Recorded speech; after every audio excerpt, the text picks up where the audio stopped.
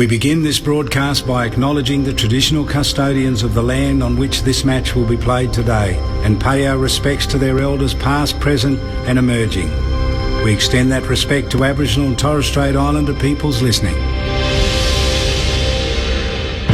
And the moment of truth has arrived. If you think you have anything other than a split second in this game right now, you're kidding yourself. It's all to play for. Every single bloke has stood up. They are leaving nothing out there. I wouldn't want to be anywhere else on earth. Welcome to ABC Sports coverage of the 2024 AFL Premiership season. From 55, side-bottom, launches, goal! The Crows Magpies are on top of the AFL world. They win a spellbinding game of footy. Collingwood are breakfast. This is ABC Sport. The umpire holds the footy up. You want your very best players having the ball in the moments that matter. Take your moment. This is that moment. Something's in the air. Listen to the roar. Feel a different energy. The pressure's certainly gone up. Feel it on your skin. Punches the air with the right hand. Feel the electricity. That's why we love football. Brilliant to watch. Stand by. The arms are outstretched as he pumps his chest out. Fill your lungs, fill your lungs. Are you ready for it? Wherever you are, do not move. We're going the full journey. 'Cause here it comes, here it comes. This is the 2024 AFL Premiership season. From outside 50, goes bang with everything he's got. Former bad boy looking to redeem himself with kicks like that. Something big is coming, something big is coming. One step nonchalant banana finish. Wow. Charlie Cameron snaps. Goal. Something big is coming. Hey Siri, play John Denver. AFL. From deep in the pocket. Oh, that is amazing. Fill your lungs. Are you ready for it? This guy wants it at home on the biggest stage. And Gordon can finish from 35. Oh, Errol. It's there. Superb finish. What a hanger. He joins the party. Whacks through the goal. Oh, what a moment. Brilliant, wasn't it? There's nothing this man can't do. Rioli with some magic. The check side finish. He seizes the moment. Stolen. Snapped it over his shoulder. He's kicked an absolute ripper. Spins around and buries it. Lightning speed, Bobby Hill. He's Bobby Thrill. This is just football at its best. Weaves around an opponent and gets a brilliant goal. Gathers, snaps, it'll bring the house down. Time to steady and pull the trigger. Right foot drop punt is pure. We're not done yet. The 2024 AFL Premiership season on radio, Sport Digital, and take us with you on the ABC Listener. Just look for the AFL button. Something big is coming, I know. Welcome to a hot but damp MCG as we get set for Easter Monday football, the 14th edition of the Hawthorn and Geelong blockbuster. The Cats have dominated this day. And again, it looks like they're at opposite ends of the AFL food chain. The Cats are 2-0, the Hawks are 0-2. It's a huge day for Tom Hawkins. He becomes just the 24th player in the history of VFL AFL footy to play 350 games. He only gets to play his 350th once, and we're lucky enough to be here to cover it. My name's Corbin Middlemass. Alongside me is Ben Cameron, our ABC Sport experts, Mark Murphy and Adam Rabanauskas. Lauren Borden is on the boundary. The whole gang's here inside the Hawks camp. Patrick Dangerfield's going to join us. All of that ahead as we get ready to bring the curtain down on round 3 of the Premiership season. It's been a good weekend. We've had 3 games decided by single digits across Saturday and Sunday, and the last of the 8 matches in the Easter weekend, Hawthorn and Geelong in front of us. There is no rain at the moment, but it has been wet already this morning, and there are showers circling the MCG. It's currently 26 degrees. The forecast top reached 28, but it is headed in the other direction, so it will get cooler as we progress. Easter Monday footy at the G. No late change here. The 2 tactical subs, Harry Morrison for the Hawks and Jack Bowes in his first game for the young season is the sub for the Cats. Ben Cameron's here to call it all with me. Hello, Ben. Hello, Corb. Great to be here. The 14th time we've had this Easter Monday clash between 2 of footy's great rivals in Hawthorn and Geelong. You mentioned the close results we've had so far this round. Well, this is a game that's had a history of close results. Tom Hawkins, who today is playing his 350th, famously kicked that late goal to win it for Geelong. A handful of single-figure results in this fixture, and always here at our great gallery of the game, the MCG. It's a big day for Hawthorn as well. Their Paul Deere Dare to Hope game, their third annual Dare to Hope game. So a big day for the Hawks as well as the Cats. All in support of raising awareness and funds for pancreatic cancer research. So the Paul Deere Pancreatic Cancer Fund. 3,639 people die every year. There's a Bay of Hope that's been set up outside gates 2 and 3 here at the MCG. Only 5% of people actually beat pancreatic cancer. Surgery is the only way to combat it. Most cases lead to a secondary cancer, so there is some great awareness coming out of what was a tragic passing of Paul Deere, Norm Smith medalist, of course, in 1991, and former Hawthorn great.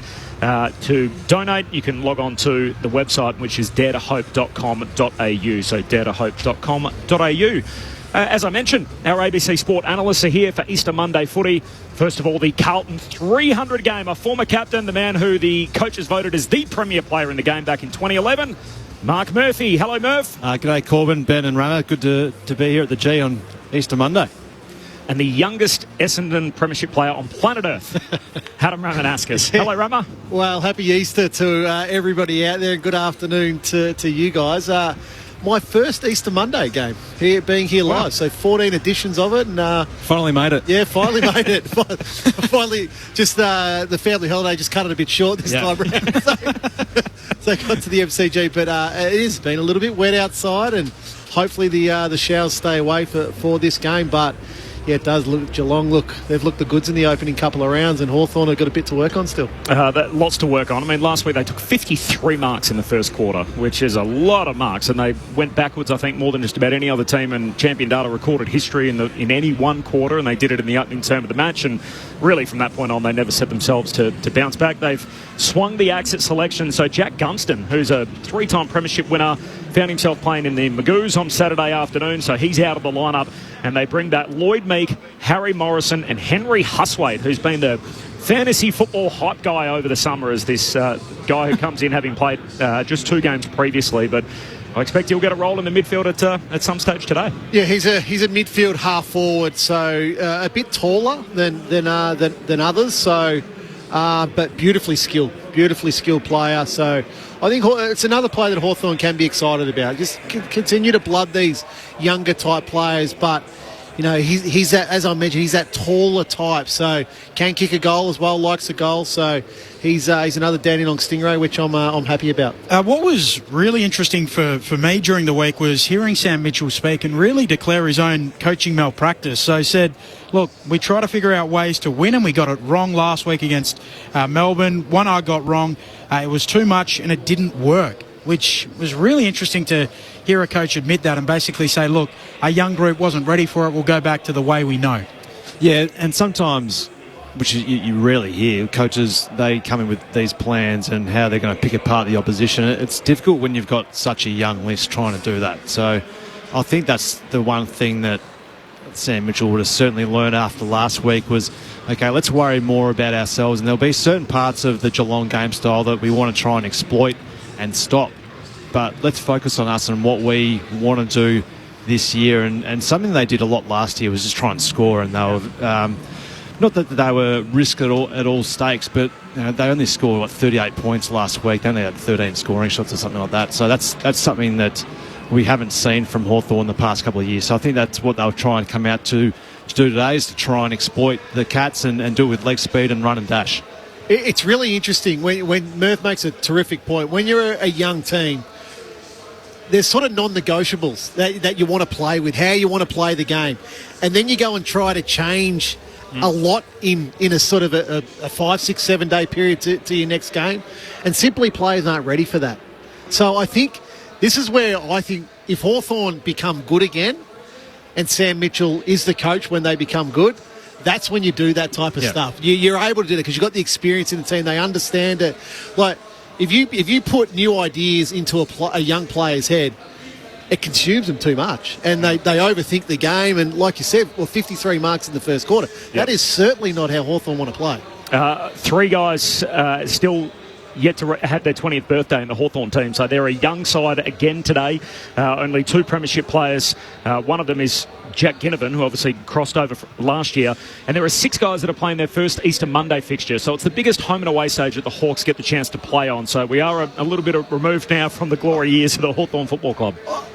I also think, Murph, if you think back to Fremantle, when Justin Longmuir came in as coach, what he developed in that team was this real defensive sort of structure. When you think about Hawthorn right now, what do you sort of say they are at the moment? Because it does change from week to week. Yep. Like 1 week they're this high possession team. The next week they want to score a lot. The next week they want to defend and mark the ball and kick backwards. So you've got to have an identity as a young team when you are developing. Yeah, you do. And I think what I would have said about the Hawks last year was that they're a very offensive-minded type of side. And I think what we've discussed so far is they've probably had a couple of focuses going into each week. It might have changed slightly, which then sort of lends to the fact, well, maybe they're very coachable because they're so young and they focus too much on one or two things rather than just worrying about what makes them a good side and what they want to try and become. They lost to what they were good at. So last year, centre bounce clearances, they were plus 12 in average points. Now they're minus 18. So they're down 5 goals in that one area. They're a big watch this afternoon, the Hawks, on what is their biggest home and away game for the year. Corbin Middlemass alongside Ben Cameron, Adam Ramanauskas and Mark Murphy up in the box. Lauren Borden is on the boundary. And this, of course, is Easter Monday footy on ABC Sport. We should focus on Tom Hawkins. I mean, what a day it is for him. So it becomes just the 24th player in the history of VFL AFL footy to reach the milestone. He's the second in as many weeks after we were here for Travis Boak last Sunday. But I think, when you look at the history of the game, it happens once every 4.5 to 5 years, and we see it twice in consecutive weeks. But that's a hell of a milestone for a guy that's a second-generation Geelong footballer and then goes on not just to follow in the footsteps of his own man, but become one of the greats that the game's ever seen. Oh, yeah, and very rarely do you see it with big key targets too, and you kicked 4 last week and still looked really zippy and fresh. Not to say he's very zippy, but he's still got that step and he's still got good awareness of himself, and he brings players in and gets them involved in the game, and you just get a sense that his teammates just love playing with him because he's a real energy starter for them. And to play 350 games over such a long period of time, and Geelong have been up for a majority of that, and he's been a big part of the reason why, and probably a real big culture setter along with Joel Selwood over that period of time as well. It's a little bit of a hackneyed cliche, but he has got better like a good wine, hasn't he? The older he's got, Tom Hawkins. I don't think there's been a more selfless key forward. If you can name one for me, I'm happy to hear it. But how many goals has he kicked over the course of his career, Tom Hawkins? He's kicked 786, closing in on 800. I reckon he's given away a fair few as well. Well, you go back to when he was a 18, 19-year-old kid and coming into a star-studded team. But they were just known for being unselfish ahead of the football and trying to... I think they had a competition about having the score assist, the most score assists, and you go back to sort of a Cam Mooney and a Steve Johnson and Chapman, and they were always trying to feed the ball off, and whether they were on the boundary, they'd try and look inside and dish one off, and he's just saw that as a part of being a good side, and no doubt has carried that with him throughout his career, and that's why Geelong is such a good club and so unselfish, and he's the main reason as to why that's the case. When he came into the league, people were talking about him as the next Tony Lockett. I still remember his first couple of games here, and he played at the MCG, but he's always played football with a smile on his face. He's always played football to win. What is he, a 3-time premiership player? Missed out on 2007. 3. 3. But it's pretty easy smiling though, Ramo, when you're probably winning most weeks. But that's what I look at. Speaking for yourself there, Murph. But that was my next point. He's a winner. Yeah. He has continually won. They've played finals so many times throughout his career. And that, as a footballer, you can't ask for much more.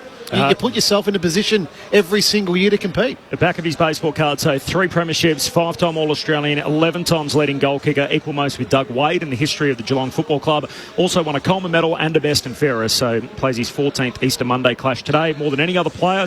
And given it's the 14th Easter Monday clash, he's played in every one. So there'll be 2 final series. If my history is correct, that he hasn't played in. Would have missed, including last year. Which is amazing. Phenomenal. I had the chance to chat with him as part of our post-game coverage following Geelong's win over Adelaide last Friday night, and I started by asking him about this milestone today and how he was looking forward to it. I'm looking forward just to be able to celebrate with those that have helped me on my journey, because it's been a long, and we've had some really tough moments as well. Easter Monday's fun. Like, it's just coincidental that the milestone falls on that game, but it's sort of quite ironic because they're some of the best games to play in. When you do get those moments, and I'm sure winning a premiership recently at the other end of your career maybe gave you cause for pause, what do you think about when you get those moments of introspection to think, this is my 350th game at this level and I've been doing this for a long time?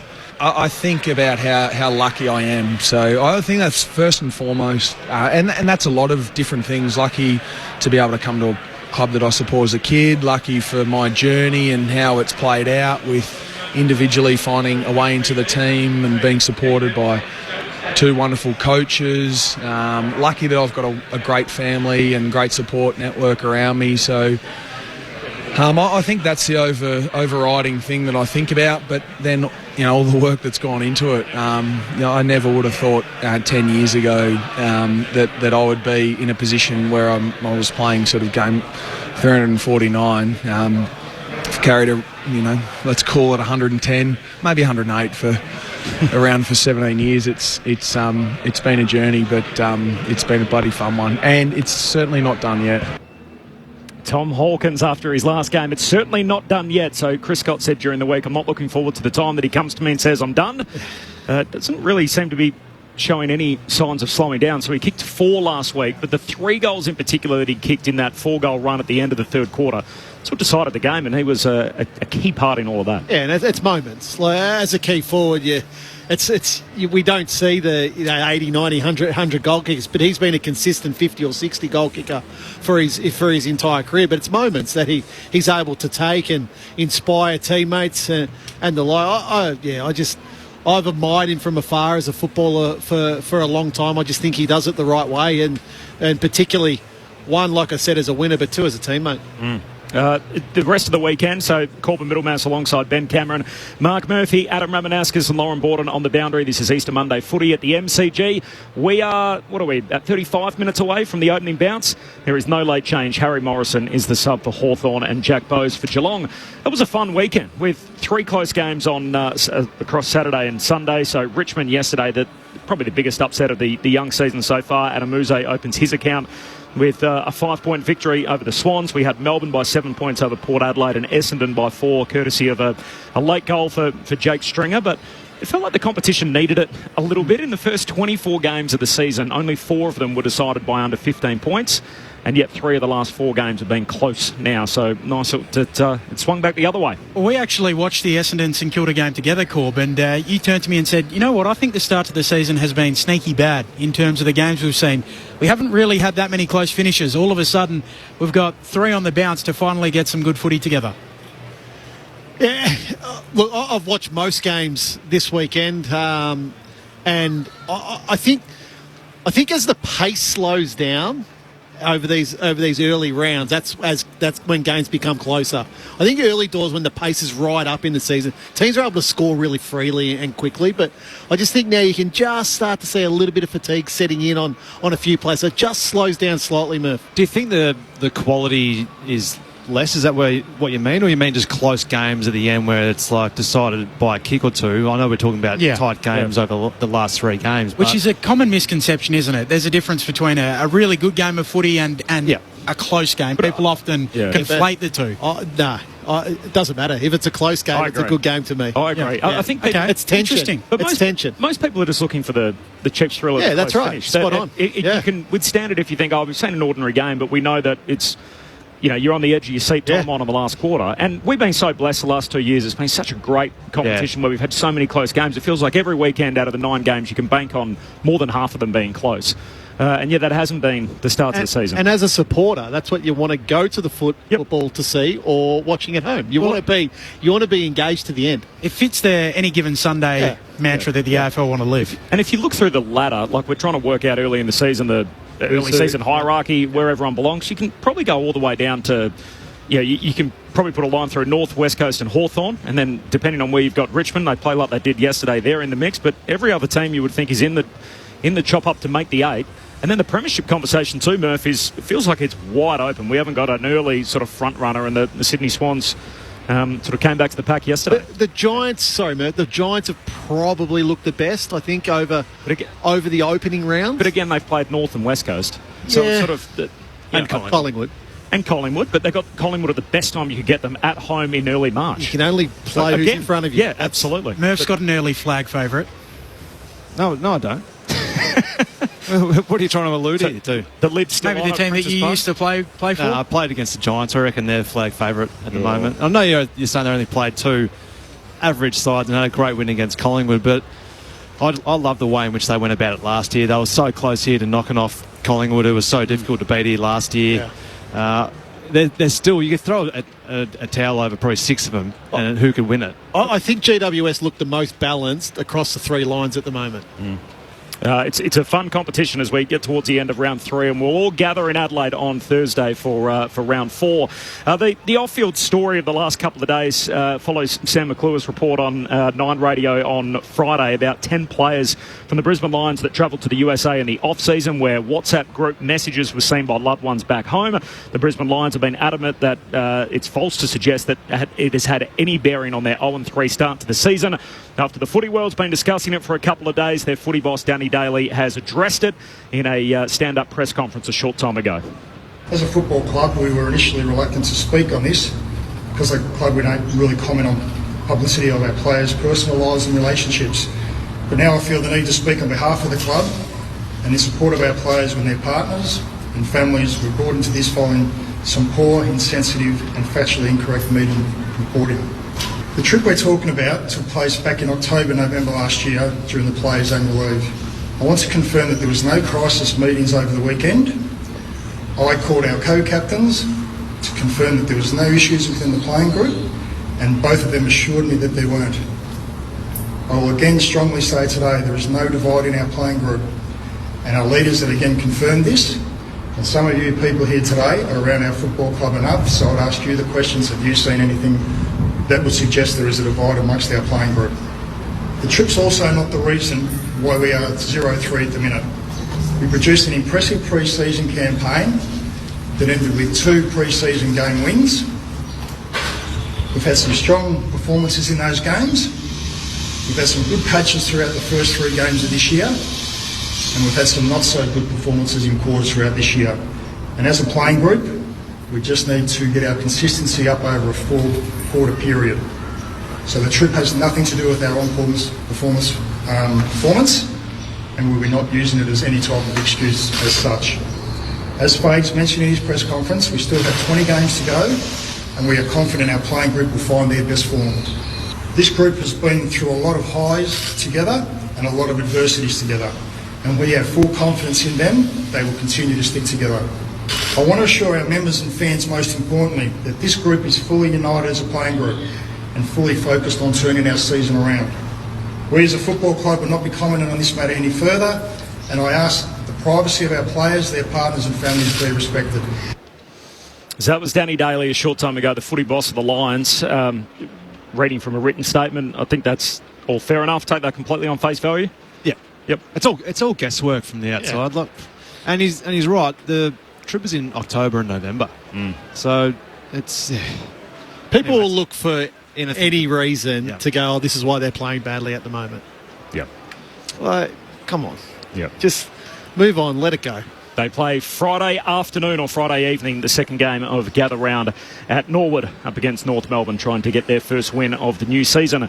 Hawthorn and Geelong in front of us. It is Easter Monday footy on ABC Sport. Corbin Middlemass alongside Ben Cameron, Adam Ramanaskas and Mark Murphy. We can duck inside the Hawthorn camp. Lauren Borden is downstairs. Loz.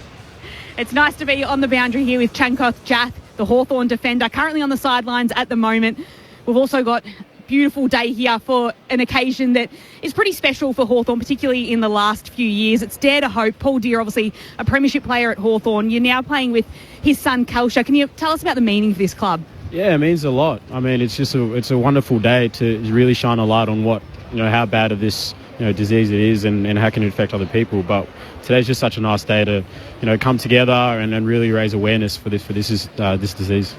And it is a big occasion as well, coming here on Monday and playing Geelong. What's it like? You've played in these occasions before. It's normally a big crowd. Can you take us through what it's like being out there on a day like today? It's absolutely insane on a day like this. I always love playing on an Easter Monday. It's always a close game as well. It's some really, rich history and rivalry between these two clubs. And I'm always just so passionate playing in these games. And it's like one of those closer games to, see how similar it is to playing finals. So it's always nice to get that experience. And also it'd be nice to get a win today as well. Unfortunately, you're not out there with a hamstring injury. You've had quite a few soft tissue injuries along the way. Can you take us through how your progress is going? Progress is going really well. I'm about 3 weeks away from returning at the moment. And I'm just taking it step by step at the moment, and it's very nice to finally see the light in the tunnel. Starting to do some training this coming week, and I'm very excited to get back with the team and really perform and get some really good continuity within the team, get some nice performances together, and just build towards where we want to go. What was it like at the time when you did have your injury in the off-season game? James Blank went down as well, so it was kind of all these Hawthorn defenders that were going to be missing. What was it like in the club when everyone had to adjust? Obviously, it's never nice to have an injury with anyone. But I mean, it's footy. I mean, things happen like that, but you can't really, dwell on what just happened. You got to really focus about, what you can do at that moment. And thoughts is on to James Blake at the moment as well. Is recovering really well and is hopefully get back into the side. But I mean, it's so much stuff happening around the world at the moment that you can't really be too upset about your own injury. You got to worry about, what's happening out there. So we're really fortunate enough, we've got a healthy family, healthy mind and healthy heart as well. So it's really good. That's a very good perspective to have.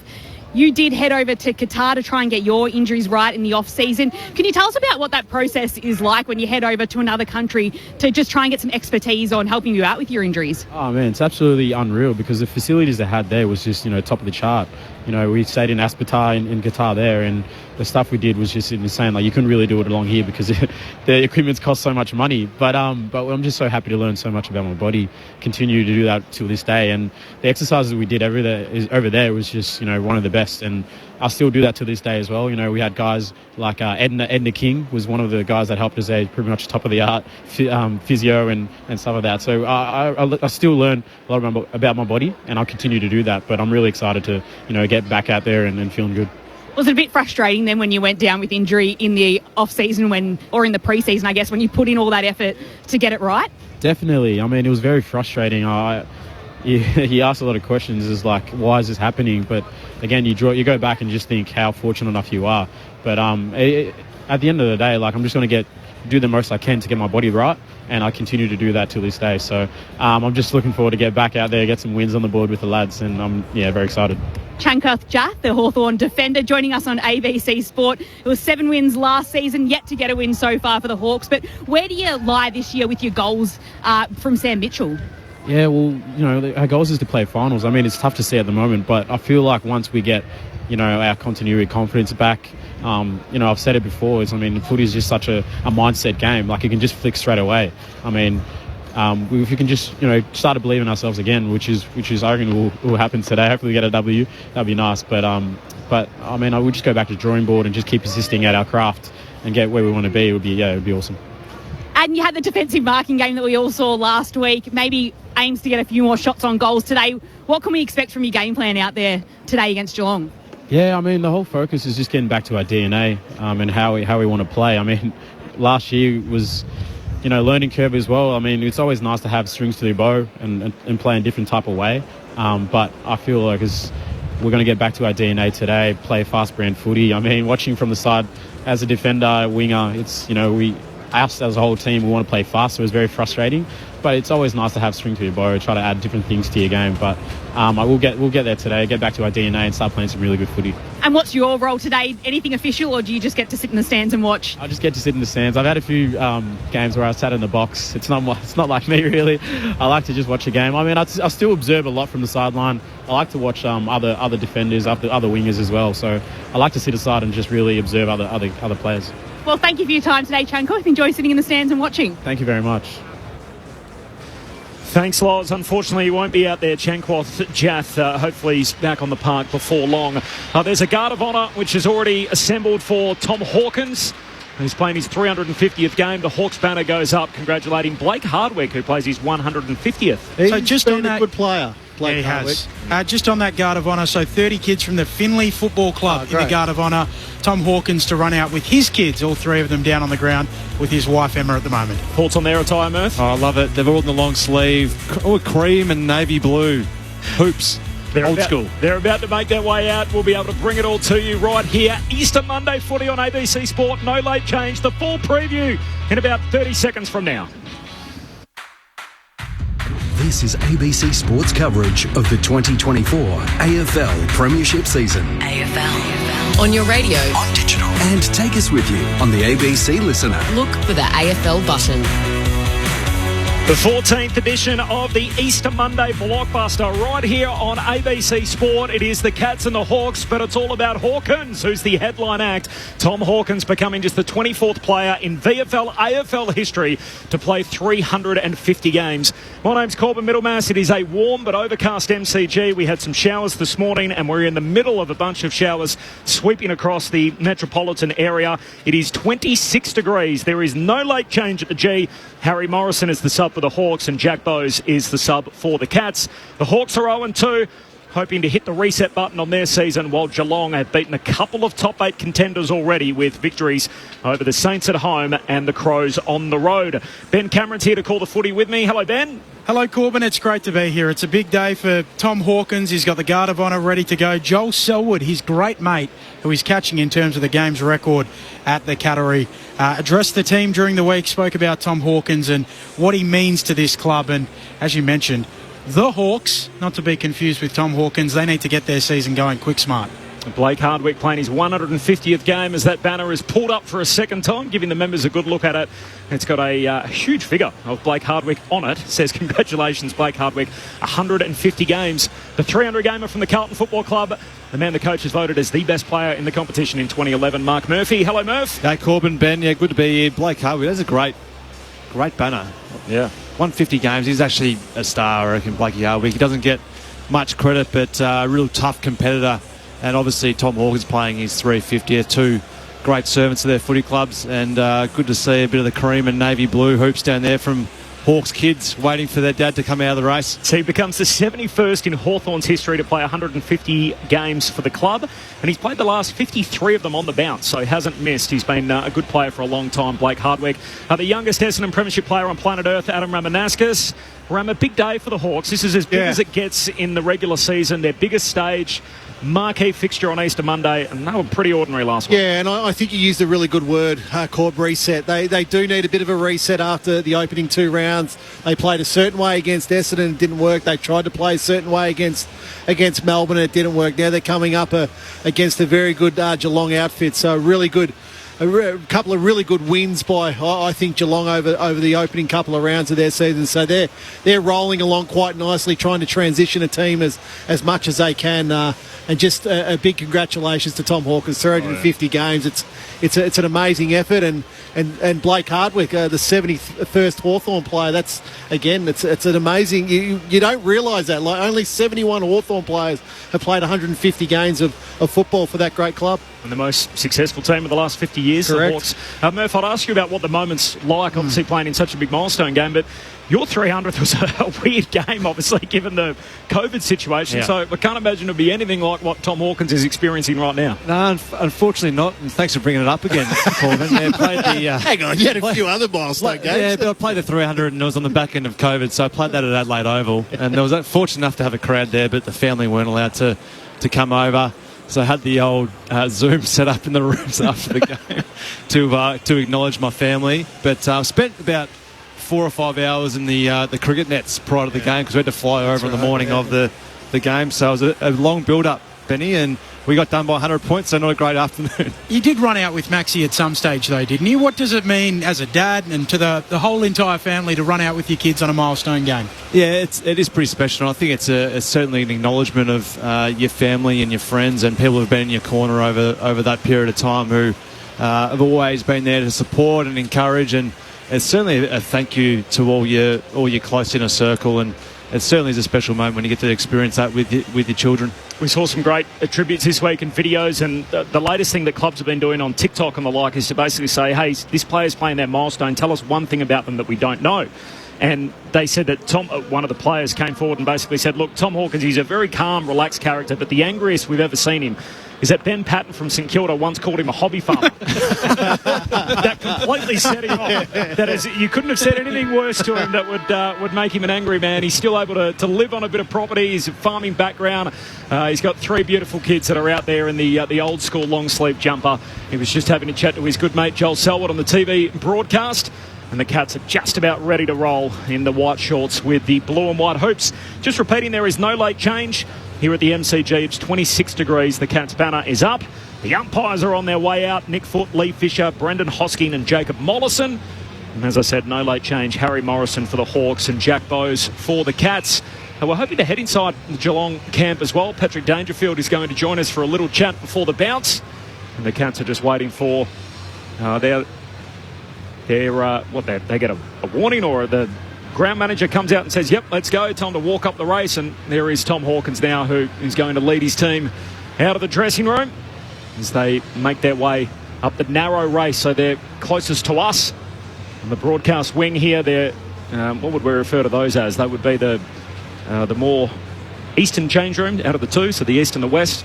Did you guys ever have a preference, Murph, as to which change room you used here at the G? Not quite. I used to like the larger race over there because you couldn't get the abuse was probably a bit further away from you when you're walking off the ground, Benny. After the game or before the game? Oh, pretty much times.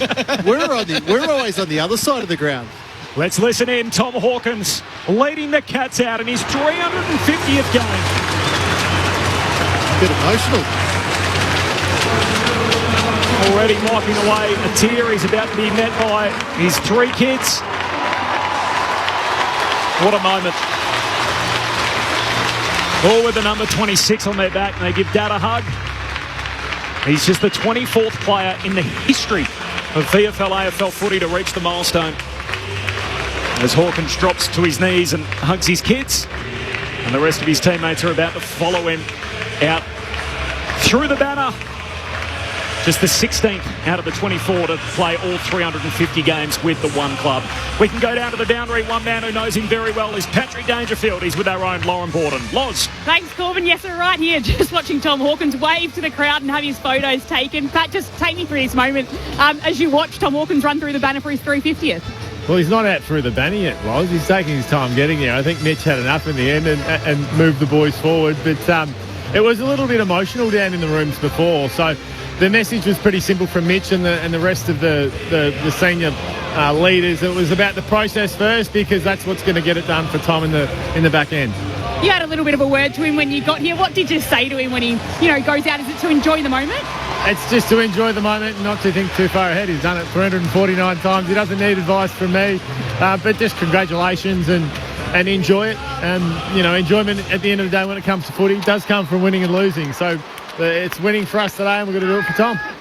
We have got a big crowd here. We've got the Finley footballers as well lined up. How did you go getting down here? A little bit of traffic getting from Moggs Creek on Easter Monday. Oh my God, it took 3.5 hours to get. I've just literally rolled up, so that was a disaster. Normally I stay up the night before when I'm playing, so I learned a lesson today. But you made it here in time, which is the main thing, and we have to ask, how is your hamstring going? Do you feel like you're still headed towards a return, not for Gather Round, but the week after for North Melbourne? Yeah, that's definitely the plan. I hit it 26 k's an hour yesterday, so it's pretty quick after a week. So really confident that it'll be ready quite quickly. Very envious of the players out there today. You love playing in milestone games, especially one as special as what this is. We'll head upstairs now to the ABC Sport Box. We've got Adam Ramanauskas, Mark Murphy, Ben Cameron and Corbin Middlemass. Paddy Murphy, just a couple of words on your great mate Tom Hawkins. I know Joel Selwood spoke to the group throughout the week, but what's two words that spring to mind when you think of Tom Hawkins? Selfless, first of all, Murph. That one's pretty simple, and it's it doesn't always happen for full forwards. They have eyes for one thing, but Tom goes against the grain when it comes to that sort of thing. He's an incredibly selfless player and very humble. He is an absolute champion. 800 goals or thereabouts, closing in on 4-time or 3-time premiership player. So he's been a magnificent player for us for such a long period of time, and he thoroughly deserves all the plaudits that come with today's game. Paddy, the team is sneakily transitioning at the moment. Tanner Bruin, Ollie Dempsey, Jai Clark, just to name a few of these young players, but it's still, like you mentioned, it's still the capacity to win games. Just how have those guys settled in to these roles, to these major roles that they're playing for the team at the moment? Well, really well. We don't gift games, but we all are under no illusions that we need to continue to transition with the times, and we can't stay old forever. But with that comes a responsibility when you come into play, and Jai Clark's been a great example of that. Injured in his first year, but we've got really high expectations for what he can bring. Tanner Braun the same, and they're going to be in the engine room today, and they're going to be a really big driving force behind, hopefully our success for today's game. Patrick Dangerfield with us on ABC Sport. Patrick, it's Corbin Middlemass here. How do you spend today? Where do you watch from? Well, to be honest, I'm just trying to work that out. I was driving up and I realised I didn't have a seat. So I texted our GM of footy just to find out where that was. So I think I'm going to be in the stats box, guys. Otherwise, if you've got a spare seat for me up there, I might end up in the comms box today. You're more than welcome, Mark. Can I just ask you one with your AFLPA hat on?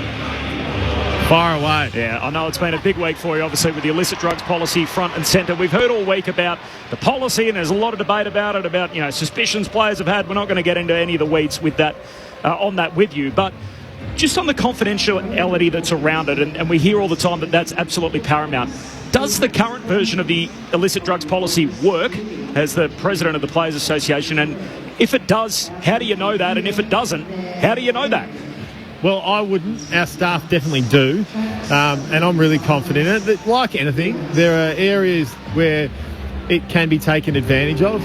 But I'd prefer that to be the case, and for it to genuinely help and save certain individuals. And if that's 2 out of 850, then for mine it's worth it. And at the end of the day, for those that take advantage of it, you're only doing yourself a disservice. So whilst, yes, I get the criticism around it, absolutely, but we don't make any apologies that this is for the players. It is also something that we volunteer to do. So I think, the commentary that I understand that resonates with me the most have been the recently retired players who sort of get it. I think there's a few dinosaurs out there, that live under a rock with what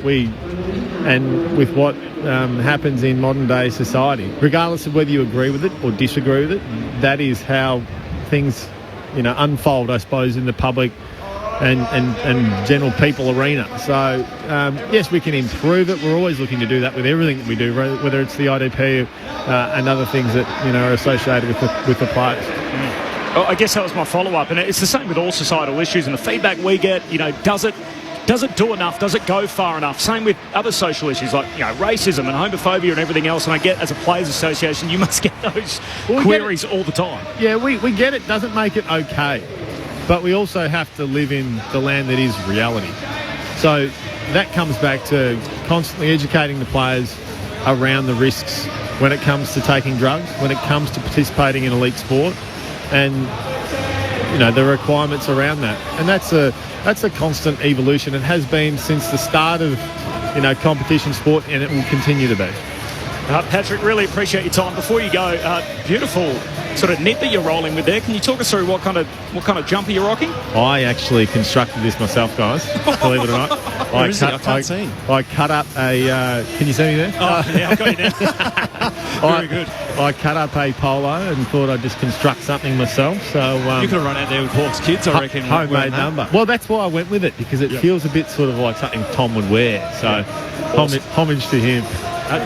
Just one last one too. I mentioned to the boys a short time ago that the clubs do these great things nowadays when players reach milestones. What's one thing we don't know about, a certain player, and Tom Hawkins was obviously this week, and I mentioned I saw one during the week that said, look, Tom's a very calm guy, but the angriest he ever got was when Ben Patton on field referred to him as a hobby farmer, and he wasn't too chuffed about that. Can you give us a little insight into Tom's farming skills? No, I don't think that's necessarily true, because I've referred to him as a hobby farmer since I joined the club, and he hasn't been, too angry towards that. No, to be honest, the angriest you see Tom is through the pre-season, because he doesn't touch the ball for 5 months, and he'll always talk about our ball movement, and then round 1 comes around and the man just slays them.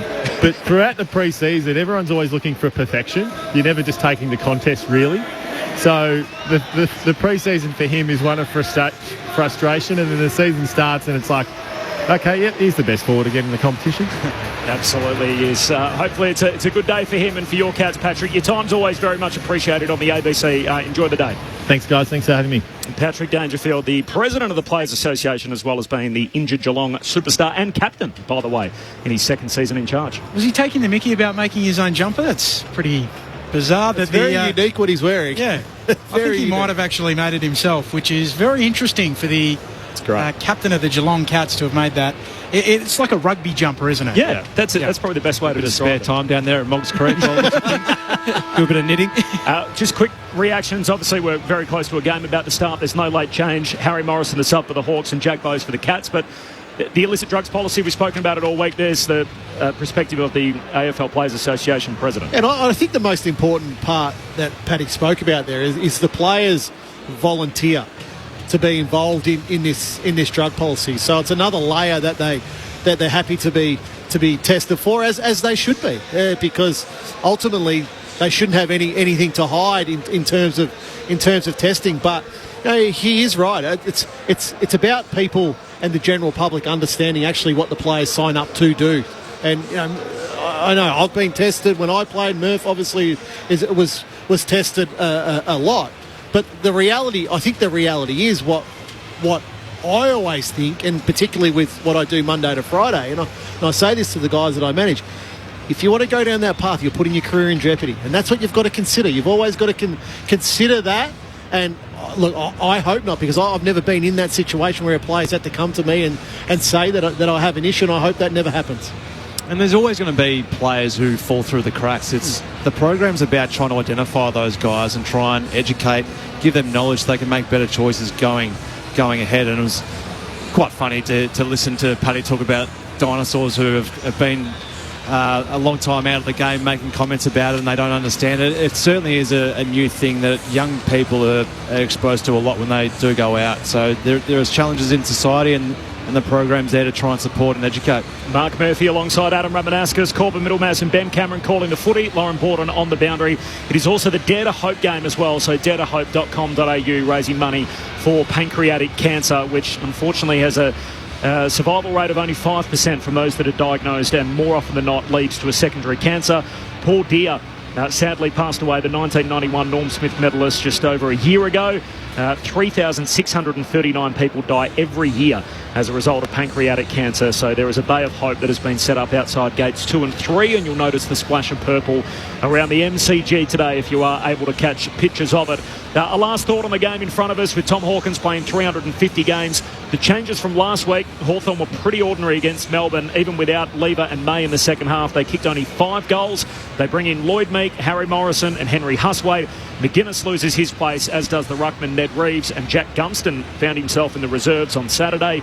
Meanwhile for Geelong, 5 changes from the team that beat Adelaide last Friday night. Toby Conway's going to ruck. Mitch Duncan and Tom Atkins were both laid outs that night. Tanner Bruin comes back from a foot injury, and Jack Bowes plays his first game of the year after missing with a seriously corked quad in the first 2 weeks of the season, while Dangerfield's out with the hammy. Stanley and Tui have both been managed, so this is something we've seen the Cats do a bit in the past with their senior players, both now in their mid-30s. Mitch Nevitt and Sean Manor lose their place. A final thought, Adam Ramanauskas and Mark Murphy. Well, I'll start with Hawthorn, Murph. I just think, if you're a Hawthorn fan, you want to come to the football and just... What is the identity of Hawthorn? Who are they? How are they going to play continually throughout this season? Don't worry about the trickery anymore and who you're playing against. As a young team, you need to have an identity, whether that's being a highly defensive team, whether that's ultra offensive and you want to score and move the ball quickly, or whether it's contest and clearance that you want to own. So I think I want to come away from today's game having some sort of idea of where Hawthorn sort of stand for the remainder of the season. Their first 2 weeks against Essendon and Melbourne weren't up to the standard that they would have hoped for after a pre-season. So that's where I want to walk away today going, yep, that's Hawthorn. Geelong, I think it's all about momentum. They've got a little bit of momentum with 2 good wins in the season, one at Cardinia Park and now one in Adelaide. So I just want to see that momentum continue, Murph. Yeah, you're right, and you speak about the brand of the Hawks and what you're going to come here and see. You want to see an offensive style today. You want to see them kick a score, because the last couple of weeks, the first week they didn't get their scoring right. They had a lot of opportunities but didn't quite capitalise, and then last week they were just too safe for the football and didn't get enough opportunities. So you want to try and see the Hawks try and spread the ground and then try and open up holes and try and use it. Geelong, I've been impressed by it. It was last year one of those years where it was hard work coming off a premiership and it was all too much, and now we're going to see them feature heavily towards the back end of the year. I think we're going to see them feature quite heavily in September this year. So they're a 3-goal favourite, Geelong, coming into the afternoon. Can the Hawks get within 3 goals, Rama? No. I don't think so, no. Wow. Lauren Borden's in the front row of the grandstand. Loz, welcome to you. Thanks, Corb. I've just found my way back to my seat after what was a really nice moment to be so close to the banner running out. You can understand why Patrick Dangerfield said he'd love to be out there for that moment. It was just really nice down there. I chatted to Jack the father of Tom Hawkins, and he was quick to point out that there's, you know, those under-14s players from Finley. So pretty proud of the club that, you know, him and Jack were involved with throughout his youth there. But pretty humid conditions out here. It looks like it's going to throw it down at any minute, but I think we'll be on the count now to see when it starts raining. Fingers crossed it stays dry. Thanks, Loz. 25 degrees at the moment.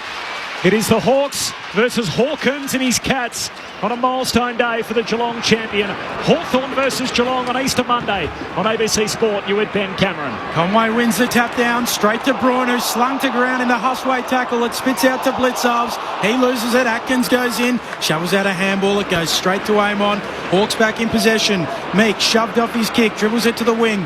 Holmes picks it up for the Cats. Handball to Blitzarves. Now Stewart drives a long ball inside, attacking 50. Launching Ollie Henry, can't take the mark. Onto it, Myers, clattered into by Hardwick. Ball jars free, free kick coming back. And it will go the way of Myers. The mark set right on the arc of 50. So Hardwick in game 150, giving away a high free kick immediately. Yeah, I don't think Sam Mitchell will be too disappointed with the attack from both of those Hawthorn players there. There's been a few big contests where they've started the game really well, tackled, competed well. He'll enjoy that, but they're just going to be smart, go low at the hips, especially when it's Grind Myers. So Grind Myers, that unique kicking style, kicks across the body into the pocket and spots up Stengel. He marks hard up against the boundary line in the right forward pocket, 20 metres out. Yeah, well, it is that unique kicking style that you mentioned, Benny, there. He just waited, and there was really very little space in Geelong's forward line, but terrific kick. Now, Stengel's right on the boundary, but it was a terrific kick by Grind Myers. Going to go with the check side. Outside of the right boot, trying to curl it around and doing it beautifully. The Cats off to a dream start on Easter Monday. Stengel able to curl it home. They're 1 straight 6. Hawthorn yet to score, yet to go inside 50. This is Easter Monday footy on ABC Sport. Corbin Middlemash, Ben Cameron, Adam Romanascus and Mark Murphy. Yeah, well, it was we talked about the competing and the tackling and the hard hits. I think Sam Mitchell will be happy with that, but when Grind Myers is looking inside 50, there was players, and there would have been maybe 17 Hawthorn players back, and there was players guarding space, and if you're not guarding space, you're guarding a man, and you can't allow Stengel just to wander off by himself, especially when you've got Grind Myers, who he just refused to go along to a contest. Even on that situation there, they're always going to try and look for a spot up or try and hit it to space. So they're just going to be tighter across their men in defence there, and when they are in space, block the space, but if you're on a man, arm across. Mark Murphy on ABC Sport. That's not what you want if you're the Hawthorn camp. They're kicking him from the boundary line already. The Cats. Stengel with a goal from out wide to start as Bruin gets the centre clearance, kicks out wide for the Cats and finds Duncan on the wing. Mitch Duncan missing last week, a laid out after the arrival of his fourth child, young Parker, as the kick goes all the way down to half forward, and Newcomb takes an intercept mark. Hawks home game, so they got the brown and gold stripes on with the brown shorts as Frost marks in front of Moore. Moore slips over as he receives a hand pass, gives it back to Frost. Hand pass to Nash on the wing, tackled by Atkins, dispossessed. Duncan cleans it up for Geelong, to close to Holmes by hand. Hand pass too hot there for Bruin. Hawthorn back on it. Ginnivan gets it from Amon inside the centre square, chucks it on the right boot, high up and under to centre half forward. Kolajasny up, and Conway, the young ruckman in his second game, takes the intercept mark in front of him for Geelong. He flares it wide to Duncan. Here is Duncan just chipping it forward. Close marks on the wing, right beneath the members' stand. Cats with the opening goal of the game. It came through Stengel. Sublime finish from the pocket. Close on the wing, kicking around the boundary line, looking for a target in Ollie Henry. Too close to the boundary line, out of bounds on the full. The Hawks to get it back. It'll go to Sicily. SMS number throughout the day, 0437 774 774. I'm sure plenty of people in the car driving back after the Easter weekend, following along with the footy. Would love to hear from you today, 0437 774 774. I think the footy went over the fence and went missing. Someone's collected that, and there's a little memento, but I'm not sure that's advised. Beware of the traffic if you're heading back from anywhere down near Moggs Creek, just past danger. Sicily kicks up towards the wing. Big pack forms. Kolajasny drops the mark. Over the back it goes. Onto it, Zach Guthrie. Coming up, Atkins gets a handball away. Nash goes in. Atkins goes again. Loose footy on the wing. D'Ambrosio for the Hawks. Handball errant. Conway tries to pick it up. Slaps it out. Coming in Stengel. He'll knock it on. Eventually shovels it out to Zach Guthrie. Might have been a throw. Now the Cats are away. Close. Shanks his kick. Picking it up. Impey for the Hawks. Little 1-2 with Nash. He'll kick backwards for Amon. Just get it to him. He marks on the half-back flank for the Hawks. Amon pulls the trigger. Goes corridor immediately. Up strong. Good mark. And the Hawks come up with it through Weddle. Wants to move it on immediately. So there's some intent from the Hawks to Bruce. Kicks to the outer wing and McKenzie marks between wing and half forward. Dabs it inside 50 and more. Hugs it to his chest. And Paul Deer's number 13. And the Dare to Hope game here at the G today as Moore kicks inside the forward pocket and Stewart takes the intercept mark. Back pocket for Geelong. Geelong with the opening goal. 5 minutes in. They're 1 straight 6. Hawthorn yet to score. Stewart goes for a little run. He'll kick towards half-back. It just finds Dempsey. That's a terrific kick, Benny. Brilliant kick onto the round one rising star nominee's chest. He moves it onto Parfitt. Cats through the middle. Releases Bruin with the handball. Kicks inside 50. Bouncing ball. Frost mops up one-handed. Handball away to Weddle. Handball to Sicily. Hawks bouncing off half-back. Handball to Newcomb. Runs around his man. Chips it short. Good kick. D'Ambrosio marks on the wing. He looks corridor again, so you see more and more of that from the Hawks, a more attacking mindset early. Across the ground they go. Amon to McKenzie, low goal the southern wing, heads down to Dylan Moore. He marks 70 out left half forward. Looks inside a crowded forward 50 for Hawthorn. Meet the Ruckman's deep, as is Lewis. Hands to it from Lewis, no mark. Follows up, hand pass too hot for Ginnivan. Couldn't trap it. Hawks still a chance, close to the boundary line. McDonald's hand pass knocked out of play. And a throw in left forward pocket for Hawthorn, kicking to the city end of the opening term. Cats by 6 points. It's a good side so far by Hawthorn. I like the way in which they've changed angles on a couple of occasions, which have gone basically coast to coast. Change angles, turn the game into a marked possession play. Conway wins the tap down, getting after it. Bruce trying to burst his way through. Whistle on the play. We'll do it again. Just further to that, Murph, they've changed the angle but gone forward. Yep. Whereas last week they were changing the angle and going backwards. Trying to take it out of the ruck. Mitch Lewis comes out towards McKenzie, gets a handball away. Warple will go back to McKenzie, dumps it on the boot, snaps the answer for the Hawks.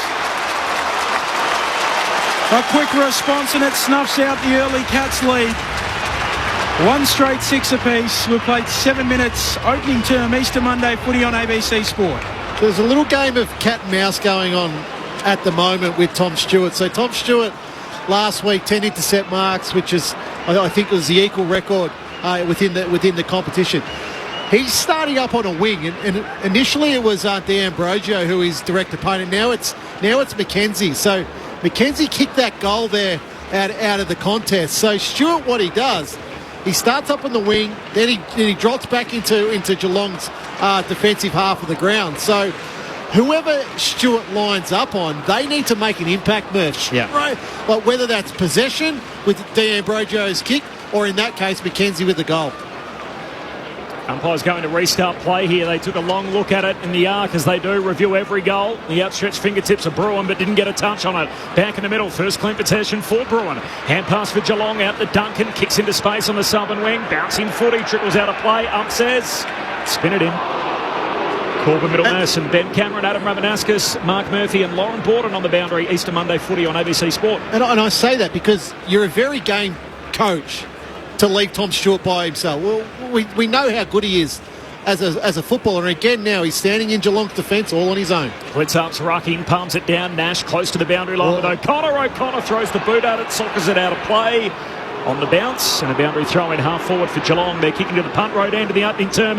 There's no late change. Jack Bowes the sub for Geelong and Harry Morrison for Hawthorn. His direct opponent at the moment is Cam McKenzie, who's filtering back as an offside winger, corridor winger, sort of almost in no man's land at the moment, really, compared to where Stewart is. He's got two opponents. He's got Scrimshaw and McKenzie that he's responsible for. Easter Monday footy on ABC Sport. Ball pinballing around half forward here for the Cats. Another ball up to come.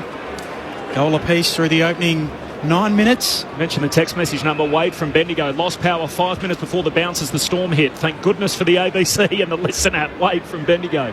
Nice to have you with us, Wade, and I hope all is well out there. So from this stoppage, Hawthorn would almost rather lose it and get the ball back in their D50, which then opens up Cam McKenzie, who's that offside winger who will be in space to try and use the ball up the ground.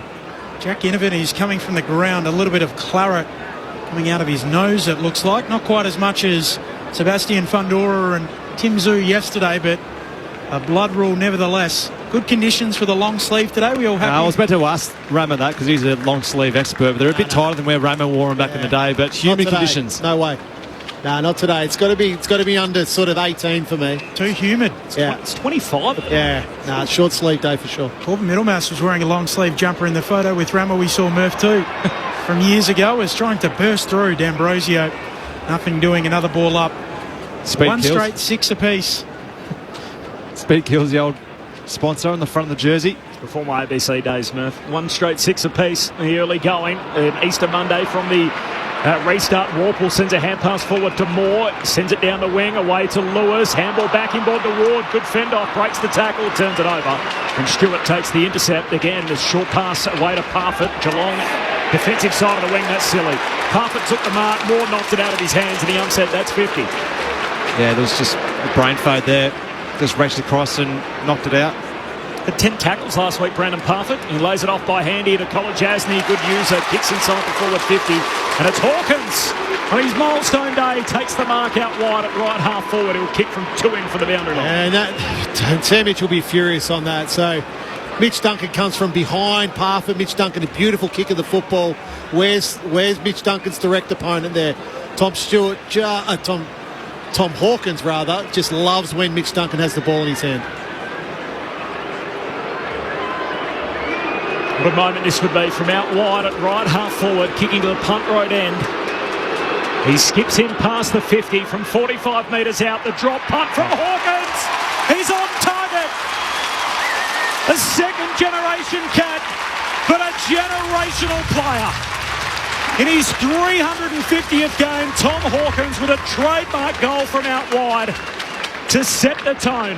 12 minutes in, Geelong 2 straight 12, Hawthorn 1 straight 6. The Cats with a go-ahead goal through Tom Hawkins. Certainly trademark, wasn't the old short arm pitching wedge kick, wasn't it, where he does a little hop and a skip and doesn't really follow through with it, but just knows his game so well, and you probably want to after 350 games, but he just kicks a beautiful left to right ball there, and you're right, Ramo. He's probably Mitch Duncan would be the one that he would love the ball kicking to inside 50, and whoever is matched up on him, and he's been coming off a half-back flank so far, Mitch Duncan. He's up on the wing now, so Tom Stewart's gone back to a general half-back flank, but just got to watch those good ball users like Mitch Duncan.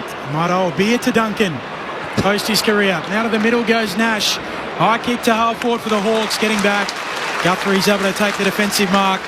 That's Zach. He's the only Guthrie out there today. Cats leading by 6. Guthrie kicks towards Hawkins at half forward. Ollie Henry takes a strong mark.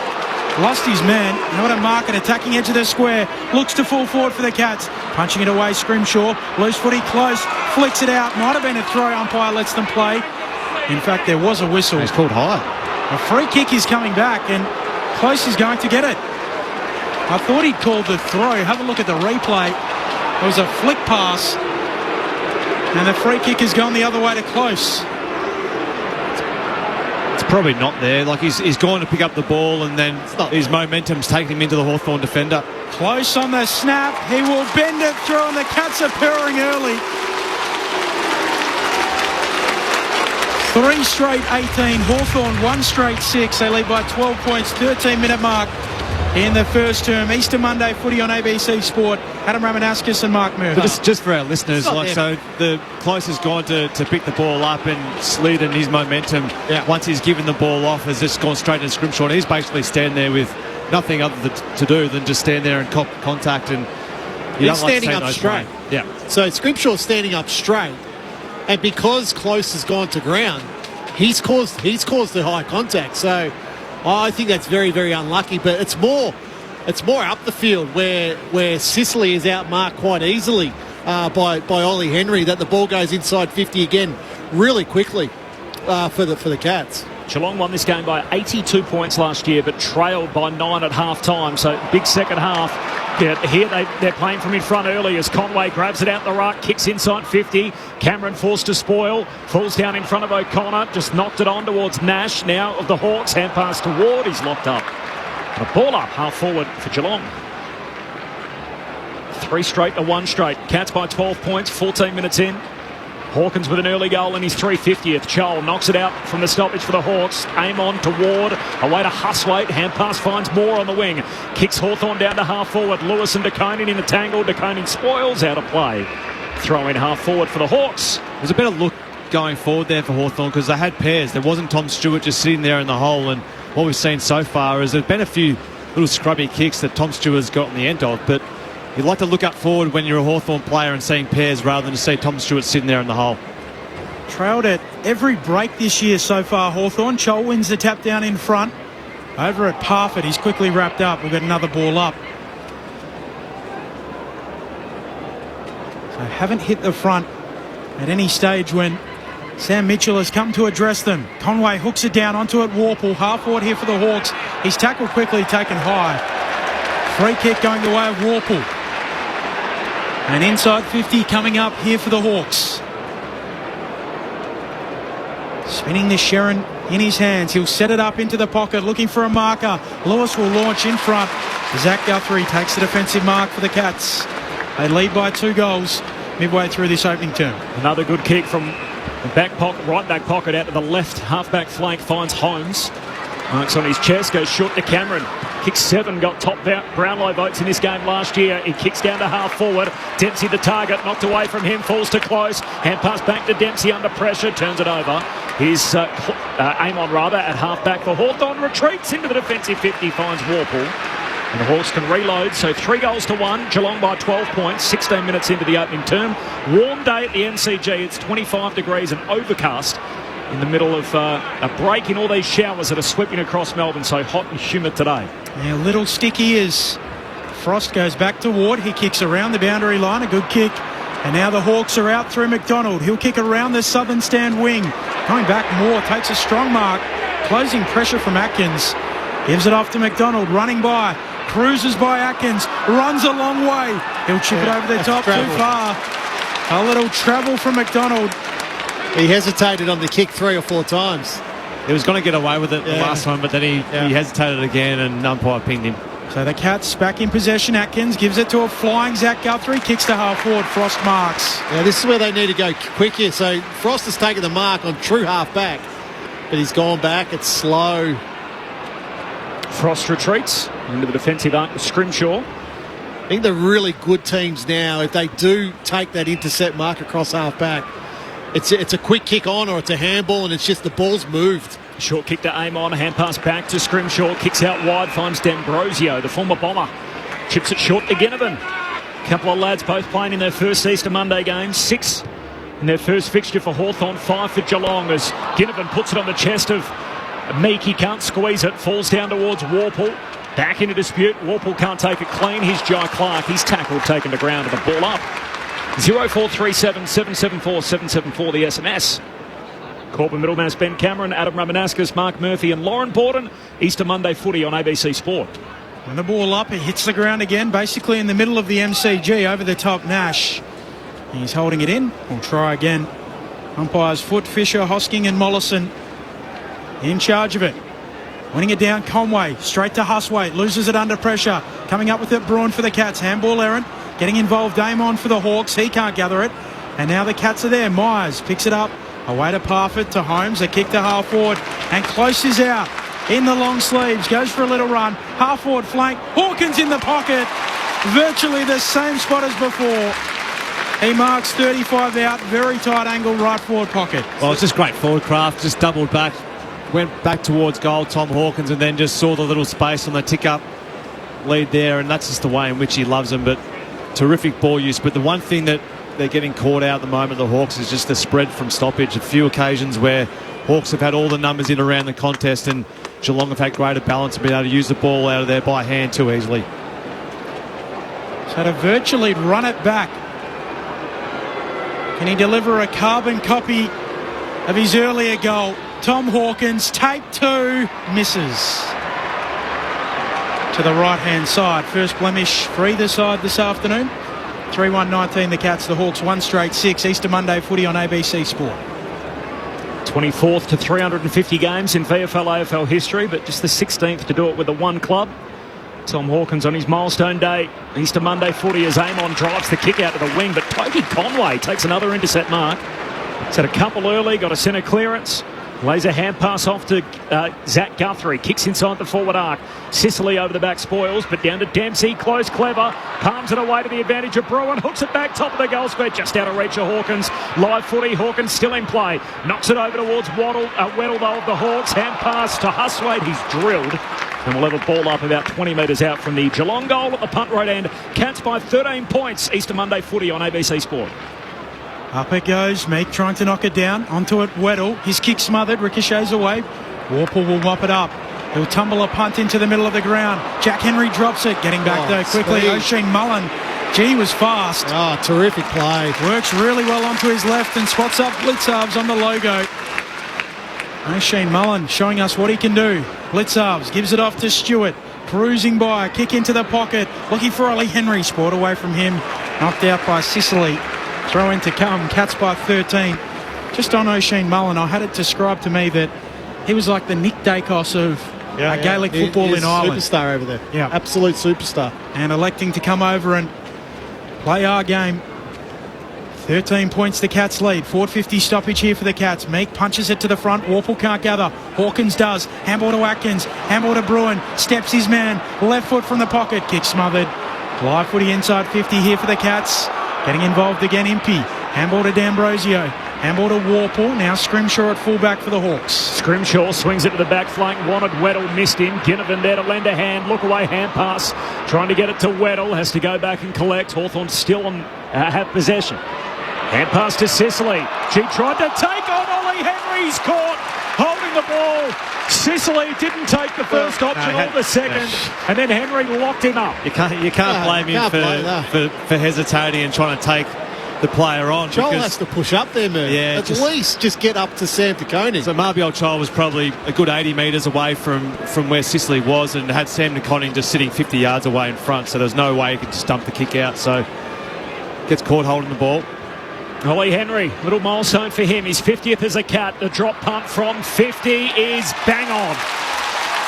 Lands a blow from 50 out wide at right half forward, and the Cats have grabbed control of this game. 4 goals to 1 out the gates. 22 minutes in, the Cats 4-1-25. Hawthorn 1 straight 6. Geelong by 19 points. Mark Murphy, Adam Ramanauskas, ABC Sport. Look, terrific by Ollie Henry because he persisted with the tackle there. So Sicily was able to fake him 2 or 3 times. That should have given Chol enough time to get up to where Sam De Koning was. But just watching Marbiol, because you always look, when you're in the commentary box, you always look up the field of what's there. And Chol was just sitting on his heels. He didn't want to come up to the next player, so Sicily could at least kick the ball in the air. If Sicily had to kick the ball, it goes straight to Sam De Koning. The ball's inside forward 50, so... Yep. Got to work harder as a forward there, Marbiol Chol. And all he needed, make a contest, knock it out of bounds, stoppage on the wing. Yep. 4 individual goal kickers for the Cats for the first 5 of the game. Out of the middle, though, Newcomb for the Hawks. Low penetrating ball inside 50. Jack Henry brings it down. Bruce overruns it. Now the Hawks are there, soccering it on Mullen. Picking it up, Bruin. Handball away to Atkins. Handball to De Koning. Back to Kolajasny. His kick under pressure out of bounds on the full. And the Hawks to get it back. Free kick going the way here of Impey. Playing his 100th club game today for the Hawks. It's really well done by Nick Watson. Hasn't had many opportunities to start this game, but just laid that tackle on Kolajasny to force a turnover. Impey contest kick into the pocket. Spoiled down. The Wizard Watson in the pocket. Slips over and the footy comes with him out of play. It's the toughest role in football, that small forward role. So that's how you can get involved in the game, is those run down, chase down tackles, pressure. Be a little Jack Russell down there and then opportunities will come. I think Nick Watson is classified as an extra small forward, so... Extra small we're going with. I think he's wearing Ben Cameron size. The XS. over him. The XS for Watson for the ball about to throw in, knocked down to Ginnivan, trying to draw a free, not forthcoming, another ball up. I tell you what, he's got some tricks though, so he's going to be a player we're going to enjoy watching for the next 15 years, Nick Watson. Are you claiming to be taller than 170, Benny? I'm 178, same height as Michael Clark and Ricky Ponting. No way. Not a chance. No way. Atkins able to shovel the handball out, goes back and gets it again. Handball out to the runner, Blitzarves, under pressure on his left boot, snaps up to the wing for the Cats. Sicily can't gather it, getting involved close, knocks it out towards Ollie Henry. Now Stengel in some space, chips it out in front of Dempsey, wide out at high half forward, looks inside 50. He'll chip right to the arc, going up. Ollie Henry again doesn't mark. At the fall of the ball, Mackenzie for the Hawks. Off to Amon, kick into the middle. Joel tried to knock it on. Ginnivan in the centre square. Unkind bounce for him. Warple's there. Hawks on it here. Through the corridor. Meek collects. Hand pass to Joel. Some indecision going forward. Slides a kick inside the forward arc. Unkind bounce for DeConey. It'll work for Bruce. That'll do the trick. I think that one's touched. The Geelong fans are claiming, the Geelong players are claiming touch. The fans are following in their players. And we're going upstairs to the video. The soft call is touched. So it'll need to prove that it didn't touch any hands on the way through to be a major for Luke Bruce. And yep, straight off the fingertips of Jake Kolodjasny. Great review. Replay straight away. We've seen that it's touched. On-field decision. All over in 12 seconds. Behind. Hawthorn 1-1-7. Geelong a 4-1-25. Cats by 18 points. Why can't that happen with the Jack Higgins goal a couple of weeks ago? Might be a PB for the goal review. Approaching quarter time. Easter Monday footy, ABC Sport. Stewart goes up the middle. Blitzarv's rising. Brings it down to ground level. Lots of Cats there. Parfitt knocks it to Bruin. Gives the handball to Duncan. Runs around the back. Defensive edge of the square. Kicks laterally. Mark taken by Mullen. Now wants to play on O'Sheen Mullen. Down the great southern stand wing. Kicks a high ball in the Cameron direction. Lots of Hawks there. Frost stays down. Takes the intercept mark. Cats leading by 18 points. Easter Monday footy on ABC Sport. Now they want to go corridor again. Short kick to Newcomb. Finds Watson in the middle of the ground. Moves it on to Bruce. He's got a paddock in front of him. Trying to draw the defender, Stewart. He plays on. Touches it on the ground. Now he steps around Stewart. No. Bruce slips over.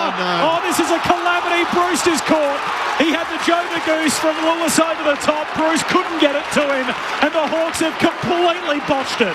Geelong by 18 points. 26 gone opening term. Here goes Jai Clark racing down the wing. Kicks it straight to Frost.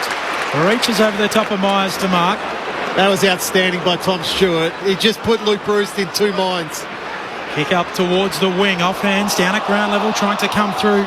O'Connor shovels out a handball for the Hawks. Whistle on the play. Free kick. Advantage Geelong. Coming away with it, Myers. Chisels a kick to Duncan. Slaps it on. Straight to Cameron. Snaps around the body and whacks it through. Jeez, that hurts. Yeah.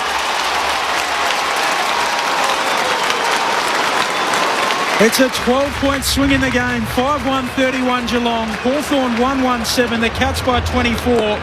Cameron, who kicked 7 on this day last year, gets his first this afternoon. Easter Monday footy on ABC Sport. So, Merv, the Hawks worked extremely hard there. Nick Watson wins the ball in the middle of the ground. Luke Bruce is then half forward all by himself. Watson's able to get him the ball. And then what Tom Stewart did, he knew he had Mitch Lewis behind him, but he just kept faking. Oh. And he's going, well, if you want to handball it over the top, go for it. If you want to kick the goal. And it just put Luke Bruce in two minds. And just confused him. And once Bruce put the ice out to bounce, that's when Tom Stewart went racing at him. So that's a perfect time to come and then when your opponent. Then when he got around him, he was on inline skates and all of a sudden hit the deck himself. And just should have been an absolute walking goal for the Hawks. Not to be. One down the other end for the Cats. They lead it by 24. Back in the middle. Nash soccers it to the southern wing. Holmes picks it up. Sweeping Polyfarmer. Hand pass away to Parfitt. He gives it back to Holmes. Look, the stall gift goes bursting away down the wing. Hand pass over to Myers. Back to Holmes, who keeps on running. He's shoved out of bounds by Amon. Close to the boundary line and he's tackled. We'll have a ball up right on the junction of the forward 50 for the Cats in the boundary line. It is Geelong by 24 points approaching quarter time. Are they running the stall gift today or is it still underwater? I might be having it here. The way Max Holmes is going. The off the back markers. And the ball up. Bruin able to win it. Gives it off to Holmes. Shanks his kick. It might work out. Onto it O'Connor. Handball away to Hawkins. Forward handball. Ollie Henry zigging, zagging, snapping on goal. It'll float towards the line and drift through. He's got a couple. And the men in hoops are running rings around them. 6-1-37. Plays 1-1-7 late in the first term. Easter Monday footy on ABC Sport. Adam Ramanauskas and Mark Murphy. This is where you look to your leaders, Ramarate, especially after the last passage of play where Hawthorn players would have thought, well, this is going to be a walking goal. And then to go down the other end, kick a goal against you and then have another one kicked. They're obviously 5 goals down, but you need your leaders to get into your small groups. You got your midfield group there. You look for your leaders just to settle the boys. Talk about your contest. Talk about your next effort. At the moment, they're just getting spread out too quick. I think from the contest, Geelong have got greater balance in the way in which they're moving the ball around by hand and then finding too much space on the outside. You need your leaders to really stand up here and really settle the troops. Well, there's still 2.5 minutes, Murph. So there's more time for Geelong here. Cause maximum damage in this quarter. It's already a 6-goal turn. Back in the middle, Meek palms it down to Newcomb. It's a high fend off. Newcomb just shoved Bruin, trying to keep him off him in the middle of the G, and Bruin's going to get the kick, and the Cats are going forward once more. Hand pass to the runner in Holmes. Takes it, drives it to the top of the goal square. Hawkins down there, Cameron flying. No mark. Hawkins throws a boot at it. He's going to get it through on the line. Henry knocked it onto Hawkins. He jams it through for his second of the opening turn. And the Cats are having a day already. They put 7 past the Hawks in the first half hour of footy. 7-1-43. Hawthorn 1-1-7. It's lopsided on Easter Monday, ABC Sport. It's that goal line defence, isn't it? You look at Jeremy Cameron coming in from the side there. There was no body contact, so Cameron gets to the contest, doesn't mark the ball. But then the ball goes to ground, so Hawthorn have got opportunity. Yeah. Jump on the ball, knock the ball, kick the ball off the ground, do whatever you can. But that's Geelong. Geelong, the ones there, they're winning the game quite comfortably at the moment, but they're more desperate. They're just more desperate in their forward line to keep the ball alive, and just allows Tom Hawkins an easy goal in the goal square. Adam Romanowskis and Mark Murphy with you on Easter Monday footy on ABC Sport. 5-1 against for the Hawks last week, 7-1 this week. Conway the tap, straight down to Bruin. Geelong out of the middle again, off to Parfitt, kicks inside 50. Frost whirls it away, out towards half forward, going after it, Parfitt. Able to get a handball to Myers. Cats back with it at half forward, retreats with the kick. Spots up Conway, off to Bruin, attacking edge of the square, takes a bounce, looks into the pocket, looking for a leading target, punched away by McKenzie, straight to Hawkins, Cats back with it, handball to Cameron, he loses it, Huswaite there to mop up, off to McKenzie, walks out of dodge. Looks for Lewis, he can't mark. DeConing does so well to break it up, reaching around with the right fist. Ball spills onto the wing. McDonald had it, lost it in the tackle. Holmes extracts it for Geelong. Hand pass to Myers, to Kolajasny, short kick to Duncan, spills the mark against the boundary line. Cleaning it up to Koning, kicks inside 50, but empty with the intercept mark for Hawthorn at half back. There's still a hot minute left in this opening term. Geelong 7-1. Tanner Bruin's had it on a string. He's had 14 after missing last week with a foot complaint. And it's not looking good for Sam Mitchell's men early as Amon kicks down the boundary line and McKenzie takes the mark. You mentioned desperation run. The Sparrow thought for Henry. Hey boys, we're on the Hume about to run out of fuel. Praying for a service station. Go to Cutters. So they'll either be, hopefully they found the service station, or they'll be happy at least with the Geelong score. The Hume will be crawling about now with traffic. Cats by 36 points. 32 minutes into this opening term. Long kick down to half forward for the Hawks. Off hands. There's a high tackle. It's going to be a Hawthorn free kick, and it's going Dylan Moore's way. He's got it 60 out, left half forward. He'll veer out and kick it quickly towards full forward, looking for a marker. Spoiled away by Stewart. Bruin roving the pack, gives it off to Close. A little bit too much air on his kick, but it finds Jack Henry. Hawks thought they were in momentarily. Just put it in neutral roll, boys, when you're heading down a hill. And it roll down the hill as Henry goes back to the Koning. Laterally to Blitzarves. Milestone match for him next weekend. Game 250.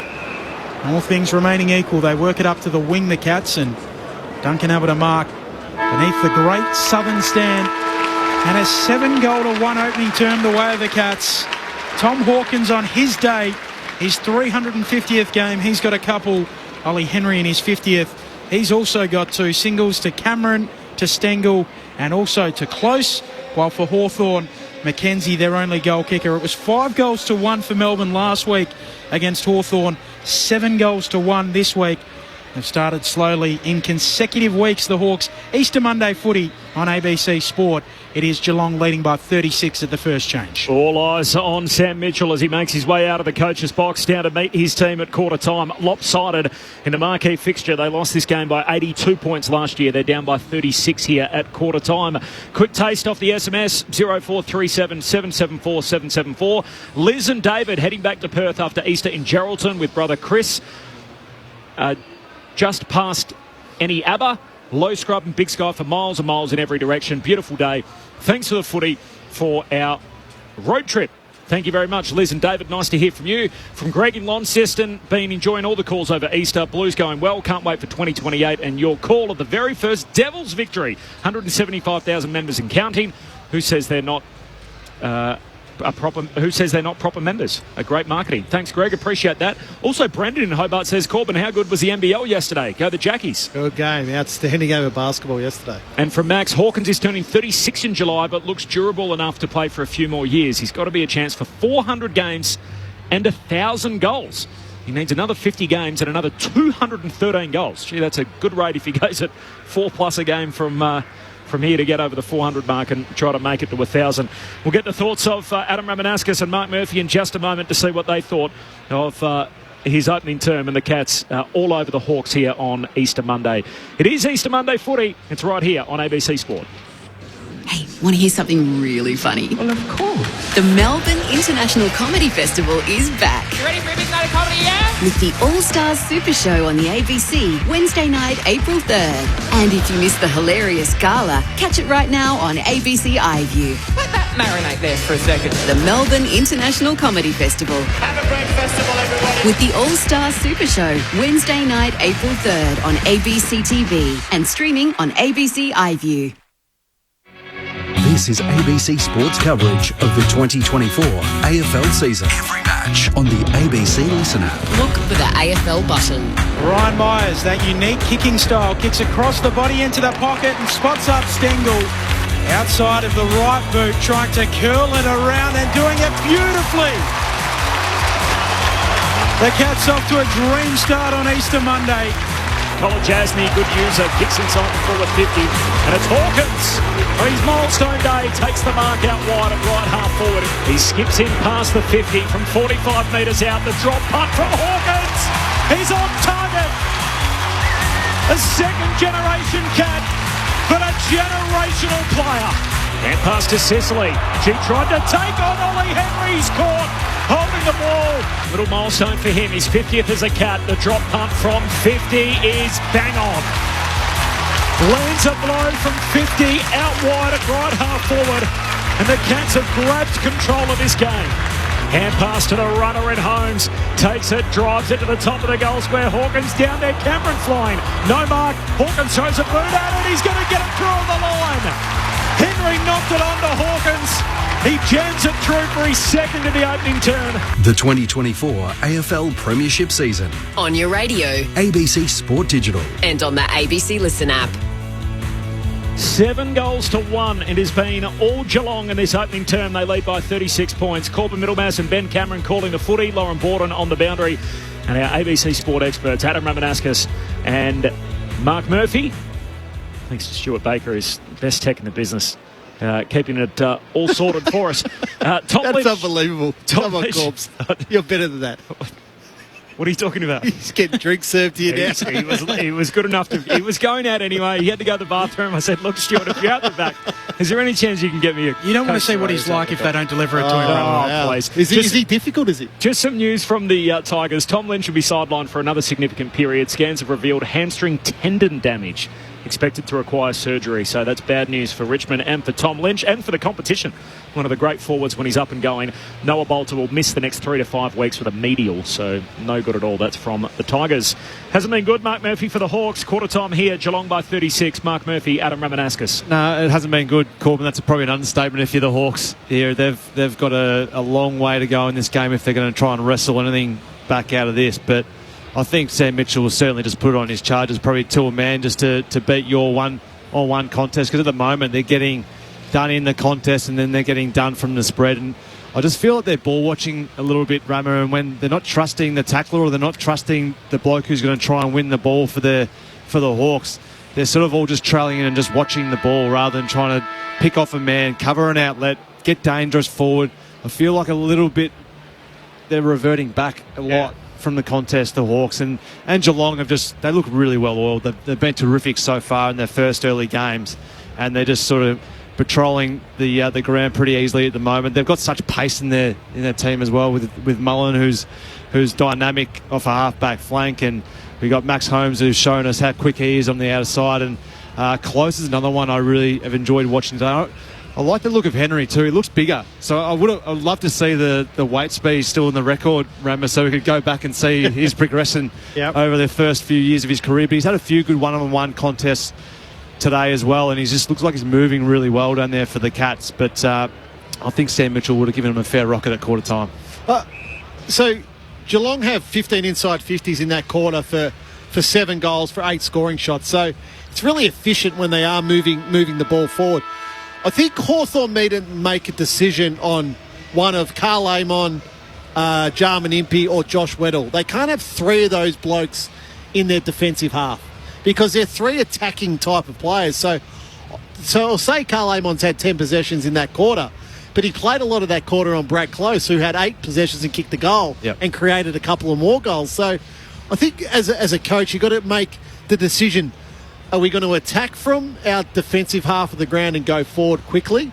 Or we actually, when the ball comes in, we're going to defend for our lives. Yep. Put some guys down there that really want to defend. So, look, a lot to work on from Hawthorn's point of view, but Geelong's efficiency in that first quarter was terrific. Geelong by 36 points. Crooked bounce to start the second term. Tanner Bruin has had it on a string. He has 15 disposals. And he's on the bench at the moment to start this second term. Umpire's going to toss it up a second time. Here we go. Take 2 to start the second term as Meek went to grab it out of the ruck. Dispossessed. Falls to Nash. He kicks the Hawks inside 50. Chol couldn't quite get to the drop. Jack Henry threw his body at it. Now Watson just paddles it out into open space once, twice. The chase on for the footy. Left half forward. G. Kolodjasny. High fend off to Ginnivan. Up says keep rolling. Yeah, Kolodjasny. Hand pass back to Stewart. Just dumps the kick out of the defensive arc. It'll land. Fortunately for Close, he has a fumble. The Hawks back on it. D'Ambrosio to Newcomb. Hand pass away to Scrimshaw. His hand pass, tried to soccer it away. Blitz halves back into congestion and a ball up half forward for Hawthorn. And I know I've gone at Chol a couple of times in this game, but he needs to be more desperate. That ball with Jack Henry and Mabior Chol. Chol's got to make a contest there at least. Get there. Hawks with it at half forward. Newcomb gets it off to D'Ambrosio to Warple. Kicks into the pocket. Watson a hand to it. Clearing kick off the ground coming there from Duncan after picking it up. Kicks up towards Hawkins. He can't gather it. Dempsey gets involved. Handball to Close. Handball over his shoulder. Looking for Dempsey to get back. Scrimshaw leads the race. Gathers for the Hawks on the wing. Handball to Weddle. Aaron Handball allows in Ollie Henry. Cat's back with it. He slips over in an inopportune time. And now the Hawks are back through Weddle.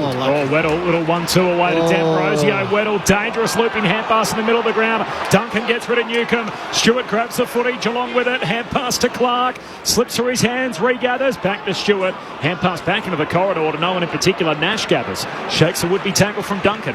Hand pass to Newcomb, kicks across the half-back line and Ward's got it. They're out in a bit of space now, the Hawks. Down the Shane Ward wing. He stops completely to take a bounce, Ward. Hand pass inside made it tough for Watson.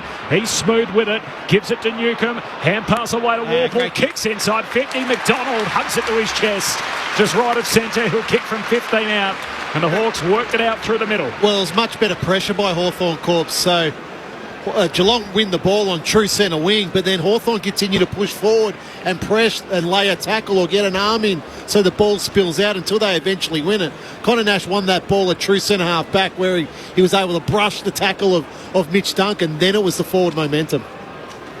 Connor McDonald with the bright lime green boots. He moves in, should kick it and does. It was a must-have for Hawthorn. He celebrates it too as he turns and looks at the fans in the right forward pocket at the punt road end.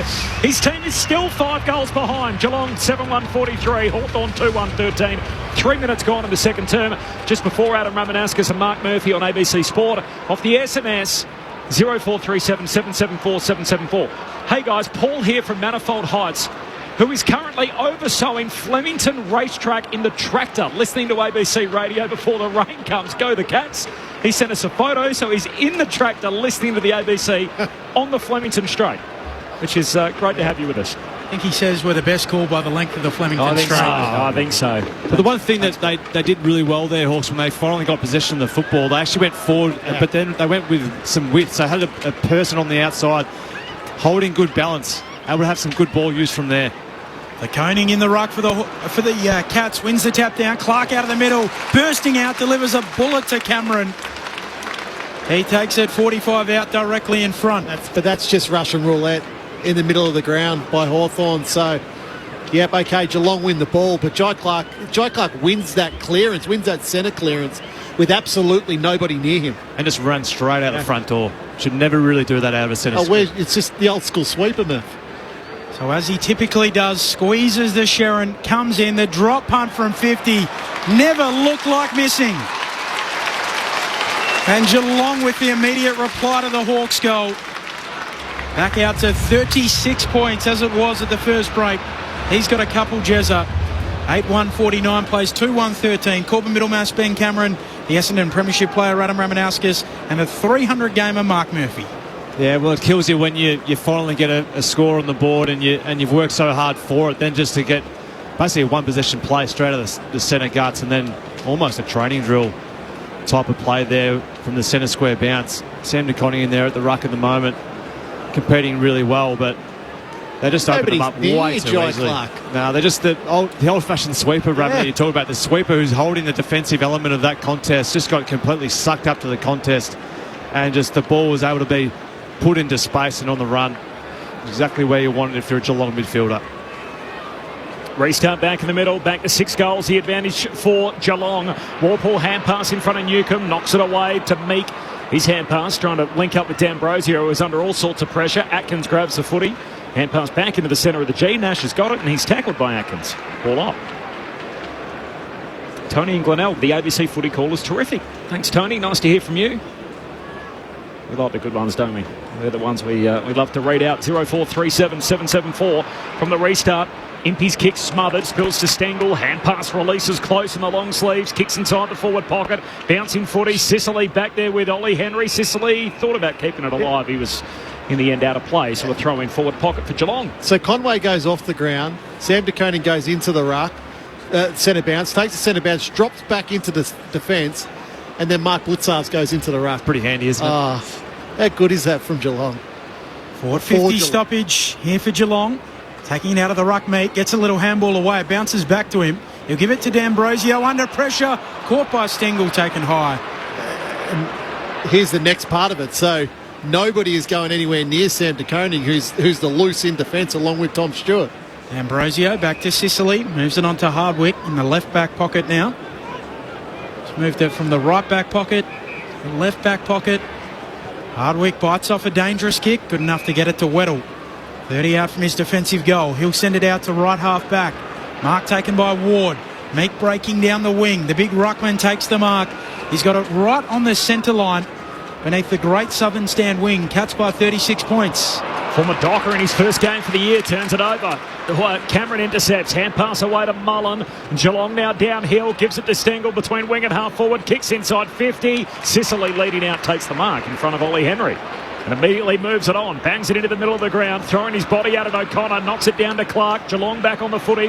Hand pass away to Cameron. Threads a hand pass to Mullen, the Irishman. Short kick along the ground. Hawkins mops it up. Hand pass back to Mullen. In the end, it's knocked away by Nash. And Cameron inadvertently soccers it out of bounds.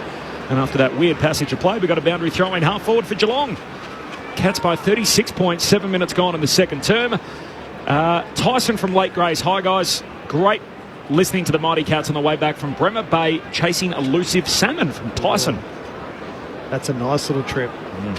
Easter Monday footy here on ABC Sport, winning the tap. Down in front, Meek gets it off to Warple, who'll kick up to the winger. Turnover, mark taken there by Jack Henry for the Cats. Just in front of the logo. He'll step around Watson. Runs his measure. Driving kick inside 50 for the Cats. Looking for Cameron, unable to mark. Weddle spoils it down. Free kick going the way of the Hawks. I'll tell you what, I'm feeling for Mitch Lewis at the moment. He's got Jack Henry as his direct opponent, but then he's got Tom Stewart to contend with. Tom Stewart standing in front of him. Then he's got Sam DeConey behind him. What hope does he have as a forward? So Sicily kicks up to the wing. Low down, Moore's able to mark. Hawks working it down the southern stand wing. Goes laterally, able to spot up Ward. He'll chip it over the top. Here's Watson.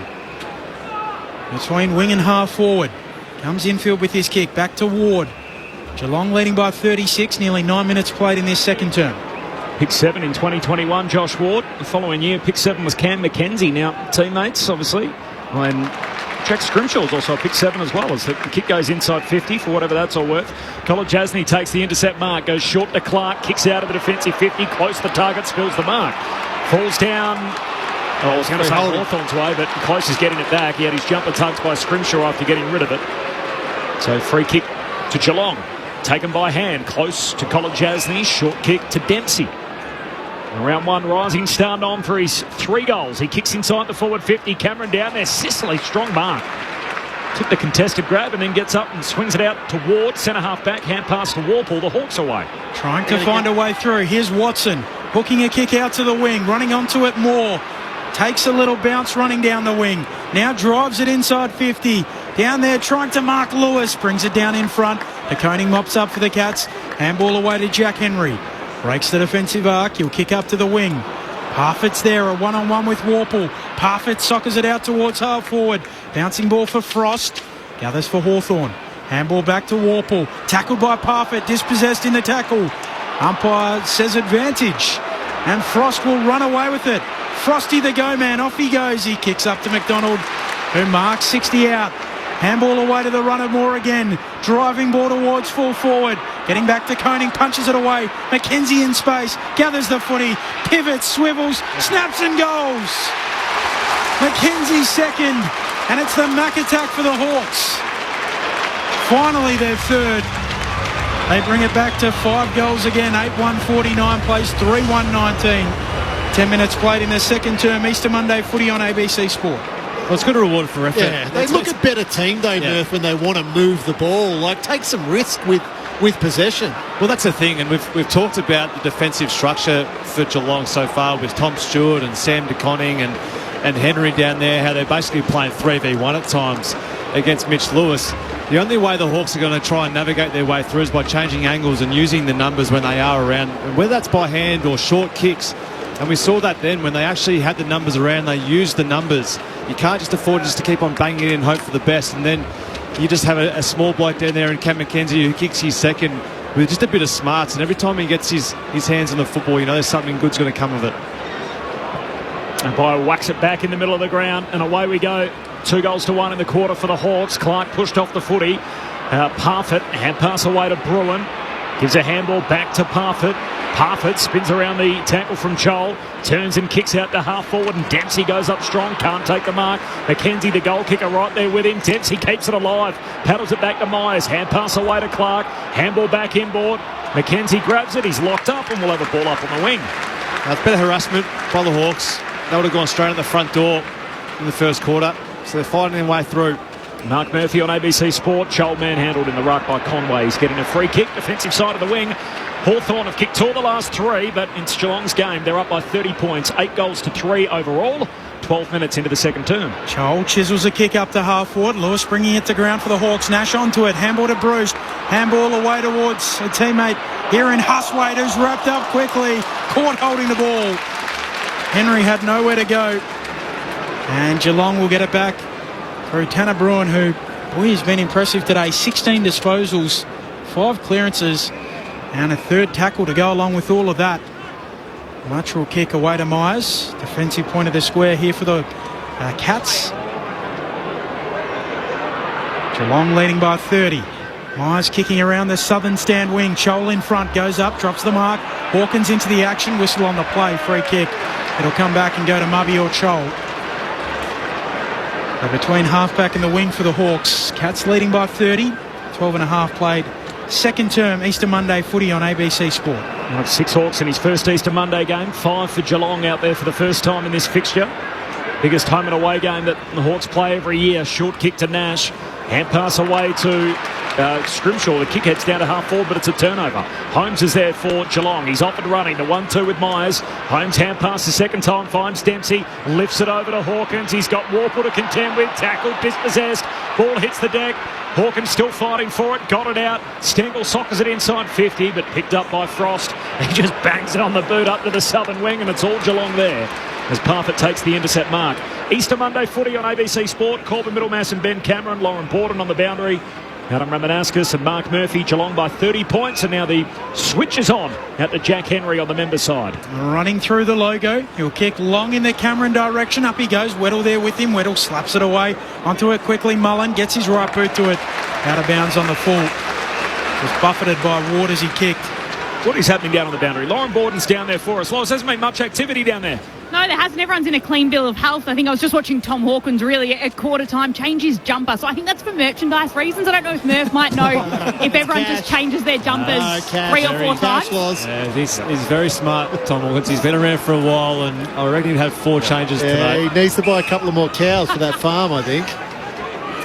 So Clark with the free kick for Geelong on the wing, comes infield back to Stewart at centre half back. He'll chip it to Zach Guthrie in the middle of the MCG. Loz is all over it. Yep. Don't get much past Loz. Jumper changes for Tom Hawkins. Make sure he has as many as possible in his milestone game. Holmes sends it inside 50 for Geelong, but Hardwick takes the intercept mark. Last line of defence. 8-1 to 3-1. It's a 30-point advantage for Geelong. They kicked 7 goals to 1 in the opening term. They go back to Sicily. He's off and running. Can't decide. Decides to head down the pipe. Turns it over. Cameron onto it. Hand pass to Bruin. Got it back to Cameron. Has to get a hand pass away under pressure at half forward. Sends it to close. Foot on the gas. Burns away but misses to the near side of behind. 8-2 to 3-1. Geelong by 31 points. 15 gone. Second term. Easter Monday footy right here on ABC Sport. You wouldn't have even known it rained at Stawell, by the way. The whole thing was underwater. All of a sudden the sun's out and it looks like we will get the Stawell gift at some stage this afternoon. Short kick in from Amon to Weddle. High ball out towards the southern wing. Going up Bruce, able to bring it down. Watson drops it momentarily. Good enough to recover. Gets it to McKenzie. Short kick inboard to Warple. Trying to move it on.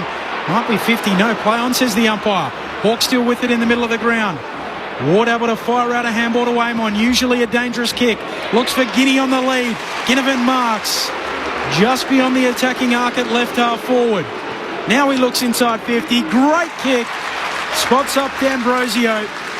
Coming the other way was McDonald, but D'Ambrosio able to mark. 40 out. Slight angle to the left. A chance to kick the Hawks third in this term. Smart by Jack Ginnivan there. Just had a flood of Cats players just expecting the long ball in. He's a smart player, Jack Ginnivan. He usually makes the right decision, and then was a smart little option just to hit a little 25-metre kick. It was probably aimed for McDonald, but well called, Benny. Good kick by Ginnivan.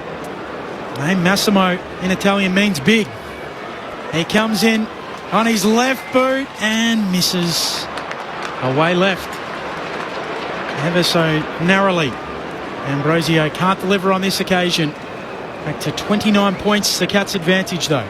Stewart marks the kick out from Guthrie and then goes long up to the wing. Conway's in the pack, trying to rip it down. Weddle lands hard in front. He was taken home, said the umpire. It's just a contest. The famous number 23, Josh Weddle, has it for the Hawks. Bright green boots. That's so. Amon should not be calling for that ball there. Yep. That ball from Weddle should be inside forward 50. All it does is now allow Geelong to roll back with plenty of numbers. Weddle kicked it to him. Amon in front of the benches. Now goes short to Ginnivan, so he's 70 out. Still against the boundary line. Left half forward, long to the top of the goal square. Pack forms, hits the deck. Watson was there. In the end, Chol grabs it, and Stewart's got him. Better by Chol. Just fought through his man. Just tried to bring it to ground, and then followed up. Well done. Forward 50 stoppage here for the Hawks. Ball pinballing around left forward pocket. Cats are able to work it out. Jack Henry away towards Atkins, who moves it on to Parfitt, and then Mullen hooks a kick up to the wing. Weddle underneath it. Ollie Henry there with him, gets it on the bounce. Weddle tackles. Hawks back in possession, though they cough it up through Huswaite. Getting involved close. Huswaite goes back and wins it. Carries it out. Throw in between the interchange gates. Right beneath us. Easter Monday footy on ABC Sport, called Middlemouse, Ben Cameron, Warren Borden, Adam Ramanauskas and Mark Murphy. It's a good competitor, Weddle, isn't he, for his second year in. Just going to be a player for a long period of time for the Hawks. Still just 19 years of age from the boundary throw-in.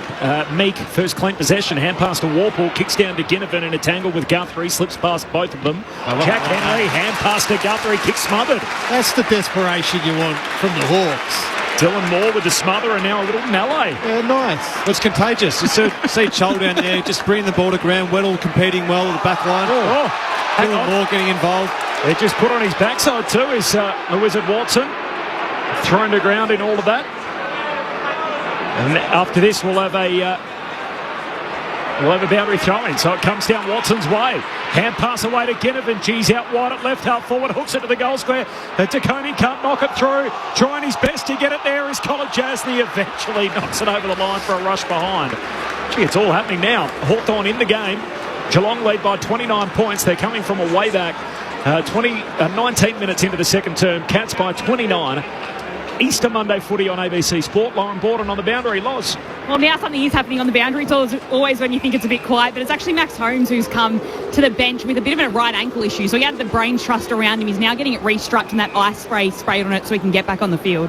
Cats working it up to the wing. Close, a nice mark. Gives it off to Atkins. Releases him by hand. Atkins, long ball towards half forward. Ollie Henry juggles the mark. Doesn't complete it. Tackled out. Sicily right there with him.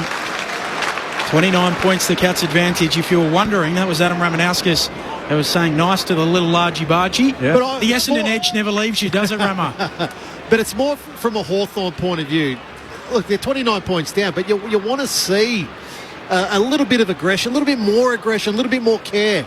Boundary throw in. Cameron's got it. Works his way through traffic. Jams it on his preferred left boot. Right to the behind line and a good mark in the end. Hardwick and his 150th just pushes off Dempsey to take it. 29-point lead for Geelong. They led by 36 at quarter time. Corbin Middlemass and Ben Cameron calling the footy. Lauren Borden on the boundary. Mark Murphy and Adam Ramanauskas on ABC Sport. Long kick out towards half-back. Hands to it from Lewis. No mark. Slides through to Guthrie. He's tackled and will have a ball up between wing and half-forward for the Cats. So Holmes having his ankle restrapped, as Loz told us, his right foot getting some attention at the moment on the Geelong bench. Blitzarves just spikes it forward there for the Cats. Bounces down at ground level for McKenzie to pick it up for Hawthorn.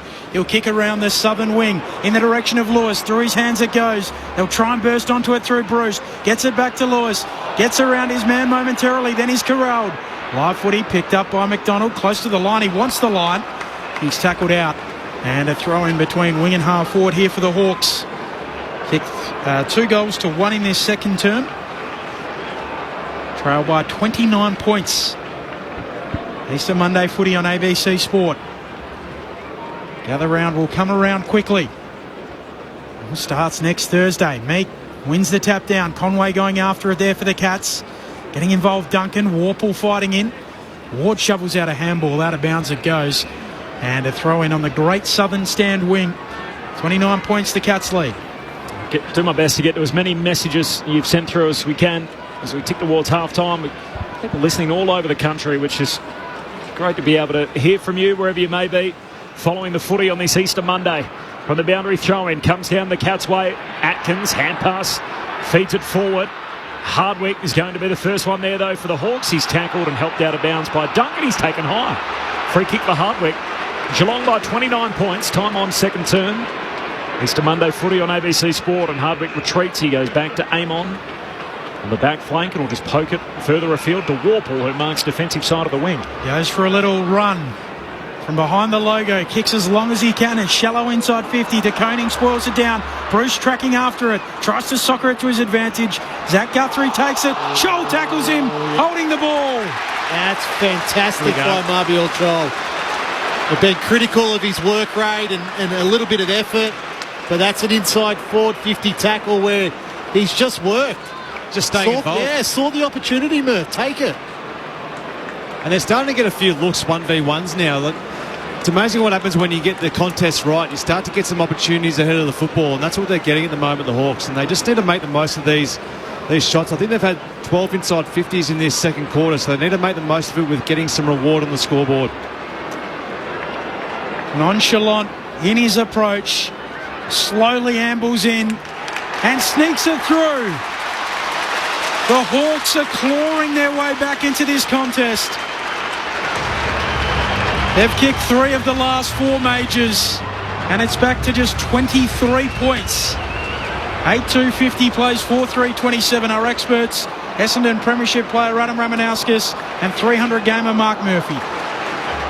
We're currently trying to work on the stats here, trying to get some live updates for you, but I think when you're looking at the game at the moment, what you are seeing, you're seeing a more hungry outfit in Hawthorn.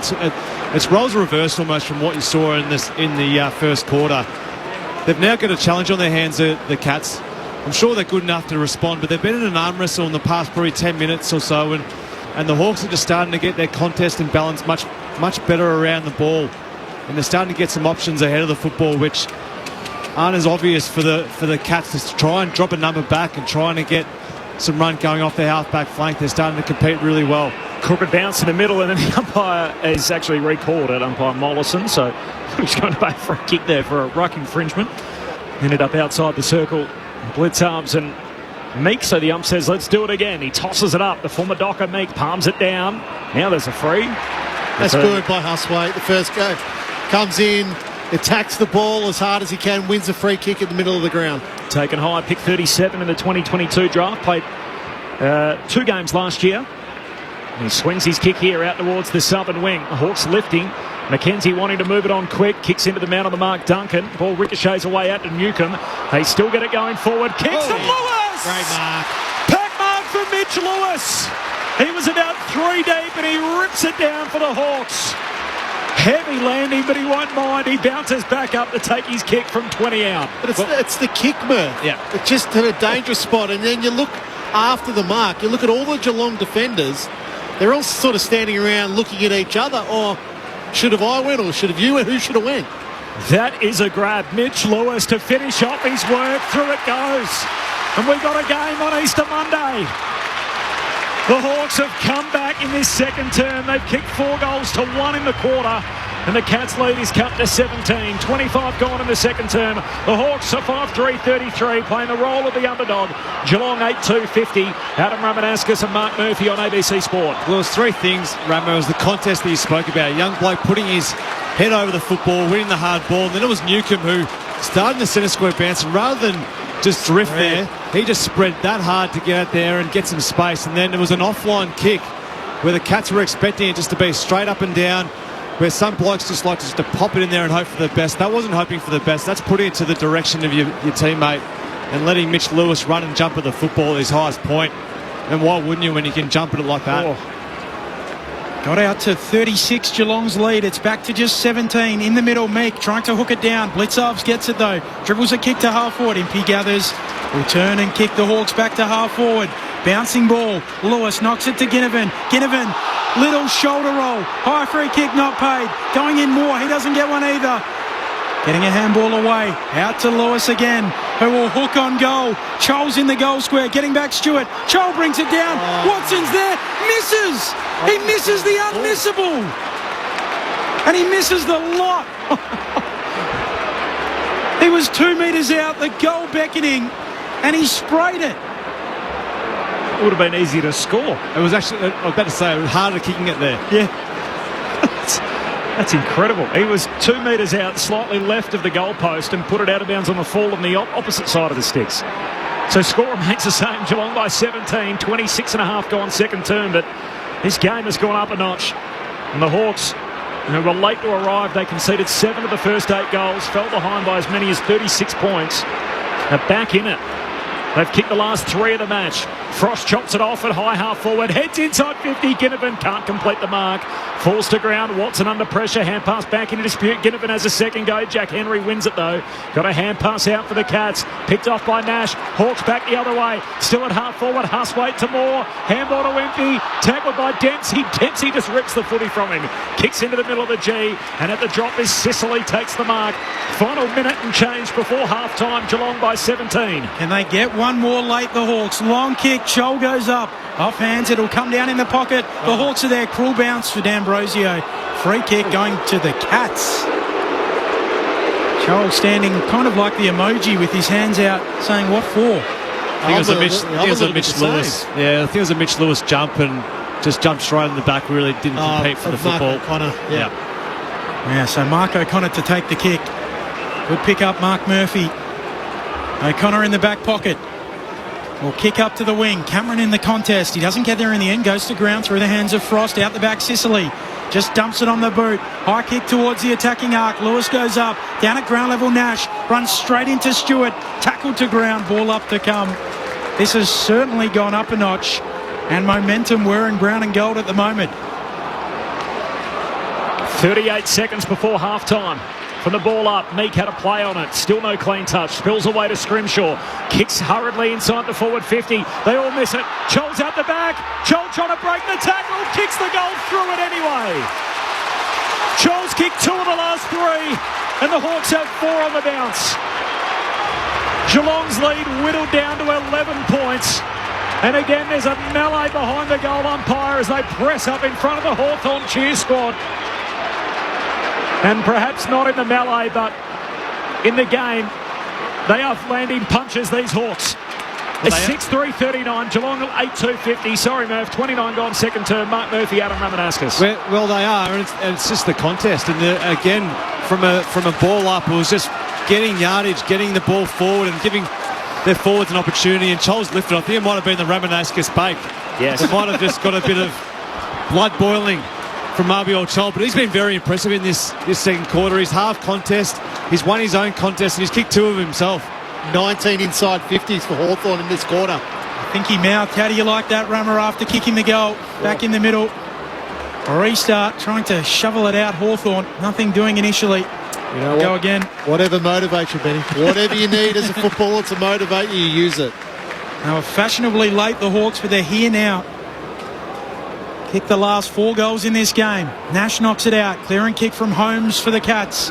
Towards half forward. Stengel goes up, brings it down in front. Then gathers it, gets it off to Myers, dribbles it inside 50. And it's the Hawks quarter. And their fans will stand to applaud. This young side, they were trailing by 36 at the first break. Having given up 7 goals, they've kicked 5 goals to 1 in the second term. The goal kickers, Mabior Chol with a couple, Cam McKenzie with 2, Mitch Lewis with 1, Connor McDonald with 1. And then for the Cats, multiples to Cameron, to Hawkins in his milestone match, Henry with a couple, and singles to Stengel and to Close. So 36 points whittled down to just 11 at the main break. Oh, it's a great thing about footy and the great thing about sport more broadly. I don't think any of us thought that was on the cards at quarter time after Geelong led by 36. And the Hawks, what a quarter. A spirited performance. And the team very much in development mode. 5 goals to 1. They're back in the game. It's 11 points. Geelong's lead at half-time. Just a little taste off the SMS. Great call as always, fellas. Hawthorn need to do something to negate Geelong in Tom Hawkins' 350th game. James of Kew, who's a mad Hawks fan. Thanks, James. Nice to hear from you off the SMS. Thunder in Devonport. And listening on the app to the mighty Cats while helping my young bloke prepare for Hockey Australia Under-16 National Championships in Hobart this week. Good luck to those coming to Tassie. Cheers, team. From Will. Thanks, Will. Nice to hear from you. Jason from Geelong said the Bulldogs are the only team without a marquee game. This league is rotten, given the fact that Doggies obviously aren't involved on Good Friday anymore. Matt in the car on my way home from Birchip to Warrnambool. The whole family tuning in. We're all mad Cats fans. Congrats to Big Hawk on 350. Continue the great call. Listening to the footy from a boat on the Murray River, Moama. I know you're a big fan of houseboats, Rama. Oh, yeah. Nice spot. Lake Eildon much better, though. Go Geelong is the message there. Footy on the ABC, slashing grass and noise-cancelling headphones. Nothing better. Dan from Casino on the New South Wales far north coast. And he's got a little photo attached to as well to show us what he's up to, out and about. Thanks very much, Dan. Nice to hear from you. Brownie from Darwin, enjoying the coverage with my new granddaughter, Bridie, hearing her first game. Happy Cat supporter. Appreciate the call. Go the Cats. We are avid Geelong fans listening to the game from Marrakech in Morocco. Go the Cats from Dennis and Marie. Thanks very much, Dennis and Marie, for your message. Hello, guys. Greg here, feeling a bit down after a tough loss in my B-grade doubles at the Yarrawonga tennis tournament. Now en route to Strathmore and hoping the Catters can cheer me back up. Thanks from Greg. Ron in Adelaide, listening to the call, driving back to Adelaide after 3 days camping on the Murray. Get on Geelong for a grand final spot. So predicting a little return to the big stage for the Cats where they've lived over the last 20 years or so.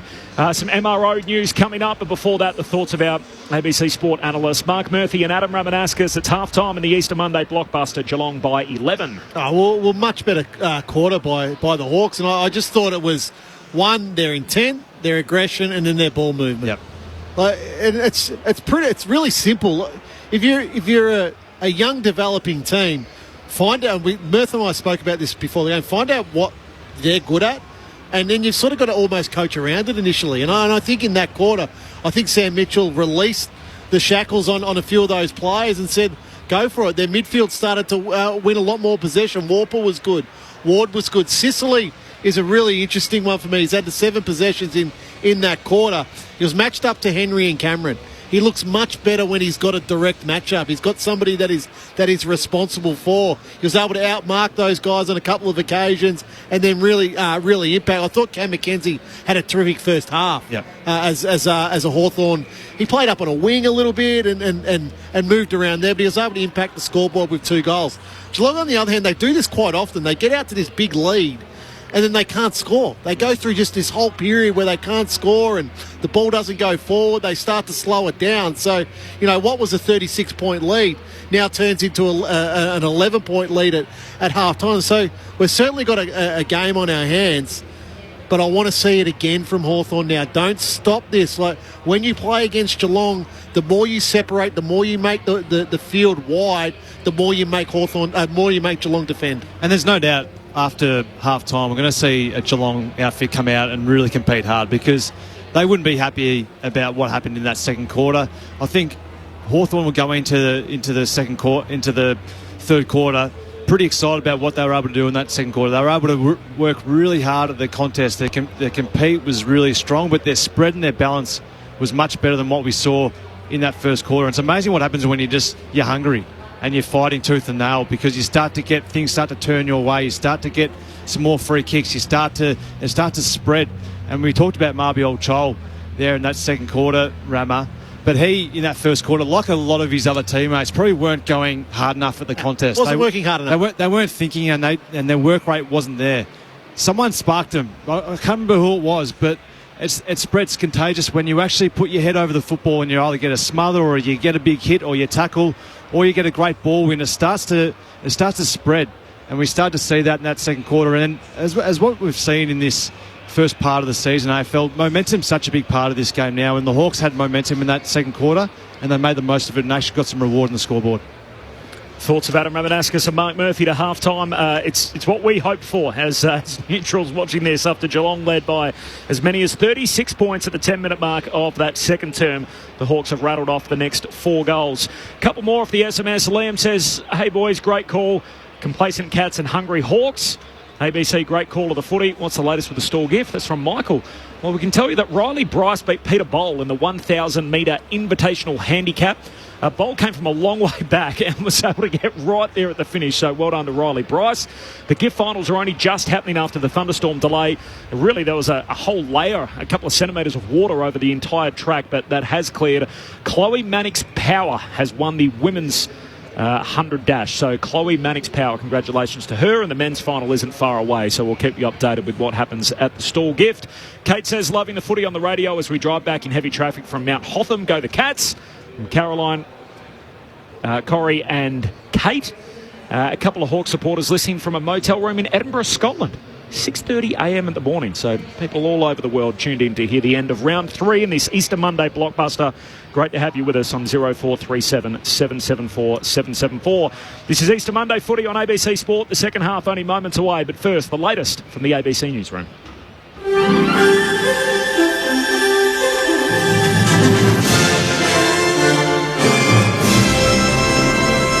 ABC News with Glenn Lauder. Police in Jerusalem have used water cannons to disperse protesters blocking a main road in the largest anti-government demonstration since the Israel-Gaza war began in October. Tens of thousands of Israelis are calling on Prime Minister Benjamin Netanyahu to resign and hold fresh elections. Some are also demanding an immediate deal to free the remaining hostages still held by Hamas in Gaza. This protester says the current government has done an unbelievable amount of damage. It's clear that the Prime Minister's decisions are being driven by personal interests. It's time for him and the government to prioritise the people's needs, to bring back the hostages, build a better future, and repair relations with the US and the world. A second severe thunderstorm warning's been issued for Victoria as parts of the state grapple with heavy rain and damaging winds. With the story, Ahmed Yusuf. The severe thunderstorms are likely to produce heavy rainfall that may lead to flash flooding in the state's west over the next few hours.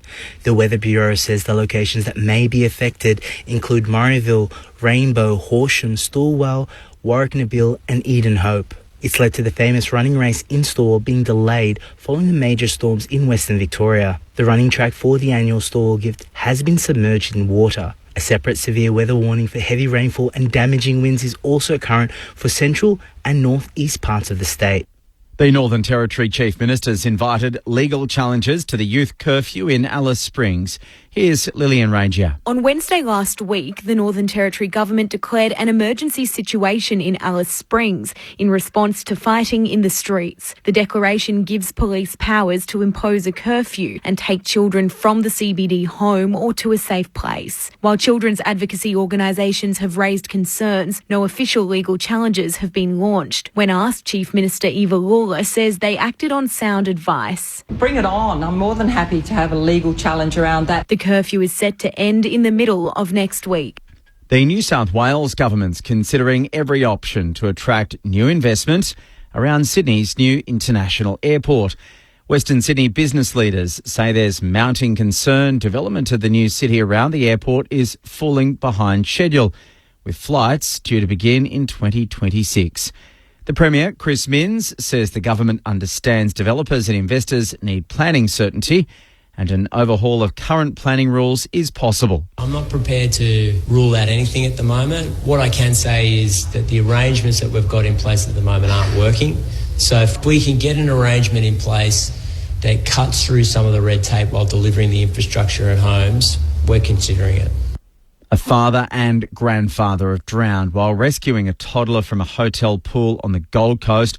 Ambulance officers say the child fell into the pool at the complex on Orchard Avenue last night.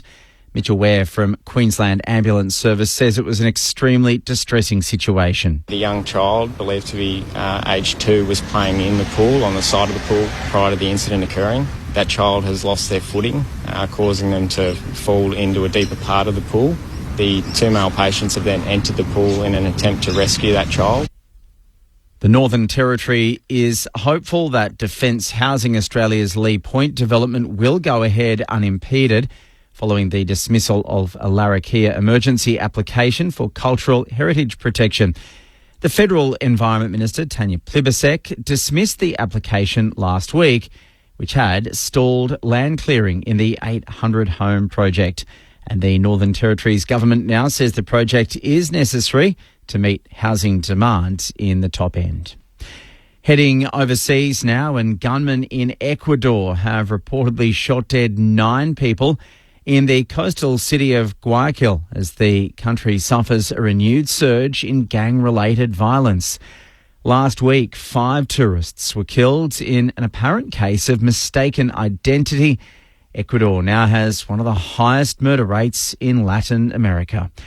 And updating sports news in the AFL, Richmond's first win under new coach Adam Uze has come at a massive cost, with serious injuries to key position stars Tom Lynch and Noah Bolter. The Tigers defeated Sydney by 5 points at the MCG, but they'll now be without their star forward in Lynch for a large part of the season because of a hamstring injury. Bolter has damaged his knee. That's the latest ABC News. Time for the family road trip. 98. The big prawn. Yes. 99. The big mosquito. It's a real one, isn't it? And 100. Easy. The big Listen app. Of course. The ABC Listen app has a big array of road trip ready podcasts, radio, audiobooks, music and sport. Something for everyone. I guess it has to be big to fit in all those podcasts. For a big selection of audio entertainment. Really, Dad? Listen big. Download the free ABC Listen app today. This is ABC Sports coverage of the 2024 AFL season. Every match on the ABC Listen app. Look for the AFL button. Newcomb, hand pass away to Warple, kicks inside 50, McDonald hugs it to his chest. Just right of centre, he'll kick from 15 out. He moves in, should kick it, and does. It was a must-have for Hawthorn. Zach Guthrie takes it, Scholl tackles him, holding the ball. That's fantastic by Marbiol Scholl. Slowly ambles in and sneaks it through. The Hawks are clawing their way back into this contest. Ball ricochets away out to Newcomb. They still get it going forward. Kicks to Lewis! Great mark. Pack mark for Mitch Lewis. He was about 3 deep and he rips it down for the Hawks. That is a grab. Mitch Lewis to finish off his work. Through it goes. And we got a game on Easter Monday. Scrimshaw kicks hurriedly inside the forward 50. They all miss it. Chol's out the back. Chol trying to break the tackle. Kicks the goal through it anyway. Charles kicked 2 of the last 3, and the Hawks have 4 on the bounce. The 2024 AFL Premiership season. On your radio. ABC Sport Digital. And on the ABC Listen app. It's always a special day on the calendar. The Easter Monday blockbuster here on ABC Sport at the mighty MCG. A good roll-up. It has been overcast and humid. We had some showers this morning. It is still 24 degrees, having reached the top of 27. Corbin Middlemass is my name. Ben Cameron's alongside me calling the footy. Lauren Borden's on the boundary. And our ABC Sport analyst, the 300 gamer, the man the coaches voted the best player in the game in 2011, Mark Murphy, and the youngest Essendon Premiership player on planet Earth, Adam Ramanauskas. Now, the MRO news. Liam Baker has been offered a one-match ban for rough conduct on Lewis Melican. It was deemed as careless, medium impact and high contact for an incident where he charged back with the flight looking to try and spoil, and he basically landed a good old-fashioned shirt front, leaving the ground, hit Melican straight up and down the middle. Melican actually bounced up, took his kick, but Liam Baker has been offered a one-match sanction. What do you think about that, Murph? It's fair enough. Yep. Yeah, it's fair enough. Okay. Corbin, I think they've got that right. Jamie Cripps has been offered a fine for striking Cody Waitman. Justin McInerney, the same for tripping Morris Rioli. So fines for Cripps and for McInerney. Meanwhile, as we told you earlier, the club being Richmond, announcing that Tom Lynch is going to be sidelined for a significant period. Scans revealing hamstring tendon damage, expected to require surgery, while Noah Bolter is going to miss the next 3 to 5 weeks. So that's a big postscript for Richmond. So they lose Baker to suspension, Bolter and Lynch for a period of time after they won their first game at the weekend. So an interesting one, not mentioned there, but obviously the Marcus Windhager bump on Sammy Durham. So he got 1 week, yeah, but the question is whether Seb Ross tackled him later on and whether that was a contributing factor. So whether he actually received concussion out of the Windhager incident or whether it was the incident with Seb Ross. So that'll be fascinating to see, I think. Yep, so Seb Ross, no case to answer, but Windhager... Yeah, you wonder if clubs will start to challenge those and the technicality of it all. The stall gift, I told you Riley Bryce was able to beat Peter Bowl earlier in the 1,000-metre invitational handicap. Bowl started off the back markers and made all the ground up and finished just short of Riley Bryce in the finish. If that was 1,002 metres, I think Peter Bowl would have been winning that race. Chloe Mannix Power won the women's dash. And did anyone have Jack Lacey in the men's? I didn't, no. Didn't? No. Well, I don't want to toot my own horn, but I thought he'd win and he did. So Jack Lacey was able to salute and win the stall gift. So well done to Jack. So he wins the stall gift today. Jack Lacey and Chloe Mannix Power won the women's. The SMS number is 0437 774 774 if you want to get in touch with us. The ground is cleared. The Hawks are already out there doing their preliminary warm-up and the Cats are on their way. If you're Chris Scott at halftime, Mark Murphy, Adam Ramanauskas, what are you saying to the Cats after a dominant opening term and yet they opened the door and allowed the Hawks back into the game in that second? Well, you're probably asking a few questions whether or not they got a bit happy with themselves in the way in which they were going to start that second quarter, because they certainly dropped their intensity around the ball. But you've got to give full credit to Hawthorn, the way in which they attacked it. But I think he wouldn't hit the panic stations too early just yet. I think they've played predominantly the better footy of the day, and their best is certainly a lot better than what the Hawks can offer. But I think you'd be wanting to see a better contest around the footy. That's where they were getting the job done at the start of the game and giving their forwards first opportunity. So I think he won't be hitting the panic stations just yet, but he'll be demanding a bit more out of his midfielders through the start of this third quarter.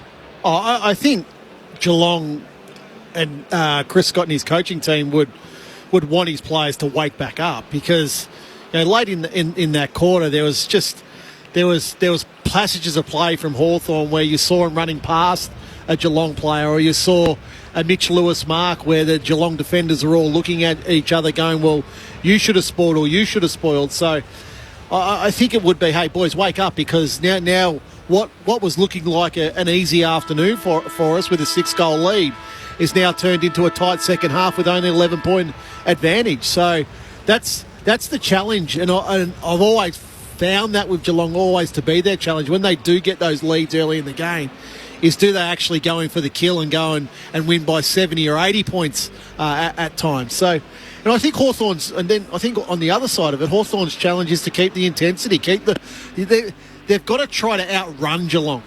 I think use speed on the ball, first and foremost, to move it quickly, but then use Weddle, use Impey, use Cam McKenzie and the like to really run at Geelong and try to separate their defenders, try to get as many one-on-one contests in your forward line as you possibly can, because we've spoken continually about Tom Stewart dropping back or Sam de Koning dropping back or Jack Henry being a free man. So if you move the ball slowly, you allow Geelong to set up the way they want. When you're moving the ball with speed, you then you're asking the question of Geelong's defence. Okay, are you gonna leave him there with 5 metres of a gap, Murph? No, well, I'm going to hit my Hawthorn teammate on the chest then. And you can't move the ball at speed all the time. No. But what the Hawks did well in that second quarter, when they did move the ball quickly, they did it with a change of angles by foot, which it slightly gets the Geelong defenders out of position. And then you have the opportunities for those hit-up leads or the one out the back.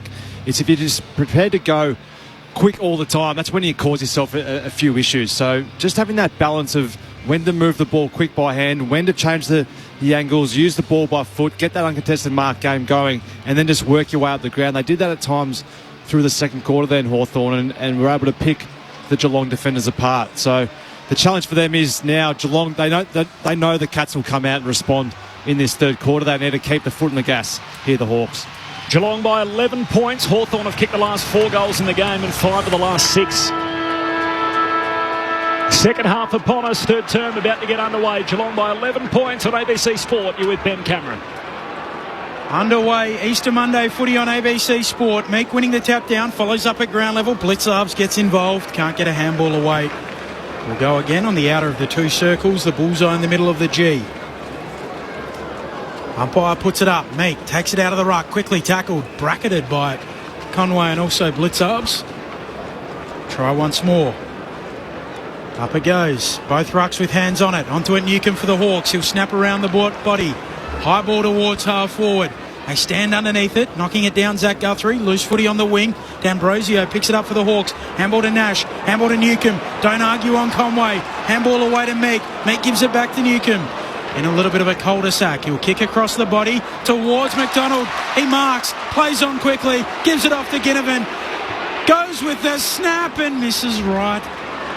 He was a little unsure whether he could go quickly or turn back into traffic. He likes to make it difficult for himself. He just need to face the goals and snap on the first opportunity. He just tried to do a little bit too much and trying to be a little bit too clever there, Ginnivan. But John Newcomb started this third quarter really well, been involved.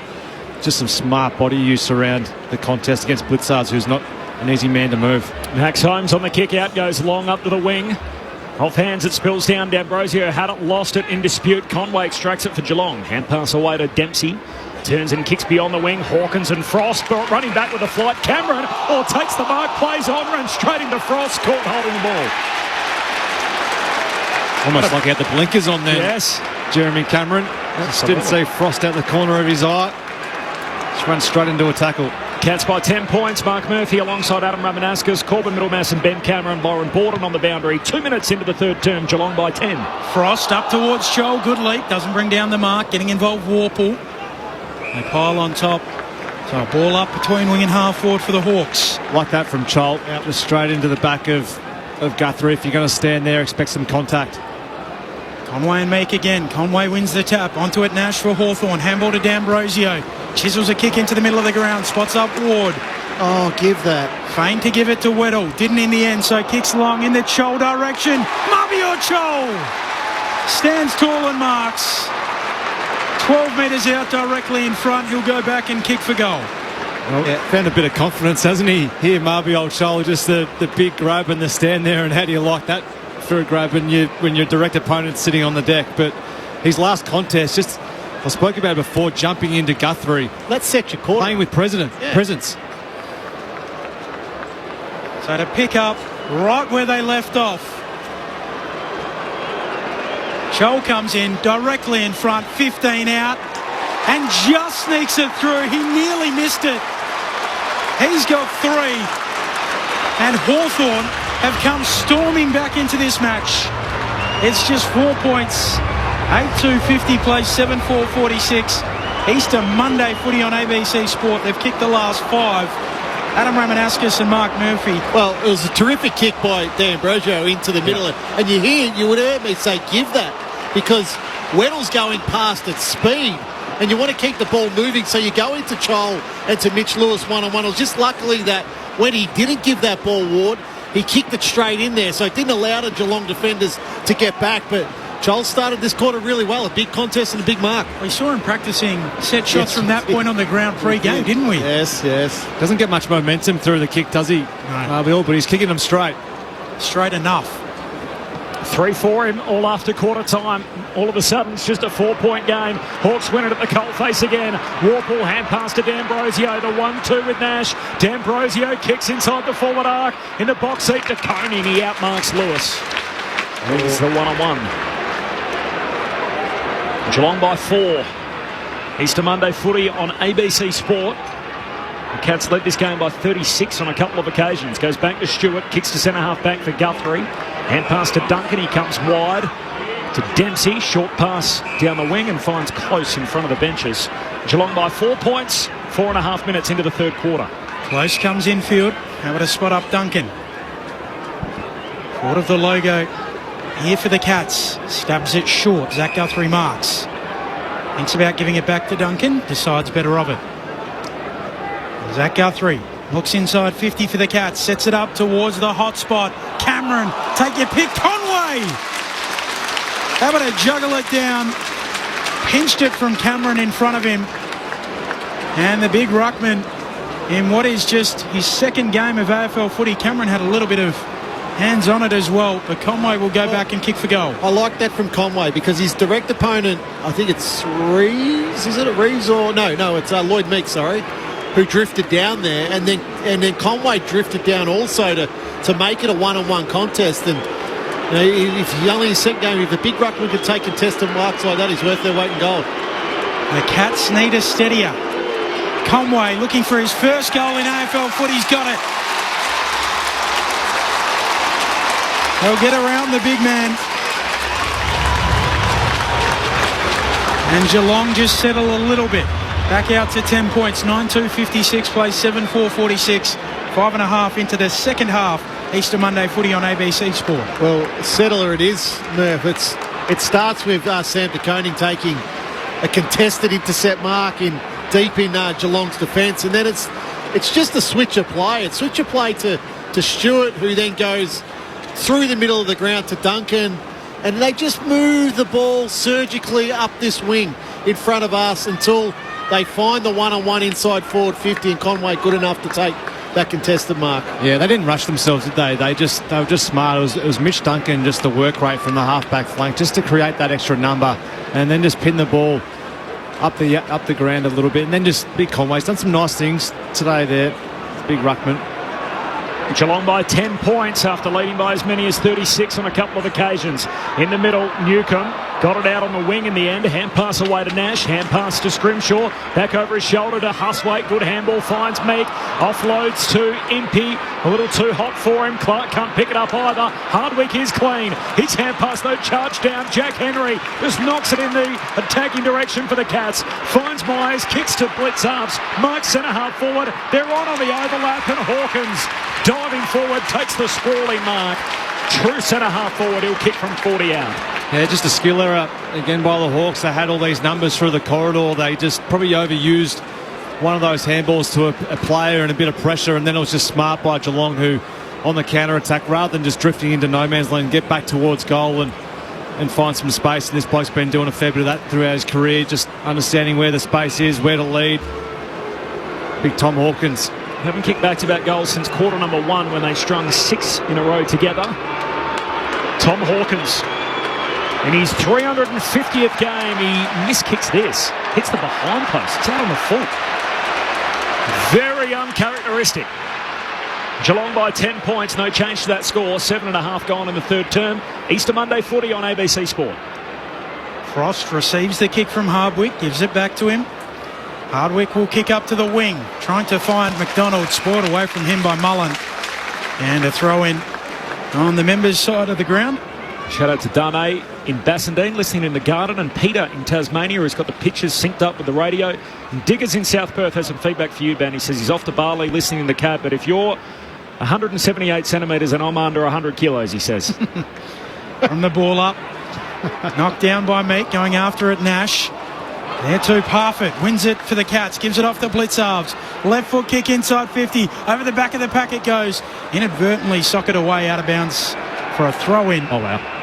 And deliberate, insufficient intent. Well, I thought it was inadvertently socket. What do you think, Adam Ramanauskas? That's terrible. Yeah. That is. You always get nervous when the terrible umpire goal. just goes up a gear racing towards the boundary line, don't you? You know what's coming. Then he puts the accelerator on. Oh, yeah. time. Yep. Gear change. The theatrics. Sort of my moment. So Stengel, who started this game with a snap from the opposite pocket, 40 metres out, left forward pocket, long snap is dandy. Stengel with another steadier for the Cats. They've kicked 2 in a row. And it's back out to 16 points. 10-2-62, plays 7-4-46. Easter Monday footy on ABC Sport.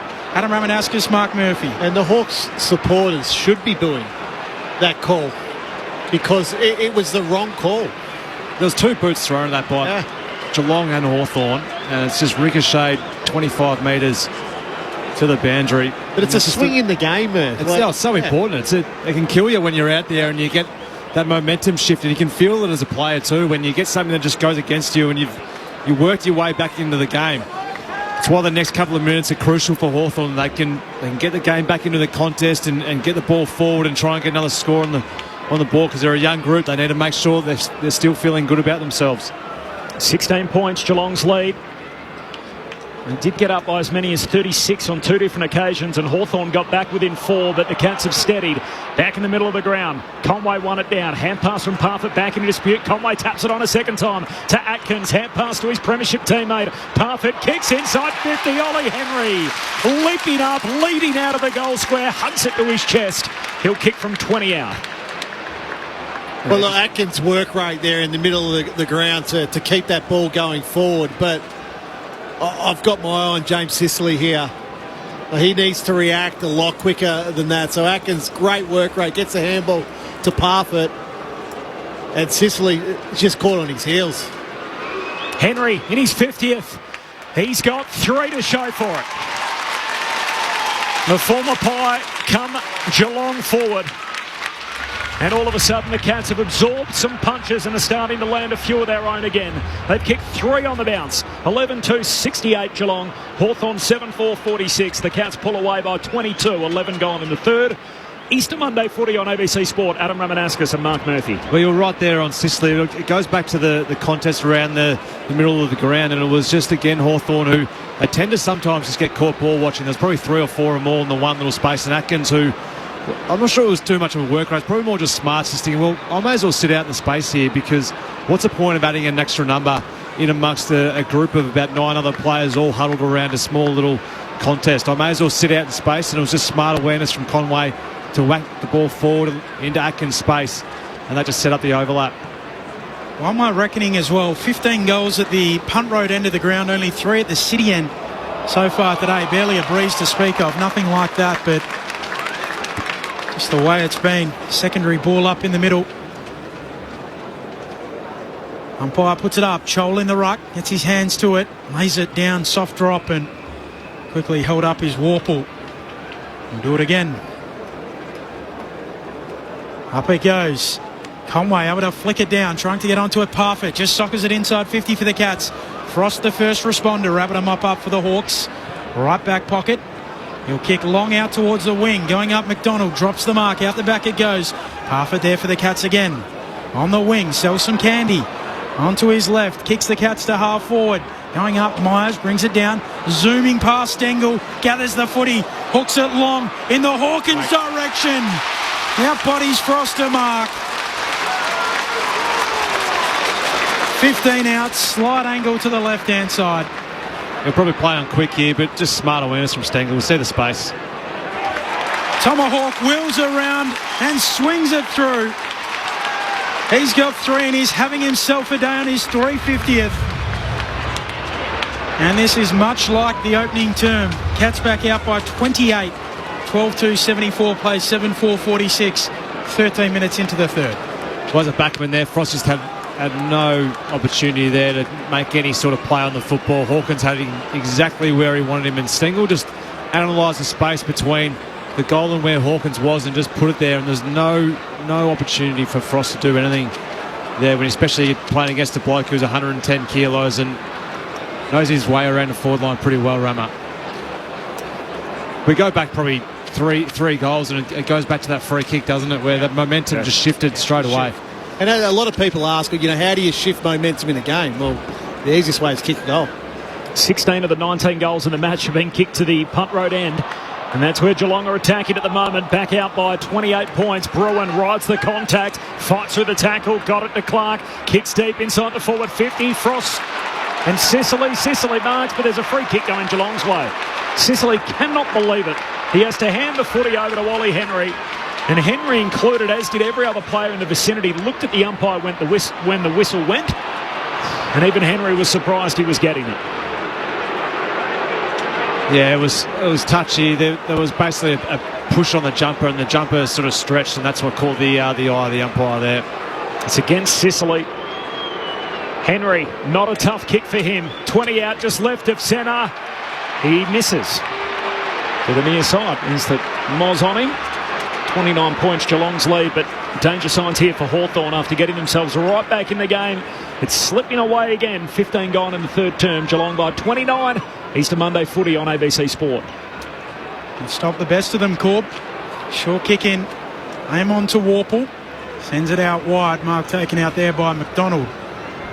Lights on. Gloomy overcast here at the MCG. Easter Monday footy on ABC Sport. McDonald kicks up to the wing. Chol in front of the pack. Goes up. Brings down the mark. Just forward of the centre line. He'll kick on his left quickly in the Lewis direction. 1-on-1. Lewis goes up. Spoiled by De Koning. Bruin roves the pack for the Cats. Handball back to Jack Henry.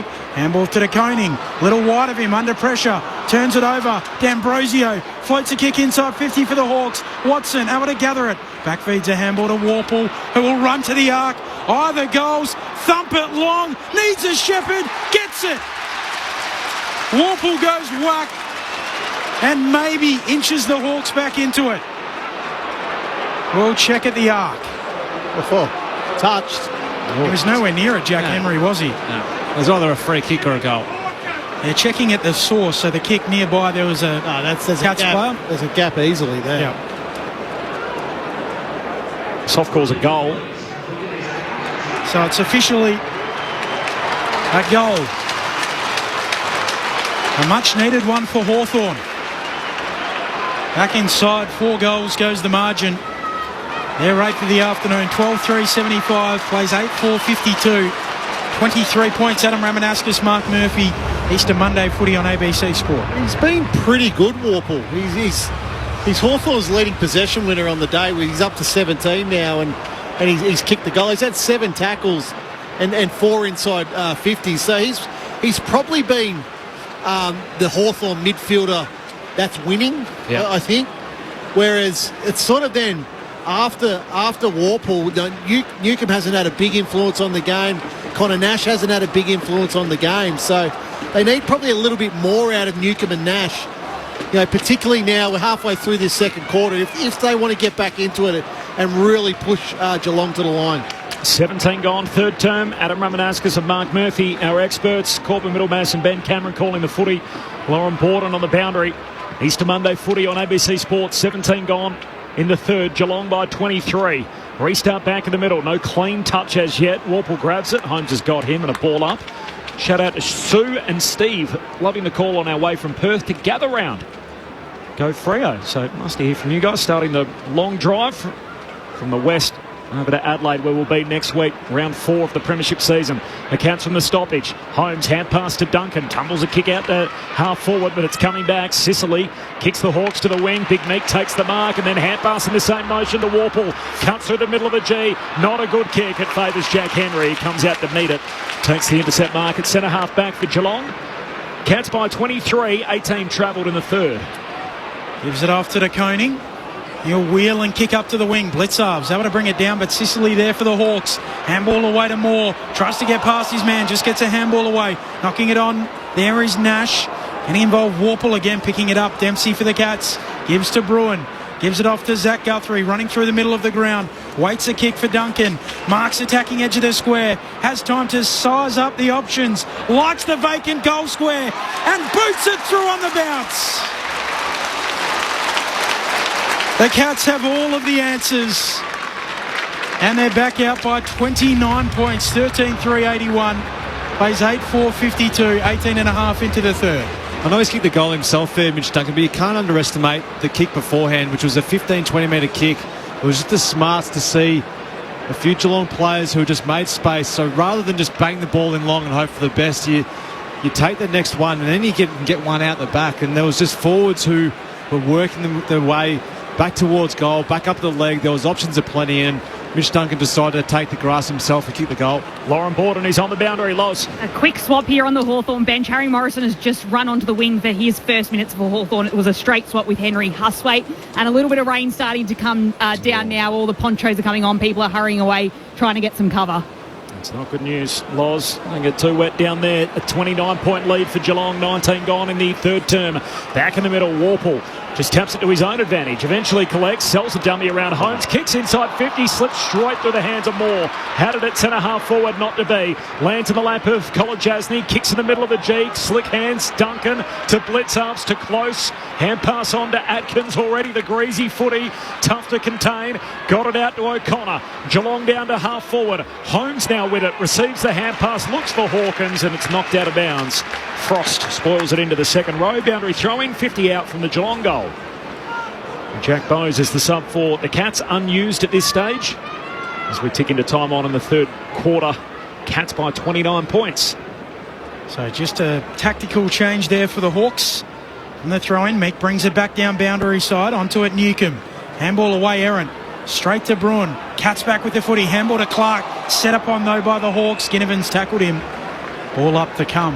Happy Easter to the Scott family as well, who I'm sure are all listening in the car. They're driving from Canberra to Adelaide, listening to the Cats, enjoying your great call. Happy Easter. Thanks very much to the Scott family. Safe travels. Clark spikes. The Cats back inside 50. Stengel cuts a swathe through them. Kick smothered. Charged down by Frost. Ricochets away. D'Ambrosio onto it. He'll kick short and backwards and spot up Hardwick in the back pocket. Hardwick kicks to the wing. He's got Bruce. There's a lot of Geelong players around there. Kolajasny breaks it up. All sliding through Guthrie. Low contact on McDonald, and umpire Mick Foot says you can't do that. Free kick for the Hawks at half back. I hate that rule. Not a fan? No. I think it's a great rule. No. Why not? Guthrie was to the ball first. Simple. But he had to keep his feet to collect. Why? Because otherwise you don't have to. You don't have to collect the ball on your feet. But he risks snapping the lower leg of a player. How many times does that happen? Well, a lot less now. We got the rule. I disagree. The Hawks off the back flank. Impey kicks down towards half forward. Joel upstairs, spilts it on the way down. Couldn't take the mark. Falls to Jack Henry. Short kick to Duncan. Inside the centre square for Geelong. Gives it to Clark. Hand pass inboard to Max Holmes. He kicks off the side of his boot. It sprays away to Scrimshaw. And Scrimshaw from the back pocket out to McDonald, where we started at left half back for Hawthorn. He gesticulates at them, plays traffic cop, tells them where he wants them to go, gives it to D'Ambrosio, waits a kick. Here's the Wizard Watson, going for a little run down the wing, chips it short. Leading up, Lewis Marks can give it back to Watson. He does. He continues on, gets to 50, puts it on the boot finally. It'll go towards full forward, the goal square. Live footy, spoiled away by O'Connor. The Hawks go out after it. Bruce dives after it. Stewart picks it up, free kick. Sliding in, there's that rule again, and Clark can clear for the Cats. A long kick to a one-on-one. Stengel beats MP, takes the mark overhead. Lauren Borden is on the boundary, Loz. Jack Bowes about to come on for Geelong. It's Tom Atkins that's come out, or checking with Geelong to see if it's an injury at all or just being managed after being out with an adductor injury. Thanks, Loz. Kicks to centre-half forward. Stengel. Duncan couldn't mark. Sockers off the deck. As the rain falls, finds Dempsey in the forward pocket. Hand pass comes back. Guthrie outside of the right boot. A rare chance to kick one, and it goes begging. He misses to the far side. In fact, he clipped the goalpost, so that's why it's a behind. Geelong by 30 points. 23 minutes travelled in the third term. Easter Monday footy on ABC Sport. Corbin Middlemass and Ben Cameron.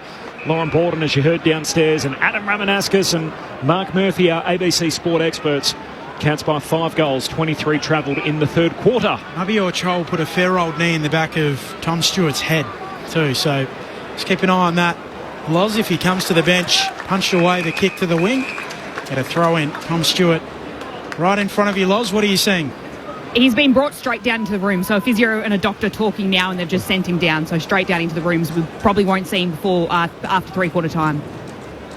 Lauren Borden between the benches. Easter Monday footy on ABC Sport. Cats by 30. Throwing on the wing. Slapping it down Meek. Bruin bursts onto it though for the Cats. Handball forward for Close. Trying to paddle right there with him, McKenzie. Worries him out of it momentarily. Mullen picks it up. Spins a 720. What comes after that? A 1080. He went 3 times around. And the umpire says ball it up in the middle of the ground. Very lucky there. When you've got one arm free with a ball in hand, you've just expected to do something with it. But anyway. Light rain falling, temperature in the low 20s. It's been a humid, muggy day in Melbourne. Blitzhumps wins it down. Stengel just taps it on after the tumble kick from Clark. Now with Duncan out at half forward. That's a great kick. Pulls the trigger back inboard and Holmes hucks it to his chest at left half forward, 40 out. Well, they got to look at goal here. The Cats just by a few just smart players in Stengel who just analysed that Duncan had some space and flicked it on rather than take possession of the football. And then as Mitch Duncan, every time he does get the ball in his hands, he just makes smart choices, and you'd love to play with him because he just does not miss kicks. So Holmes on the set shot to add a little bit of change to that contract at year's end. He finds the major opening. And the Cats are kicking away with this game. 14-4-88 plays 8-4-52. The Cats by 36 points, 25 minutes into the third term. And just getting some information through that there's a little bit of lightning perhaps around, so something to be aware of in the ensuing moments. Lauren Borden downstairs. So, like you mentioned, Tom Stewart's gone down into the rooms. Tom Atkins has come back from the back of the bench to the front of the bench. So it seemed like the paperwork was filed, but it looks like they're changing things around here on the Geelong bench. Well, I'm tipping Tom Stewart is having a concussion test after that contest with Marbiel Charles, so hopefully all okay there. But yeah, you just never know. Mitch Duncan's having a big quarter. He's had the 8 possessions and a goal this quarter, but his kicking efficiency is at 83%, so using it really well, as Murph mentioned. Cue the debate as well about the marking contest and the dangers of it, as we heard about the hypothetical all these years. What happens if someone gets a knee in the back of the head and they get concussed? Well, it might be happening this afternoon after Charles' errant knee into the back of Stewart's head. He's having the concussion test at the moment as Newcombe sends a kick down to half forward. Watson hunting out after it along with Kolodjasny close to the boundary line. It's scooped up by Parfitt. Hand pass to Kolodjasny. He's knocked out of bounds and a throw in half forward for Hawthorn. The AFL's position on this, by the way, has been, look, we don't want to take what's great out of our game. So at the moment, they haven't made a move on that front, but they keep saying, look, we'll continue to review it. They are trying to do everything they can to try and minimise concussion. You can't take the Specky out of the game. It's near impossible. Oh, I think there was just a little flash of lightning. Clearance from McKenzie towards full forward for the Hawks. Off the spoil there of De Koning. Ricochets across the goal mouth. How about a mop up Henry. Stops, props, kicks up the middle. And Duncan takes it. 30 out from his defensive goal. Cats leading by 36. Kicks laterally away to Parfitt. Moves it on to De Koning. He'll kick out to the wing. And the mark taken by Dempsey. Another Stephen Wells find. Just a little rough diamond that he's found out there somewhere. Rough kick there into the man on the mark. Off the fingertips, spills through to Myers. Hand pass comes back inboard to Bruin. Sends it down to half forward and Scrimshaw the intercept mark. So we're expecting a storm to hit, lightning to strike near the MCG. So there is a lightning rule where play can be suspended. So light rain falling at the moment as Hawthorn move the footy down that southern wing. Moore's got it. High half forward. Looks inside the forward 50 for Hawthorn. Newcombe playing out of the goal square. Leads up. Got hands to it. No mark. Knocked away by Guthrie. Close to the boundary line. Newcombe slides out of play with the footy. And a boundary throw in. So just... Lauren Borden, sorry, he's on the boundary. Loz. Sorry, Tom Stewart's come back up. So he just jumped on the phone. He's now sitting at the front of the bench. Jack Bowes is still at the back. He's put his warm-up top back on. So a bit of shifting going on the Geelong bench, even though it seemed like they'd filed their paperwork. Thanks, Loz. A 6-goal lead for the Cats here, approaching three-quarter time. And I think we've seen a few flashes of lightning already from the boundary throw-in. Comes down to Dempsey. Hand pass inboard to Conway. Knocks it on to Bruin. Throws the boot at it, but Impey takes the intercept mark. The opposite number 4. He's got it about 52 metres out at left half forward. Cats by 6 goals. It is their equal game high lead. They led by 36 at quarter time, 10 minutes into the second term, and now they lead by 36 again on the back of a 6-goal third term. Impey took a long time, and then in the end just lays it up. Lewis hunted out after it, went one-handed, no mark. Falls to McKenzie. He's tackled and dispossessed. Clark got it to Cameron, who could just bang it into the middle of the G. In the middle, Sicily goes up opposed to Hawkins. Hawkins fighting after it. Weddle's there for the Hawks. Gathers, gives it to Sicily. He'll kick out to half forward. Newcomb out after it. Wide out. Back feed to handball to Ward. Forward of the wing on his left. Goes long to full forward. Lewis goes up. No one able to mark it. Attacking the pack more. Knocks it down. Goes again at ground level. Gathers the footy this time. Spits it out to Watson. Dumps it on the right boot. Floats it through. Misses the lock. Hasn't been the best day for the Wizard. 36 points the Cats' advantage. Equal game high. Led by that margin at quarter time. Now 2 minutes away from three-quarter time. Geelong come out of the defensive arc, and the long kick from Colin Jasney. Sicily just pumps it back in the other direction. Bruin hurries the ball forward, but straight to Warple. Fends off a would-be tackler. 60 out, kicks to the top of the goal square, and DeConing takes an intercept mark. So 6-goal lead for Geelong. Light rain falling, and there is some lightning in the area as we tick towards three-quarter time. Cats by 36. A long kick out to half-back. Spills down in front of Ollie Henry. Just taps it on. Stengel soccers it back inboard. And there's Myers. Got a hand pass out to Cameron. Just gets it away to Henry. Feints to hand pass. Hung on to it. Was caught. And Hardwick wins the footy for Hawthorn. Weddle takes the advantage and goes darting away. Here he goes. More than a waddle from Weddle as he kicks towards half forward. No one able to mark. Out towards the pocket it goes off the fist. They track after it. Picking it up Holmes. He loses it. Mullen, able to come and get it. Tackle close to the line, breaks the tackle, runs down the wing. He'll kick towards the logo. Myers gathers. Heavy rain here at the MCG. Frost comes and picks it up for the Hawks. Handball inside 50. Moore can't gather. Knocks it on. Meat coming up. The big ruckman does. He's tackled. Shovels out a handball. Blitzarves onto it. He gets it moving in the way of the Cats. Myers will soccer it on. Stengel picks it up. Out in space. Holmes will kick it out in front of Duncan. Time to stop and prop and pick it up. Duncan, hand pass out wide to Dempsey. He'll collect 55 out, gives it back to Duncan as the rain gets a little heavier. Pokes the pass inside the 50. Dempsey and Cameron both down there for the Cats. They lay a tackle on Sicily.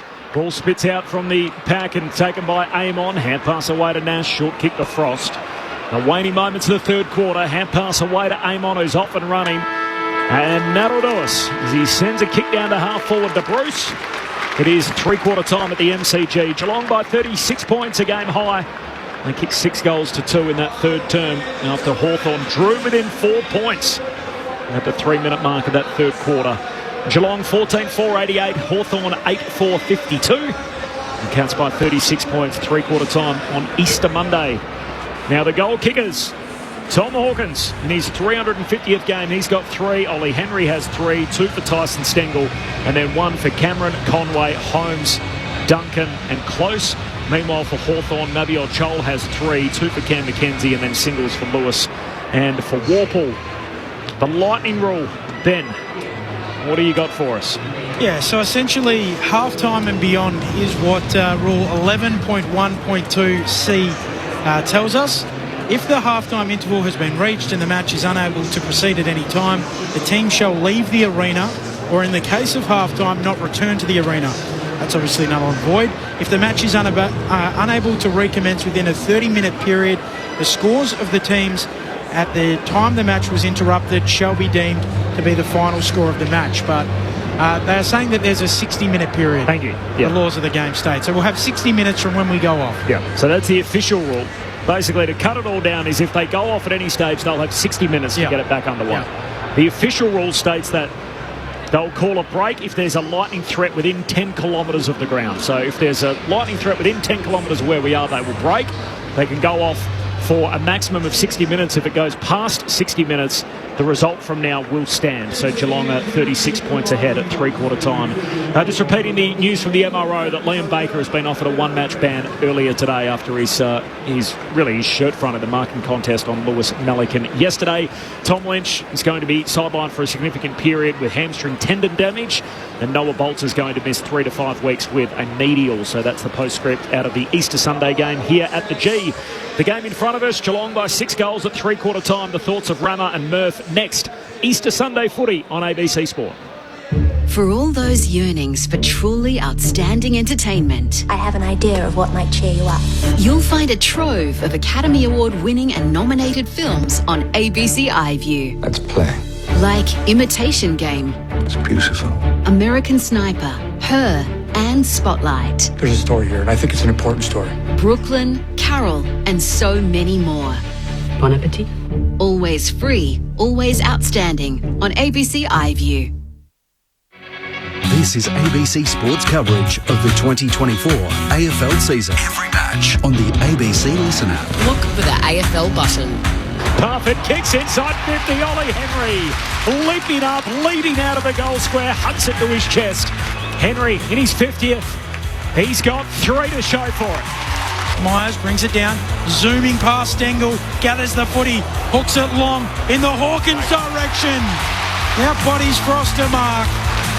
Tomahawk wheels around and swings it through. He's got 3 and he's having himself a day on his 350th. Guthrie running through the middle of the ground, waits a kick for Duncan. Marks attacking edge of the square, has time to size up the options, likes the vacant goal square and boots it through on the bounce. The Cats have all of the answers. The 2024 AFL Premiership season. On your radio ABC Sport Digital. and on the ABC Listen app.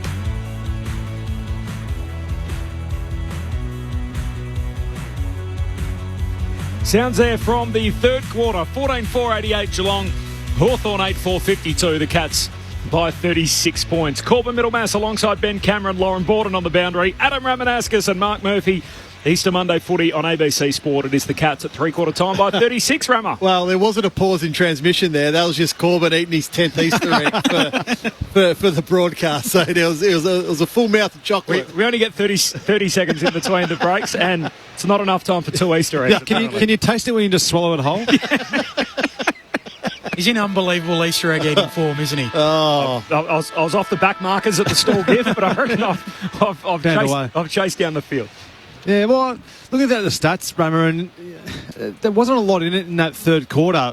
When you're looking at the clearances, the inside 50s were even at 15 apiece, but it was just the class and the cleanliness of the Geelong players around the contest who, in these conditions, it started to get pretty heavy halfway through, but they just had great awareness of when to make some space and when to go and get the football. And I've made mention of it a couple of times today. I felt that Hawthorn around the stoppage, which is when they're up and going and they've got numbers around the contest, it works well for them. But when you've got to have greater balance over the longevity of the game, and I feel like Geelong have done that for most part of today. They've got good awareness of when their teammates going to win the football, when to create space, when to run forward.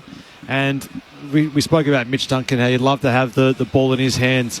He just doesn't make an error by hand or by foot. He's just very smart football, and they just had too many guys who were just too clean with the football then and just made the most of their opportunities.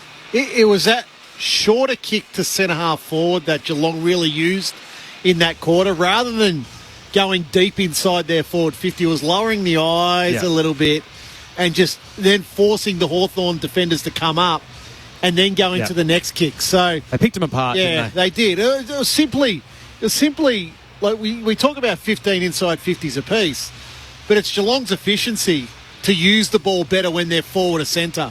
It's still, Hawthorn are just a bit scrappy when they've got that ball forward or centre. They're not 100% Hang on, sure. Rama, just to tick here. I wonder whether we're about to come off. The fourth umpire has come charging off the bench.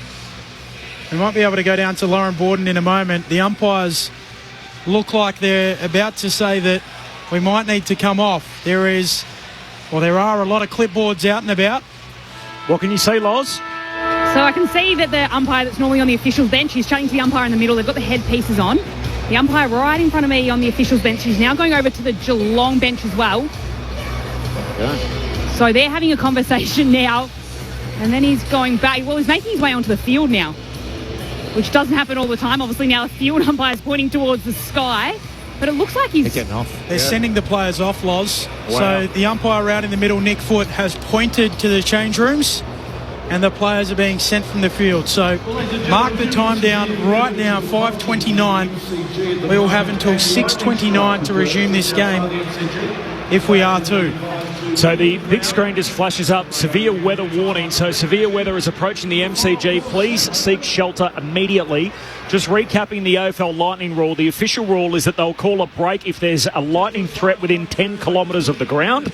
And so right as the final quarter was about to resume, the umpire on the bench has stood up. He's got word from upstairs that there is lightning in the area and the players have been sent from the ground. So the Geelong players are headed down the race. The AFL law states that you have 60 minutes to recommence a game. So they're going off for the time being, and they've got 60 minutes to restart and get this final quarter underway. If they can't, before 6:29 local time, Geelong will win by 36 points. So the result at the moment will stand, given we're in the second half. Obviously the right decision. You know, let's worry about the safety of the players, but also the spectators. So, you know, the spectators, if you are out in the weather still, you know, please take some coverage at the moment. So we did this a couple of years ago, I think at Fremantle, wasn't it? Yeah. No, it was West Coast and Melbourne. I was broadcasting that game. Yeah, so that was a couple of years ago, and they came back on after a period of time there, Corbs. Yeah, I'm just getting out in the match. Word in my ear, minimum of 20 minutes. So minimum of 20-minute break. So that means play won't restart until about 10 to 6 local time. It's just gone 5:30 here in Melbourne. Lauren Borden is still downstairs. Loz, take shelter as well. I will in a moment. I was just watching Rob McCartney, the footy boss from Hawthorn. He was just getting some clarification from the third umpire, the emergency umpire on the bench. I watched the emergency umpire and a second official just look at their clocks together. So it's like they were syncing their watches to make sure they've got the times all exactly right. Thanks, Loz. So we're going to mark it down at 5:29 p.m. So 5:29. A player's been delayed due to lightning. Geelong are leading the match by 36 points. The final quarter was meant to restart. So after the three-quarter time huddles, they've gone off due to lightning. So the play hasn't started in the fourth quarter just yet, and we're off for at least 20 minutes. Do we go to classic matches now? Sort of name a game, you reckon? Yeah, you know, sort of what they do in the cricket just shows when the weather comes in, they go to a classic match for an hour or whatever it needs to be, then we come back. I like it. We pad, unfortunately, on the ABC when the rain comes, Rama, so get ready to go. How much of a nightmare would this be as a player? Yeah. As a player, no doubt, man. It takes you out of any sort of rhythm you've got, and you know, we're seeing the pictures now of the players in the change room, so they're sort of sitting down, having a bit of a drink, and I think a few of them having a little bit of a snack at the moment, just to try to keep the energy in the movement there, but. You're relying. This is when you're relying on your staff, I think, aren't you, Murph? As much as possible. There, some guys might need a bit of physio treatment to keep themselves loose and free. Others, might want to go and get a new jumper and socks because it's been raining pretty heavily now for a period of time. But it's about, I think, it's about a mindset, I think, now of being a professional athlete and trying to stay in the moment as much as you possibly can. Well, it's good news for Tomahawk. He'll be able to change into a fifth jumper in his 350th, so that's positive. Yeah, and it'll be interesting too. Hang on, some idiot has run on the ground. So given the warning that's out there, so this is actually very inappropriate. It's a severe weather warning, so they've asked everyone to take shelter. So security is off the playing quick, arena. The security guard. Security guard's going to get in. Yeah, this is going to be interesting here. And there's been an idiot that's jumped the fence at the Ponsford stand end of the ground, trying to complete the full run end to end, and he's going to be caught. And he's caught just outside the goal square in front of the behind post, so he made it most of the way across the field. But the ground isn't protected for obvious reasons, for safety reasons. And somebody thought it was a good idea to try and do the dash from one end of the ground to the other. I actually agree with you. I mean, it's idiotic at any point in time to get out there, but particularly idiotic right now. There's a chance you could be struck by lightning, and you're putting the security guards in danger as well.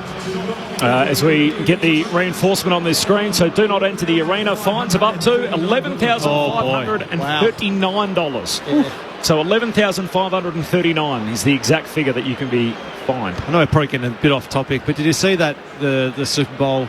Yep. streaker, or not sort of streaker, but obviously the pitch invader who backed. Punted on himself. Took the odds of 80 to 1 or whatever it was and backed himself to do it. They spent a night in jail and made some money. Yeah.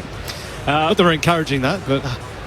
Well, $11,539. That's an expensive day at the football for that, man. It is. It's a lot of Easter eggs, isn't it? Oh, yeah. And it'll be interesting for all the players to work out. There'll be some players there that, well, I think most players wouldn't have ever experienced this before, ever, in their career, but...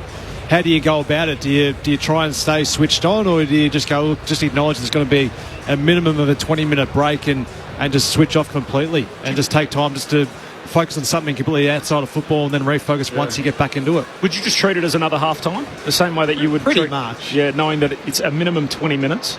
Yeah, and that, look, if they come back out, I imagine they're going to get 5 minutes to warm up on the ground and the like. So I think that's probably the best way to do it, isn't it, Mert? Just... Yeah, you'd imagine the high-performance staff would come out and say, look, boys, just treat it like it's another half-time break, so do what you'd usually do in a half-time period and we'll reassess in 15 minutes. So just on some recent breaks like this we've had, there was the light tower at the Gabba a couple of years ago. There was the lightning in the game between West Coast and Melbourne and the scoreboard at Waverley all of the years ago. Is that... We had a scoreboard here at the G.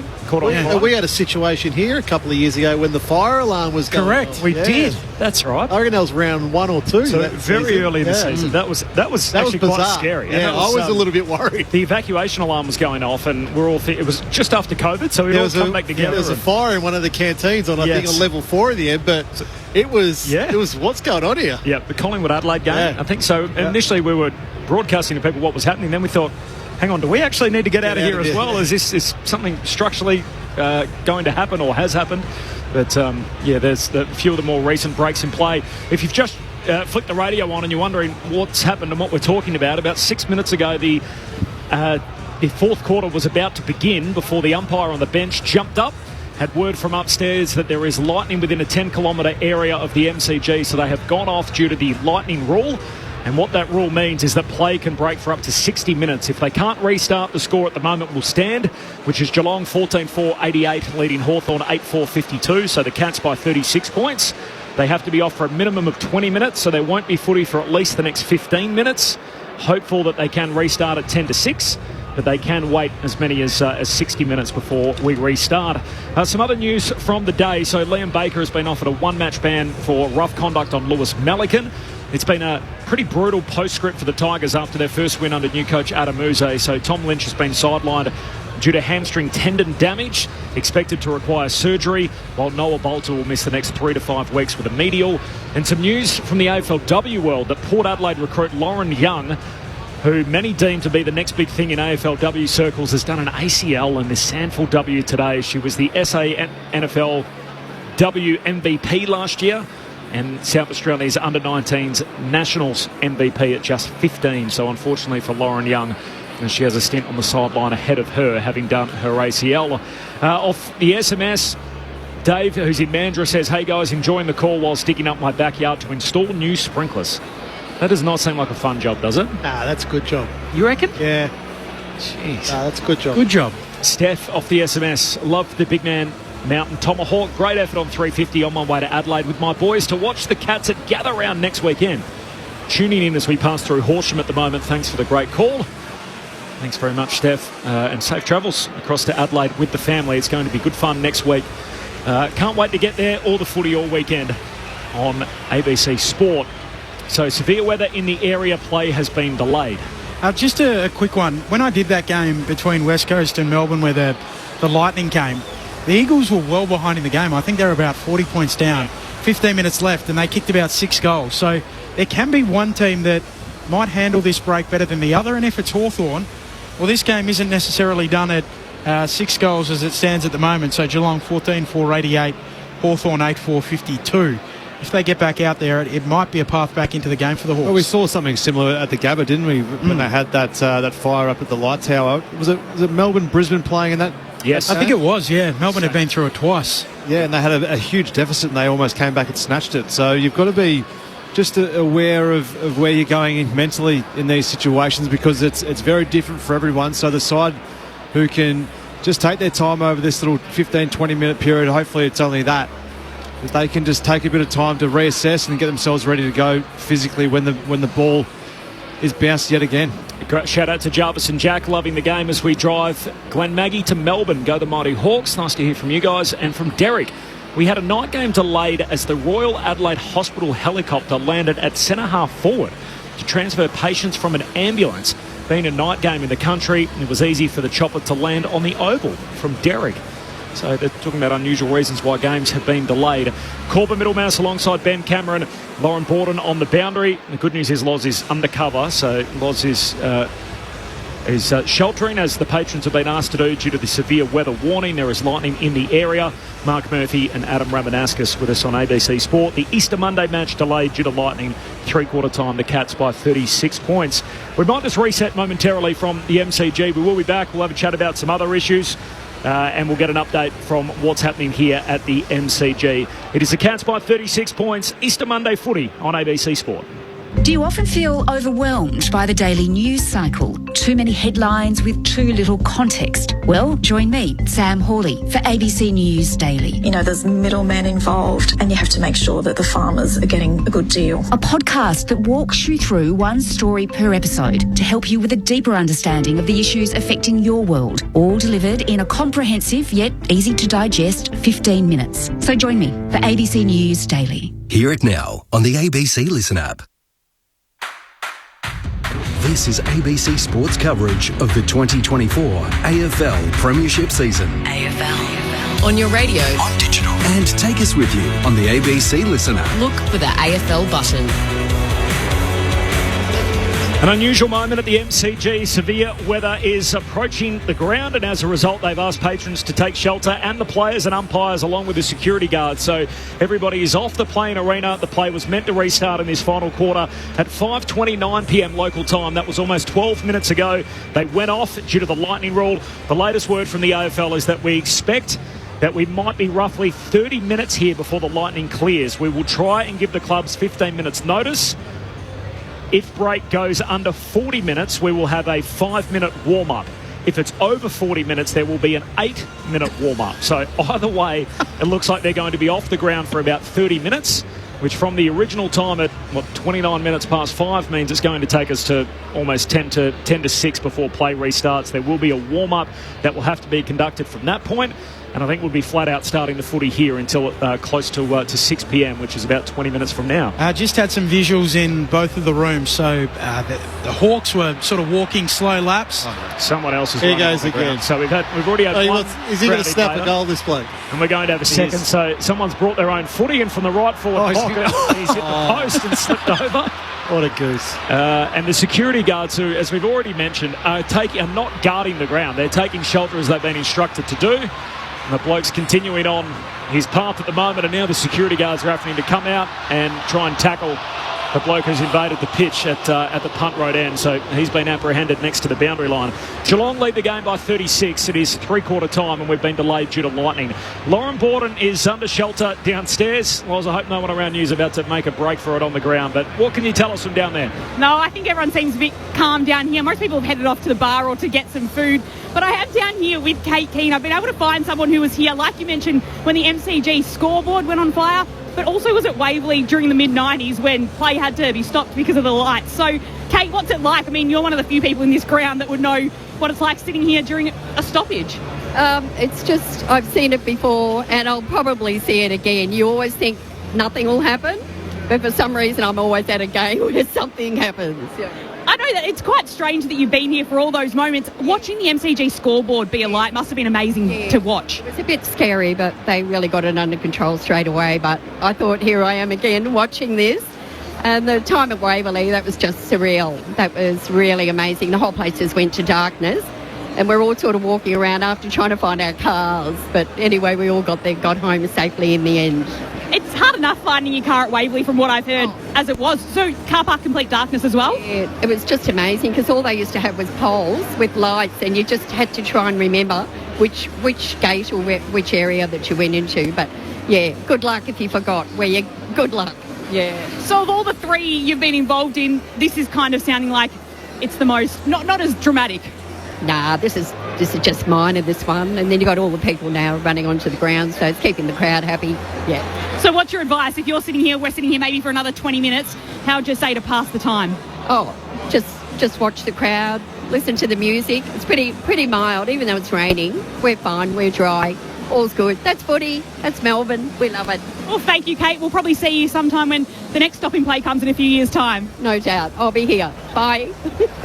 That's awesome. Thanks very much, Loz. Nice to hear from someone who's been here and experienced it in the past, and now security are actually out there protecting the ground after we've had 2 ground invaders during the lightning break. So players been interrupted before the start of the last quarter. Geelong lead the match by 36 points.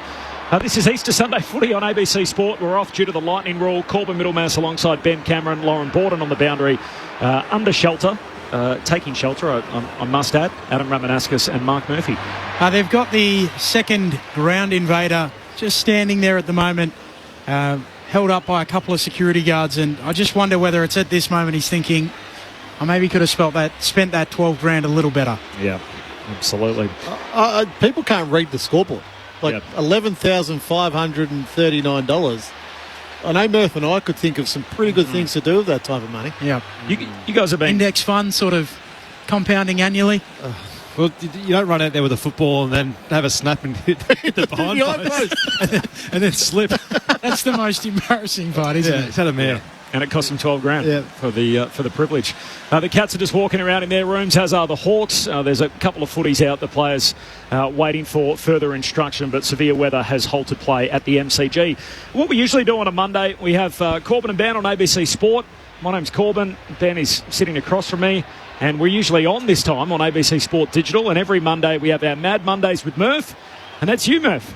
I'm here. Let's do it. So ordinarily we talk about things that are going on with footy. Extra bonus, we have a premiership player, Adam Ramanauskas, here with us as well, one of the best in-game analysts in the game. So we thought, well, what better opportunity to discuss some of the bigger topics that have happened in footy this weekend. First of all, top of the agenda has to be the heavy toll that Richmond has paid for their victory yesterday. So Liam Baker offered a 1-game suspension for his rough conduct charge. Tom Lynch has hurt his hamstring tendon, expected to require surgery, and Noah Bolter has a medial issue as well. How much of a setback is that for Richmond? Oh, it's huge. I think Tom Lynch, he's been a star. He's been injury troubled, hasn't he, for quite a while now, unfortunately. And you'd think if he's getting surgery on a hamstring tendon, like, I don't know, Rama, do you have any knowledge of someone doing that? Is that a 3 or 4 month sort of injury? Yeah. Usually. And then Noah Bolter, who will miss, is it 3 to 5 weeks or whatever it is for that MCL. They're just 2 guys you just can't afford to have out of your side. As soon as those guys, when Tom Lynch came back into the side at the start of the season, it just straightened up the Richmond offence straight away. Noah Bolter was playing some really good football too. So 2 guys who could sorely wanted to lose, and unfortunately don't have them for an extended period of time. Well, the game's unforgiving.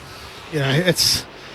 You have such a great win, and you look in the rooms after the game. You've got the coach in the having the sports drink shower, which you rarely see that with a coach. And then 24 hours later, probably 2 of your most important players are going to be out for extended periods of time. But I think with adversity, that creates opportunity for others. Now, if Richmond truly want to transition their team over the next period of time, here's the opportunity to really try some players in positions that Noah Bolter and Tom Lynch would play, and say, can we find one? Can we find a player here for the future that we think can be a 200 game player for the Tigers?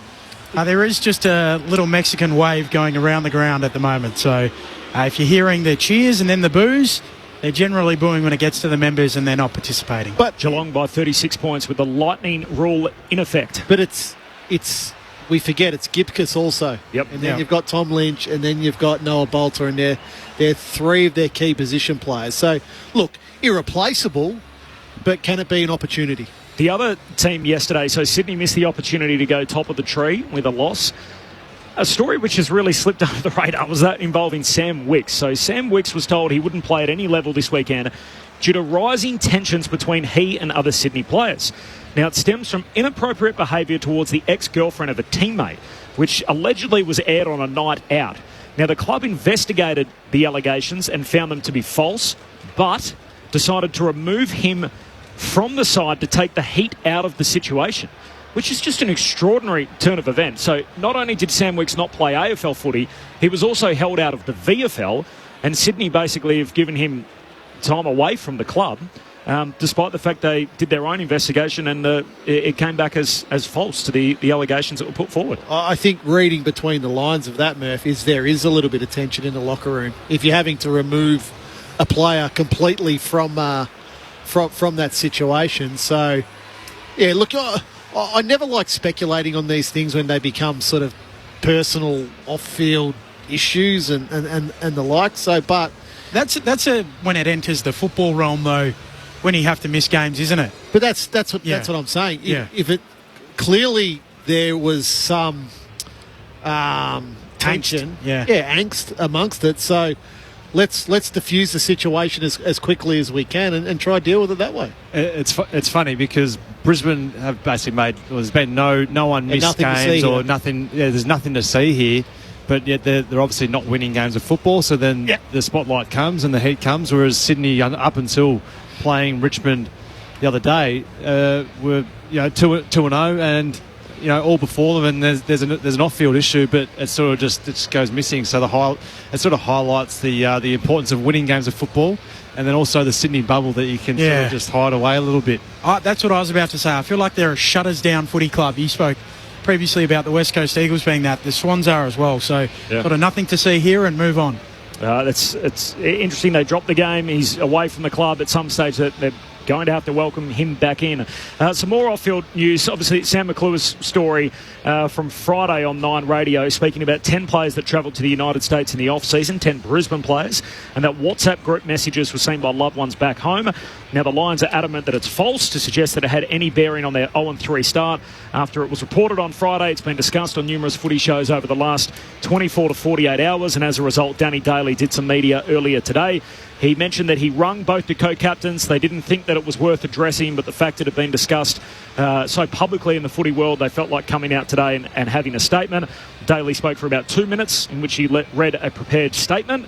And the Brisbane Lions, who are 0-3, have tried to push this story to one side as quickly as they can. They're back on the field, Murph, on Friday to play North Melbourne. Yeah, I'm pretty sure they'd be pretty excited about getting to Friday and getting a win under their belt, because then all the talk goes away, doesn't it, for a short period of time. But the one thing that they'll all be wanting to do would be getting to Adelaide, getting away together and getting a win against North Melbourne and getting back on the winners list.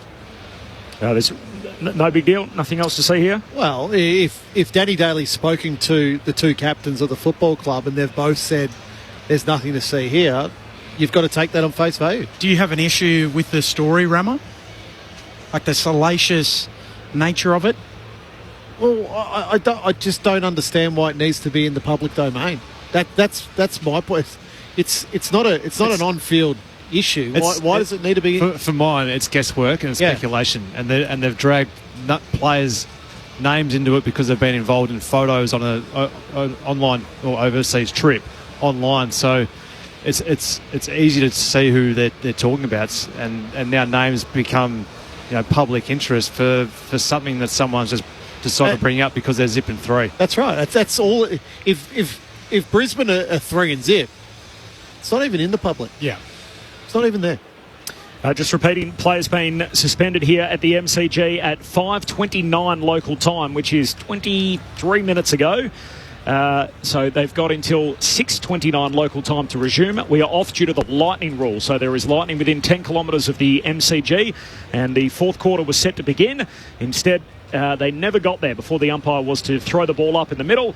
The umpire on the bench stood up, said it's time to go off the ground, and both teams have headed into the room. So as a result, Geelong leading by 36 points. If they can't restart by 6:29 p.m. local time, Geelong will win the game by 36 points. The score will stand. So I've got a question for Benny, the rules man here. So if this is in a final, the same rules apply? So grand final?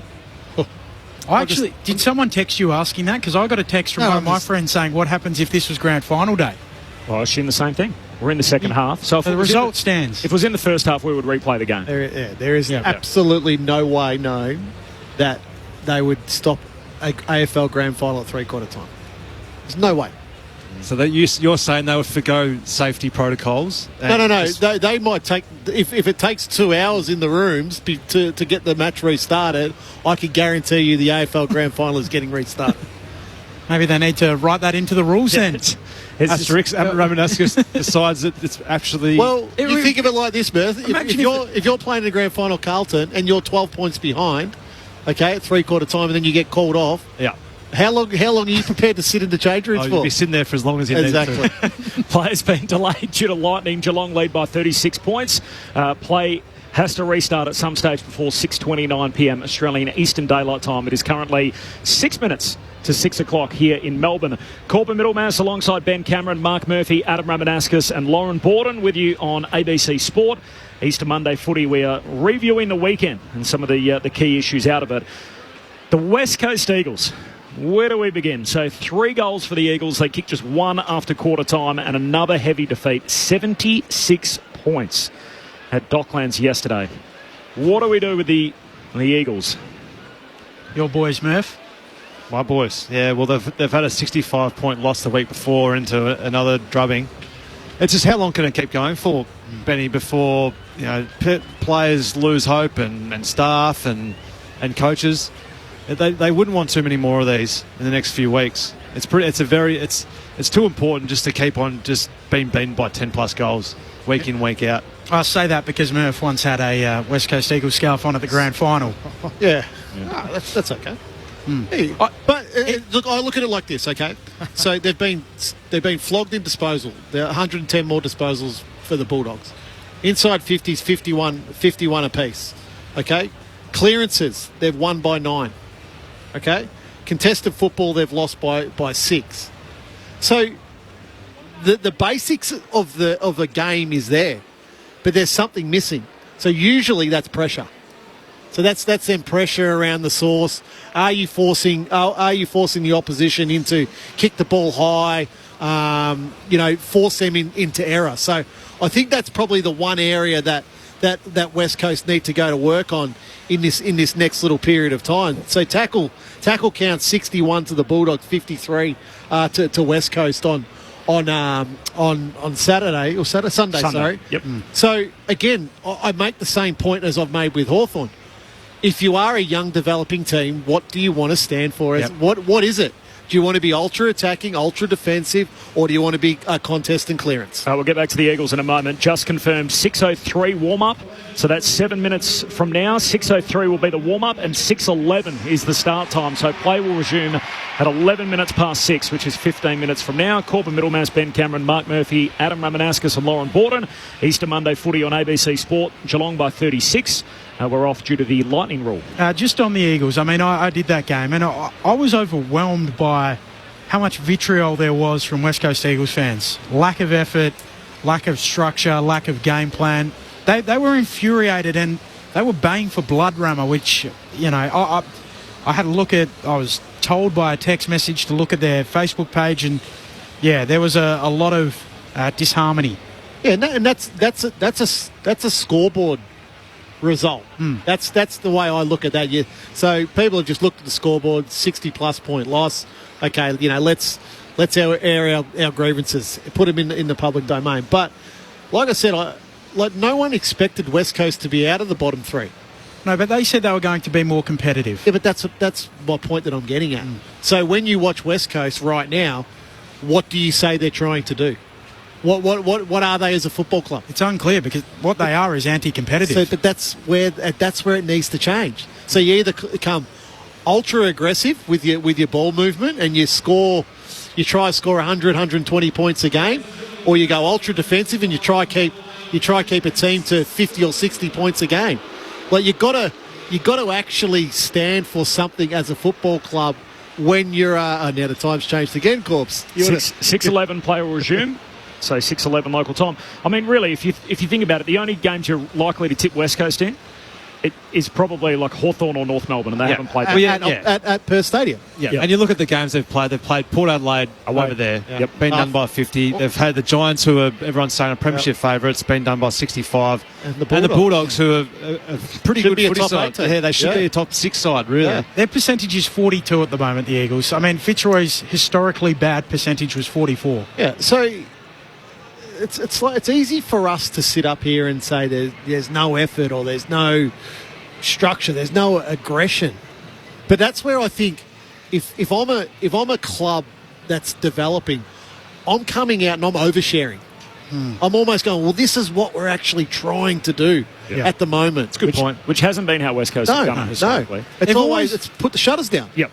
And they're also, no. You also don't want to give up what you're trying to be about. So I get that. The coaches aren't going to go, you know what, we're going to sell our secrets, and not that they're really secrets, but this is what we're trying to do. This is what we're trying to be as a football club. But then you're trying to relay to your fans about the growth in which you're trying to achieve. So you've got to be judged on something other than just what the score. Well, that's what I don't want to bring up old wounds, Murph. But when Carlton were down, what were you guys trying to do? Murph didn't know either. You can't look at the scoreboard as much as fans would go, well, that's a joke.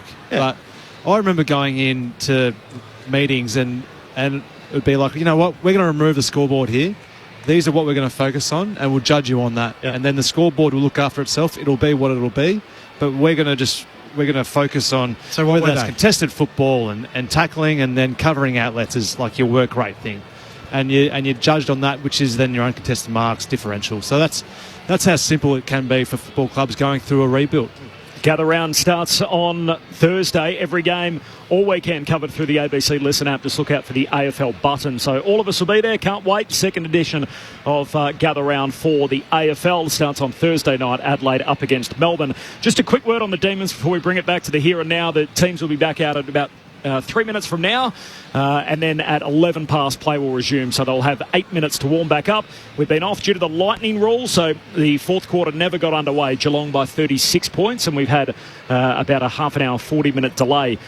Melbourne. So can I just ask you about the D's? So the D's had a spirited win in a close fixture by 7 points. It had been a hell of a week for them after the revelations by federal MP Andrew Wilkie in Parliament. He was blocked, by the way, from tabling a lot of these explosive documents, which included statements from Dr. Zishan Arain, who's the former club doctor.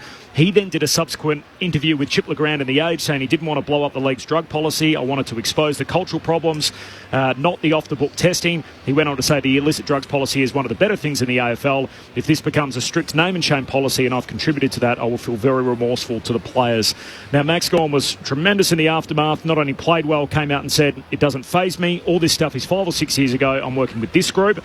I can talk all I want about our culture, but it's wins like this that show people we are united.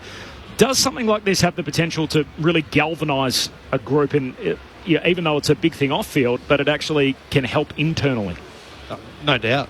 And I think that speaks to the strong leadership within that playing group that they've got there, that are able to put to bed what's been a pretty difficult 4 or 5 months really pre-season wise, where there's been constant speculation, constant news that is outside of their control, and even leading into a really important game for one of their leaders in Jack Viney too, to be able to have that performance against Port Adelaide over there, which is notoriously they're hard to beat over there, and we're all expecting Port Adelaide to be one of the top probably four to six teams in the competition. To go over there and do that without Stephen May as well, I thought was a big sign that they're all in it together, and I reckon they're a big threat this year, the D's. There's another quarter of footy still to be played as Hawthorn make their way up the race and back out onto the ground. Play is going to resume in 9 minutes from now after a 40-minute delay due to the lightning rule. Corbin Middlemass alongside Ben Cameron, Lauren Borden on the boundary, Adam Ramanauskas and Mark Murphy. Now, just on the illicit drugs policy, we were joined by Patrick Dangerfield pre-game. He is not only the captain of the Cats, who's out injured at the moment, as we get a listen to the roar from those still in at the MCG.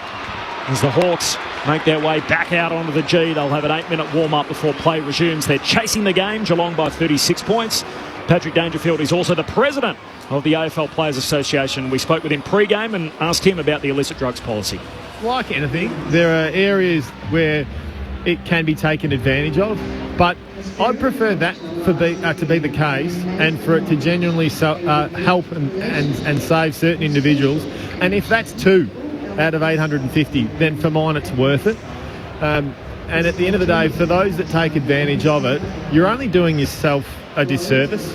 So whilst, yes, I get the criticism around it, absolutely, but we don't make any apologies that this is for the players. It is also something that we volunteer to do. So I think the commentary that I understand that that resonates with me the most have been the recently retired players who sort of get it. I think there's a few dinosaurs out there, that live under a rock with what happens in modern day society. Regardless of whether you agree with it or disagree with it, that is how things, unfold, I suppose, in the public and general people arena. So, yes, we can improve it. We're always looking to do that with everything that we do, whether it's the IDP and other things that, are associated with the players. Patrick Dangerfield on ABC Radio. A little earlier, the president of the AFL Players Association. Both teams and the umpires are back out on the ground as they conduct a warm-up here before the start of the final quarter. Players been delayed since 5:28 was the official time, so 1 minute earlier, 5:28. The players went off the ground due to the lightning rule, and it is currently 6:04 p.m, so that's 36 minutes on. And they're doing a warm-up at the moment through till about 6:11, and at precisely 6:11 play will recommence with Geelong 36 points in front of Hawthorn, and that'll start the final quarter of this game, and we'll play through until the conclusion, and we'll bring it to you right here on ABC Sport.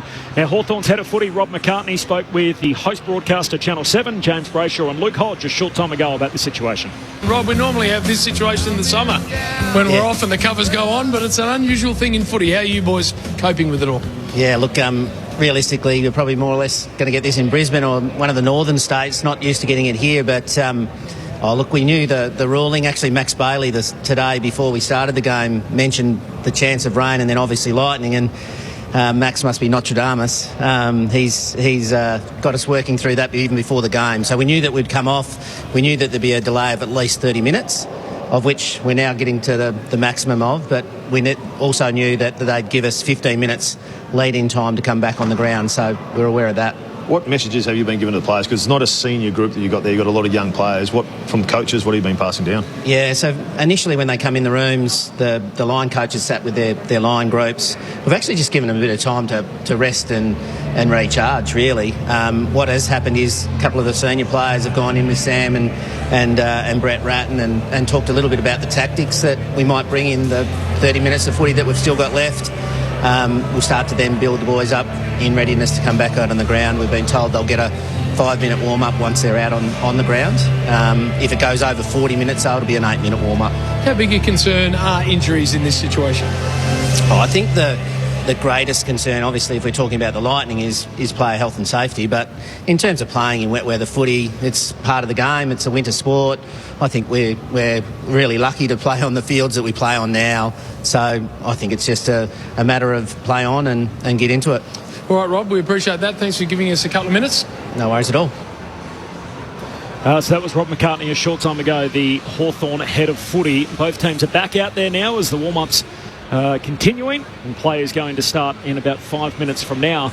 The SMS is 0437 774 774. The Traralgon Tiger, Corbin and Ben, time for an impromptu Hot News, Not News, followed by Mad Mondays with Murph. Well, we did do a version of it to discuss some of the bigger issues in footy, but if you miss Corbin and Ben, you can find it in the podcast store under the Best of ABC Sport folder every Monday and Thursday.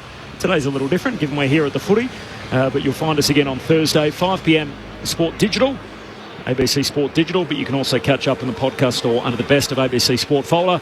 Preview and review of the weekend. Mark Murphy every Monday, Brett Delidio every Thursday. Jane at the G.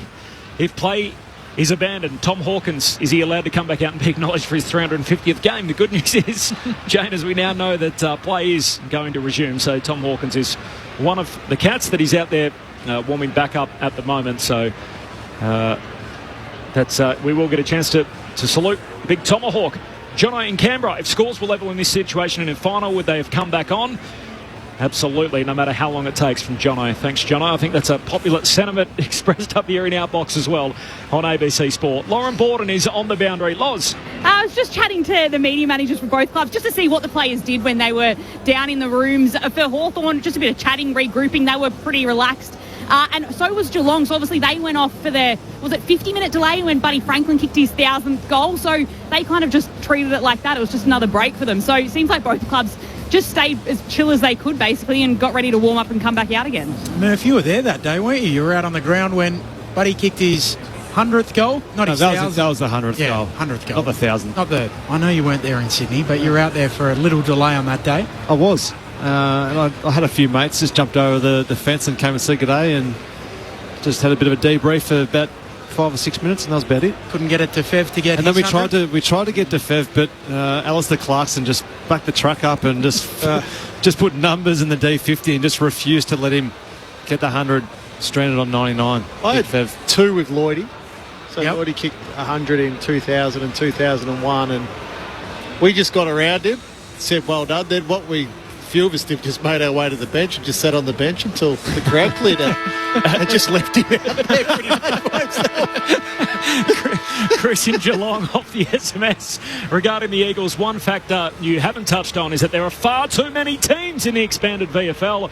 If it has been done properly at the start, there would only be 4 or 6 Victorian teams. Well, obviously we know it was once the VFL and expanded competition, and that's how we got here. But I agree, Chris. I'm sure if they knew it was going to be a national competition from the jump, they wouldn't have drawn it up this way. And forget West Coast. This Hawthorn team is one of the worst I've ever seen. Sam Mitchell keeps talking about improvement, but they've clearly gone backwards, so not too happy off the SMS. Play's about to restart, and the rain has come. Geez, it's coming. It is absolutely bucketing down. So that is throwing it down. How about that? So we've had lightning, we've had a huge delay. We haven't had play for over 40 minutes, and now that we're ready to restart, it is chucking it down. And people are dancing in the aisles and jumping up and down. People have lost their minds here at the MCG. Lauren Borden is down there. Loz, it is hammering down there. I think this is the hardest we've ever seen in the rain. And, of course, right as we're about to start, everyone's just basically crying with laughter. I think they have gone a bit mad. It's kind of funny, to be honest. It's still warm too, so it's 23 degrees in Melbourne at the moment. It is chucking it down. We have had a 40-plus minute delay due to lightning, and now the final quarter's about to begin. As we know, everything around television in this country is built around the 6 p.m. news. That's been pushed back, so I'm sure the host broadcaster will be filthy about it.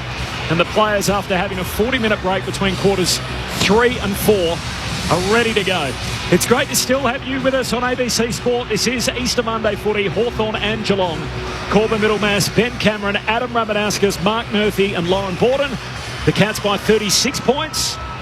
Both teams have made their sub. So it looks like after all that, Tom Stewart passed the concussion test after he copped a knee in the back of his head. So Atkins is subbed out.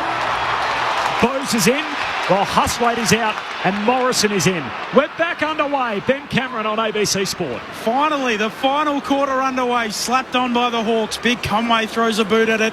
Getting involved, picking it up, Bruce, shovels it out. Warple for the Hawks. Forward handball to Nash, gives it back to Warple. Eyes the goals from 50 to the goal square. Guinea! Jack Ginnivan marks in the goal square, plays on, snaps the goal! And the Hawthorn fans at the Punt Road end are going absolutely nuts. As it persists down here at the MCG, it's back to 30 points.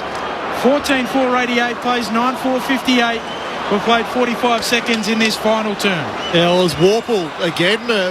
We spoke about Warple at three-quarter time, probably being Hawthorn's best mid of the game. 2 possessions in that chain to get the ball deep inside Hawthorn's forward 50 to Ginnivan and then snap around the corner. Just shows you can still use the ball by hand and be smart with the ball. Even when it is in torrential rain like this, you've still got to use the ball smartly. Can't just bang it on the boot. He was crook during the week. Jack Ginnivan left training early on Friday, but ready to play and kicks his first goal of the day here. The Hawks trying to get a surge going, chasing the game down 30. Morrison off the wing, sockers it back inside the centre square. And Duncan is drilled in a tackle. We'll have a ball up again inside the middle of the G. It is throwing it down, properly bucketing at the MCG after the lightning rule. Delayed play for over 40 minutes. We're back underway now in the heavy rain. Geelong by 30 points. Hawthorn a quick goal and another stoppage as Impey lays a tackle here on Stengel. Ball up again in the centre square. Geelong by 30 points, 2 minutes into the last quarter. Umpire puts it up. No decisive tap. Hawks get it moving their way. Moore can't soccer it off the deck. Fresh airy. Has to get on top of the footy. Newcombe trying to get involved. Ball pinballing around. Trying to gather at Meek. Can't do so. Hawks somehow get it moving forward. Moore tries to soccer it again. Getting involved, Zach Guthrie. Inside attacking 50 now for the Hawks. It's too high. They come in, might have been a high tackle. Nothing doing on Bruce. Ball ricochets into the middle. Morrison picks it up. Snaps inside 50. Bruce, half volley Falcon. Cleared there by Bowes for the Cats into the middle of the ground. Hawks back with it through Scrimshaw. Scrimshaw looks back to the corridor. Finds Massimo D'Ambrosio in the driving lane. Kicks Hawthorn inside 50. Good luck marking that. Bounces off the chest of Stewart. Falls down to Nash. He's tackled, dispossessed. Stewart throws a boot at it. Guthrie collects. He's tackled. And a slippery footy. Slides the way of Bruce. Tackled. Lost it. Ginnivan had it. Tackled. Dispossessed. Nove holding the ball. Free kick. Newcombe threw the boot at it as Clark tried to jump on it. Gets out to Warple. Inside forward 50. Hand pass to Meek. Lloyd Meek shoots goalward but misses. Hawthorn running on top of the ground here. They just wouldn't want to go to sleep here, Geelong. It's got to feel schoolyard footy about it, doesn't it? Just roving pack and just banging it around and everyone throwing their arms up in the air and just a cake of soap out there at the moment. I thought a Geelong player was going to cop a boot at one stage. Newcombe loaded up. The long kick in from Stewart. Scrimshaw drops the mark. Then it's fumbled by the Cats. Onto it, Bruce goes low, wants a high free kick, he'll get it.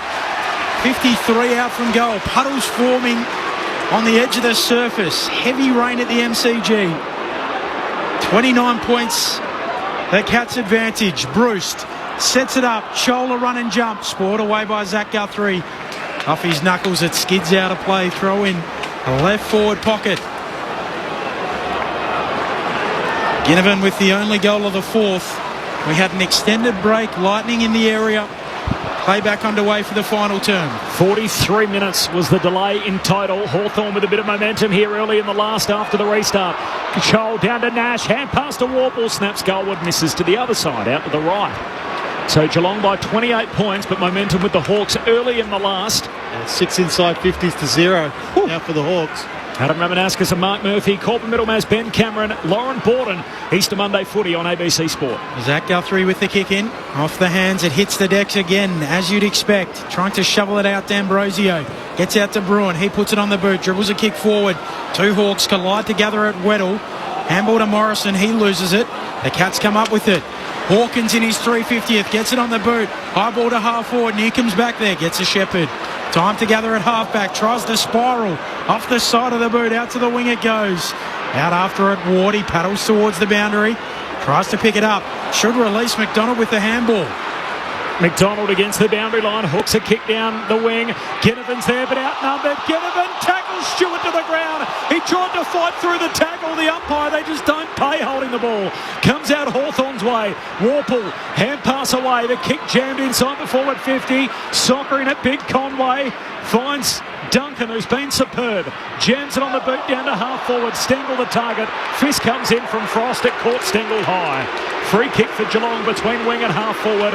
Cats by 28, but it feels a lot closer than that. Hawthorn with plenty of momentum. 5 minutes into the final term. Stengel goes short. Off to Duncan. Long kick, beautiful kick to Clark. He marks, takes a step. He'll get a free kick. There's a holding free kick. It'll go to Jeremy Cameron. Will it or Frost? It's going Frost way.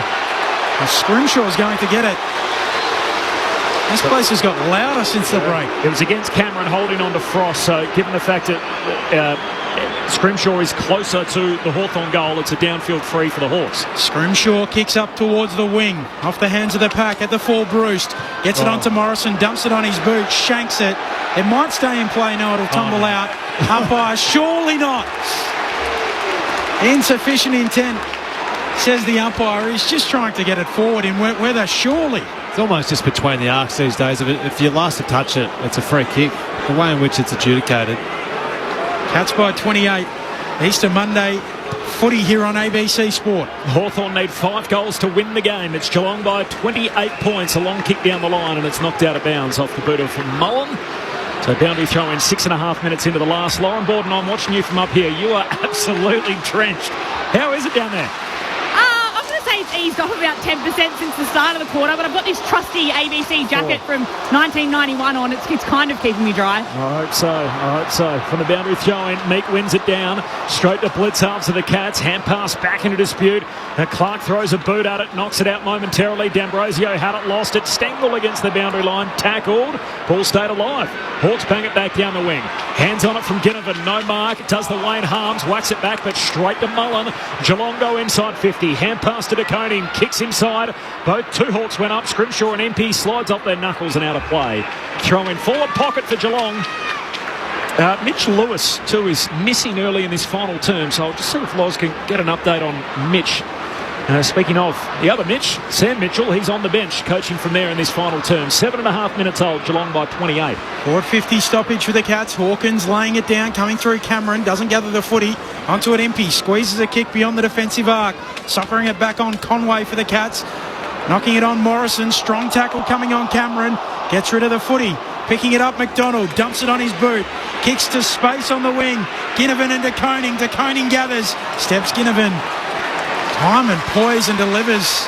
Mark taken by Bose. Forward of the wing for the Cats. He'll kick inside 50.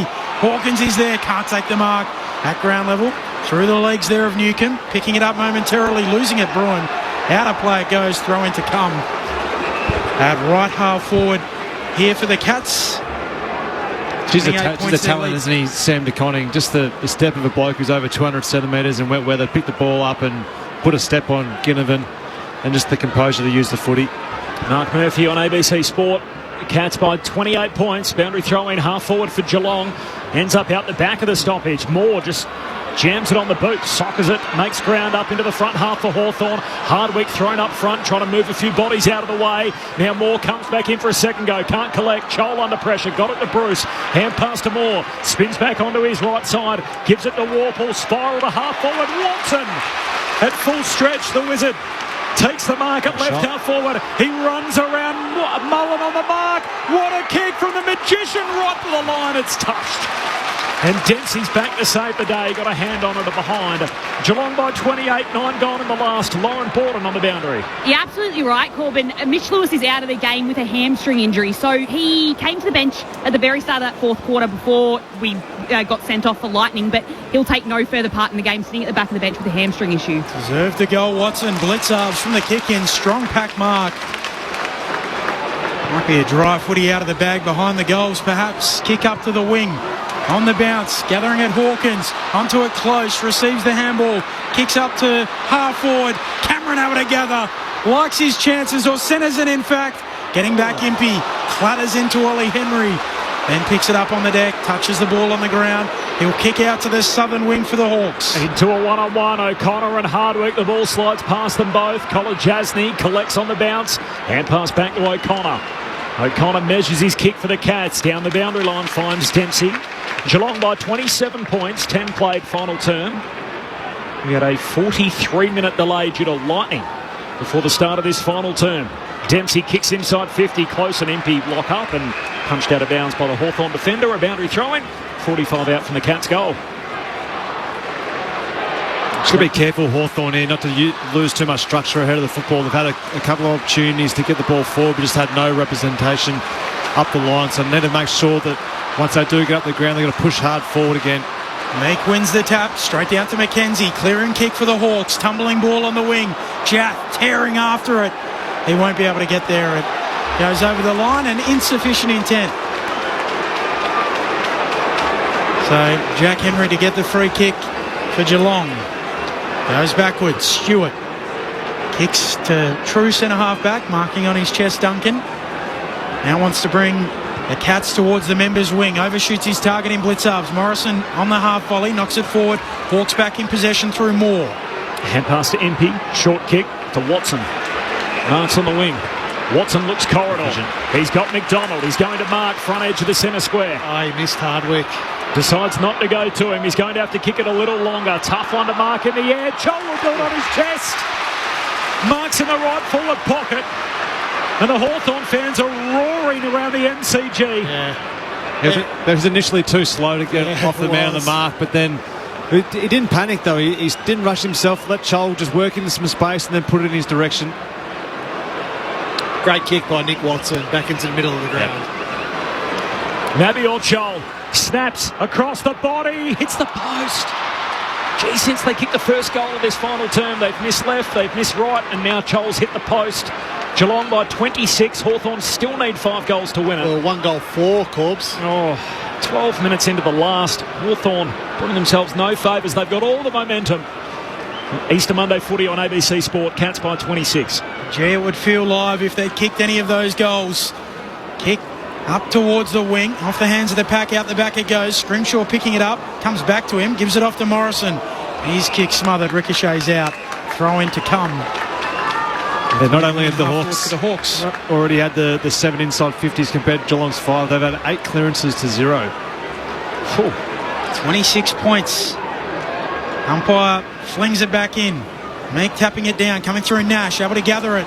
Used to these conditions in Ireland, kicks inside 50. Watson roves the pack beautifully, snaps on goal. He's the magic man. Here come the Hawks. Back to 20 points in the pouring rain.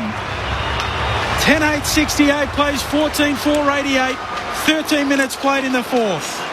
Well, that's the exciting part of Nick Watson. And I think that's where he needs to really base his game over these opening games of his career. Getting front and square. That's where he's going to get the opportunity to kick goals. He's down in the goal square now. There's a huge Hawthorn supporter base down there. I don't know if it's like local football, how they all go behind the goals to start the last quarter. Because there's no cheer squad there. No. It's basically just every probably 14 to 18-year-old Hawthorn fan down there cheering behind the goals. I think the big 6 were a hazard in the Lightning, so they've had to put the big pom-poms away, and the Hawthorn fans, they're happy to be in the pouring rain and trying to will a comeback from the restart. Bose soccers it inside 50 and a sprawling mark for Ollie Henry. Gee, Bose has hacked that off the deck 50 metres and Henry playing in front, hugs it to his chest, 20 out straight in front. Yeah, he couldn't have made better contact there, Bose. That's an absolute bullet. The old-fashioned worm burner that Rex Hunt used to call. Yes, it's like a proper drive volley in the association football.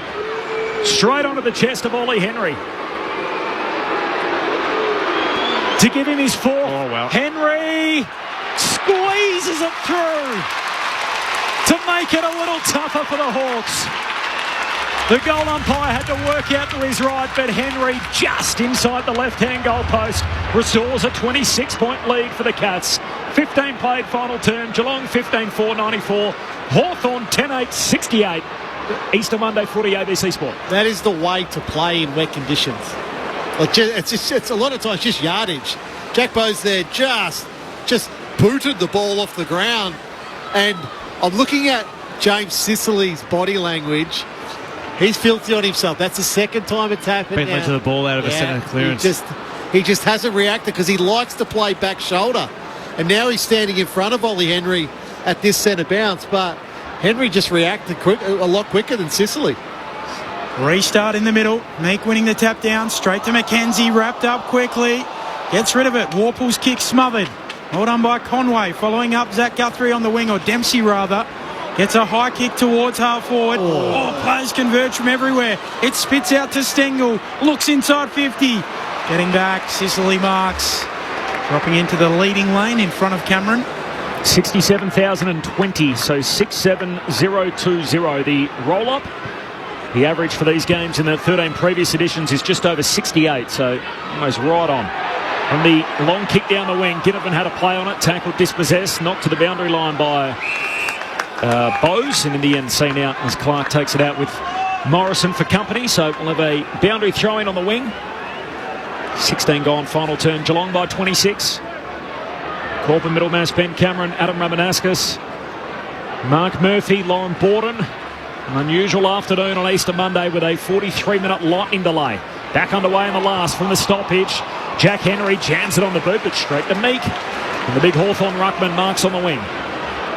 Puts it on his right boot. Kicks to half forward. Pack goes up. Slides off the side of the pack. Loose footy and the Hawks are there quickly. Moore picks it up. He's tackled by Parfitt. Loses it. Spits out the side close to the boundary line. Kolodjasny happy to see it out. Throw-in to come.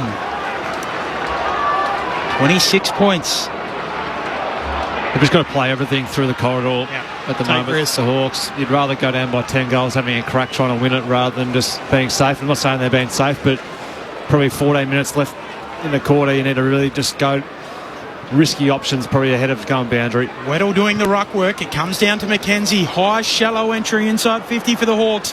Ginnivan's there. Mullen spoils it down. Kolajasny roves. Clearing kick up towards the logo. At the back, Sicily reads it best. Takes the chest mark for the Hawks. Here's a long kick of the footy. Tries the barrel. Didn't quite hit it. Lands at the half-forward line. Ginnivan competing for the ball. Surely was taken high in the spoiling attempt by DeConey. Up lets it roll. Kinney doesn't get too many of those kicks. And here is the track star. Max Holmes goes running away. Ran too far. Didn't bounce the footy. Don't do the bouncing out at stall. And the former track star is going to cough up the ball here to the Hawks. Warple will get it in front of the benches. He goes short to Impey. They got to go, Hawthorn. 8.5 minutes left on the game clock. They need 5 goals to win. In wet conditions, Impey inside 50. They all miss it. Spills out the back. Ginnivan throws a boot at it. The circus trick from the boundary line, not quite. Kicks it back inboard. Nash trying to get boot the ball, unsuccessful. The Cats try and soccer it once, twice. Play on it from Bowes. Number of bodies hit the deck. Dempsey chance it on the boot. Finds Close at centre-half back. And Close has a man out on the wing. Sends it out to him, Stengel. Takes the basket catch. Time to stop and assess his options. Chips it up to Cameron. Geelong with it down the southern wing. Cats by 26. A 43-minute pause in the game. Lightning in the area. And the Cats just stabilising. He comes infield to Bowes. Bowes goes back to Cameron. Happy to take some time out of it. Nearly 19 minutes played in this fourth term Easter Monday footy on ABC Sport. Cameron goes long inside the forward pocket. Down there is Weddle. He knocks it out of bounds and a throw in left forward pocket for Geelong. Just repeating, Mitch Lewis, a hamstring injury, as Lauren Borden told us, so that's bad for the Hawks, not just today but going forward. He was pick number 76 in the 2016 draft, Mitch Lewis. Not bad. Bang for your buck from that sort of a selection for the boundary throw in. Hawkins, his trademark, grabs it out the right, tackled immediately by Frost.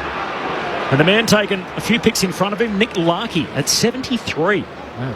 A couple of fifth rounders, 2 key forwards in the comp right now, taken 3 picks apart. From the ball up, Warple gets the kick out of the defensive 50, knocked back by Jack Henry. Here's Amon, spins around back onto his left side, kicks into the middle of the G, bouncing footy. Holmes races back, he's going to be there first. The off-contract Cat, hand pass to Mullen on the back flank.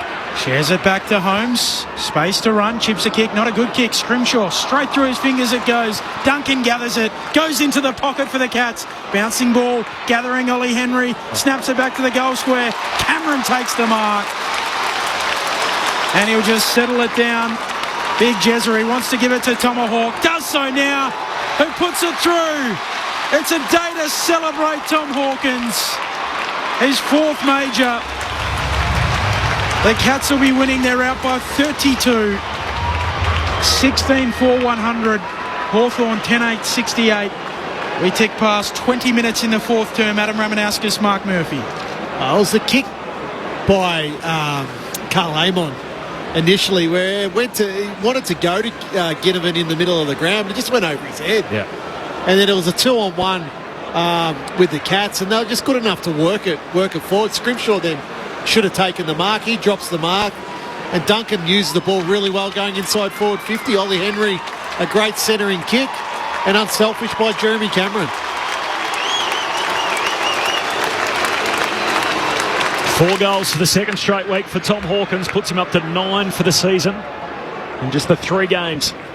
Back in the middle, 1 down by Meek, but picked up here through Bowes. He gets a little kick forward.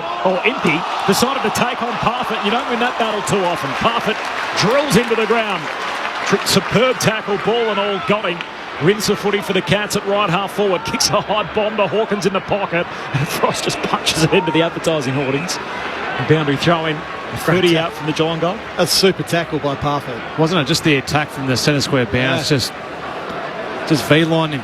Jack Bowes has been really good this quarter. Up to 8 possessions. Came on as a sub playing in the midfield.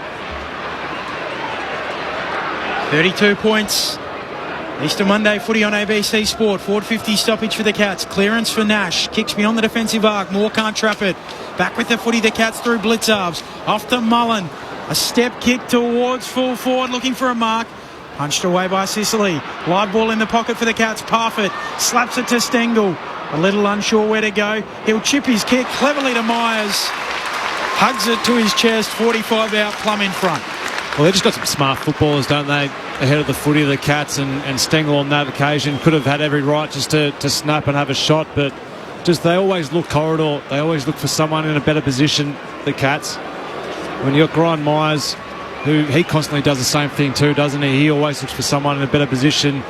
Tomahawk, Jeremy Cameron, Ollie Henry, all very unselfish. Ryan Myers arcs out to the right, kicks across his body, as is his go, and hammers it through. A little icing on the cake for the Cats. They'll be getting the cream here at the MCG to finish off the Easter weekend. 17-4-106, plays 10-8-68. A new game-high lead of 38 points to Geelong. And there's the difference, Murph. Geelong kicked 3 straight in this quarter to Hawthorn's 2 goals 4. Hawthorn really had an opportunity early in this quarter after an extended break, albeit, but they had an opportunity to hit the scoreboard and they just couldn't get the goals on the board. Was the difference is the smarts and the composure up one end of the Cats, and then a forward line of Hawthorn, who they're very industrious at the moment. They're sort of working out their games. There's a lot of young blokes. There's a lot of guys who are working out how to connect with one another as well. So that'll come in time. Mark Murphy and Adam Ramanauskas on ABC Sport. Easter Monday footy, as Ben said, as wide as it's been. 38 points the lead for the Cats. Newcomb, hand pass to Nash, kicks inside 50. Hardwick trying to throw his body at it. In the end, O'Connor paddles to the safety of the boundary line. The ump says it's all okay. The boundary throwing.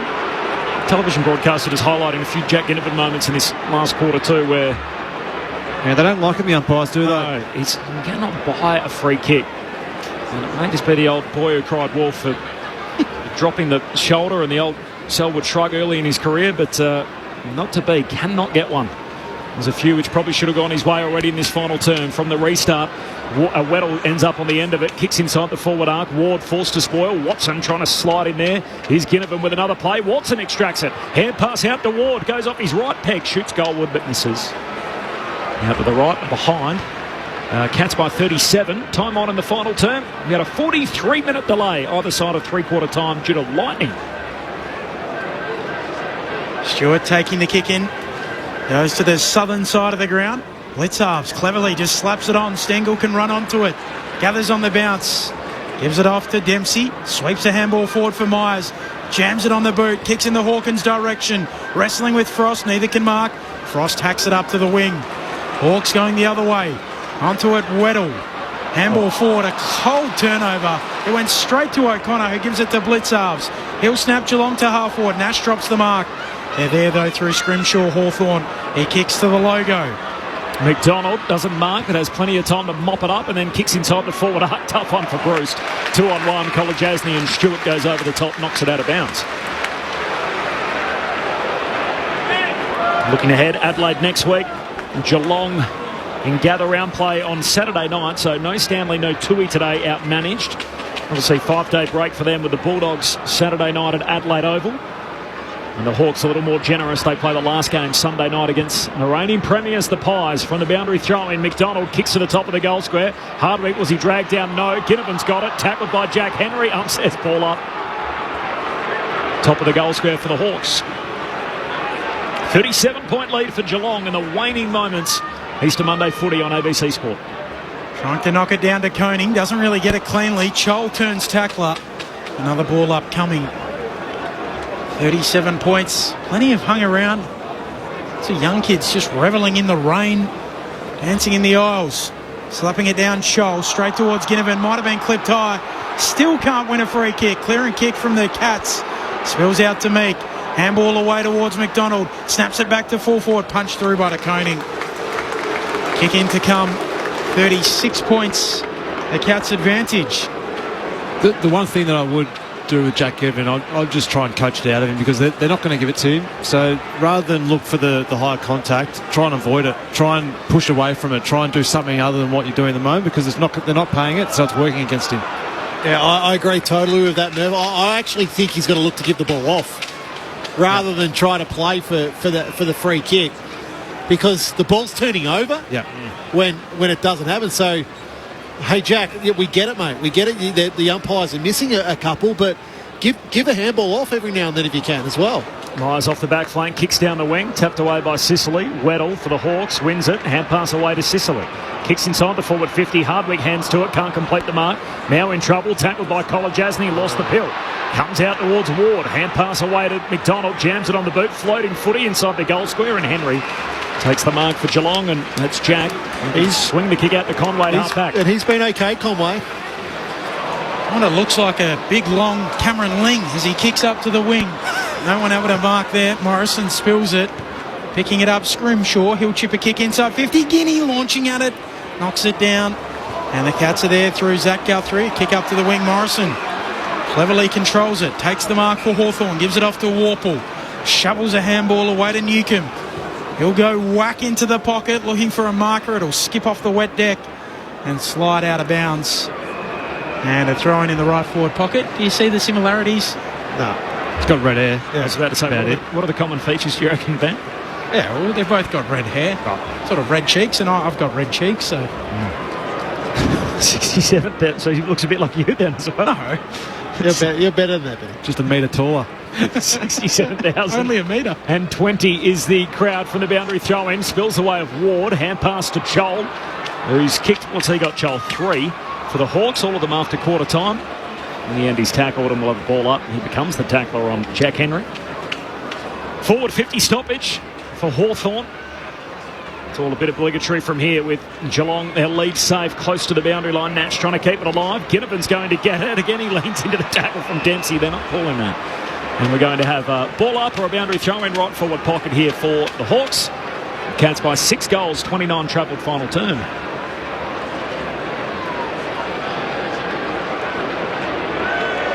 Steady rain falling. Forward 50 stoppage for the Hawks. Both rucks miss it. Slapped away. Conway going after it. Attacking at Newcomb. Wins the footy. Gets a handball away. Straight to Chol in the pocket. Whistle on the play coming back. Free kick going to Jai Clark. It's a throw against Newcomb. Jai Clark playing his 4th game. Pick 8 in 2022. Foot injury for a lot of last year. He'll kick as long as he can. Out to the southern wing. Massive pack forms. Ball spills to the front.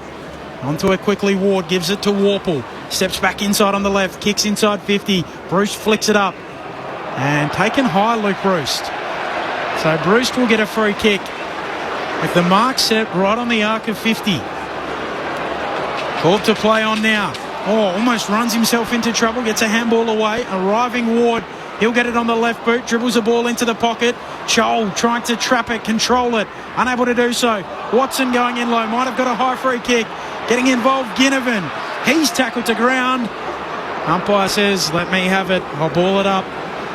15 out from the attacking goal for the Hawks. He may have hurt his ankle here, Watson. Yeah, he punched the ground too, didn't he? Straight after the contest. I don't think the umpire realises we've got an injured player and there's a ball up in the forward 50 for Hawthorn. I'm still letting them go. Now a Geelong player tackled and we'll have a ball up.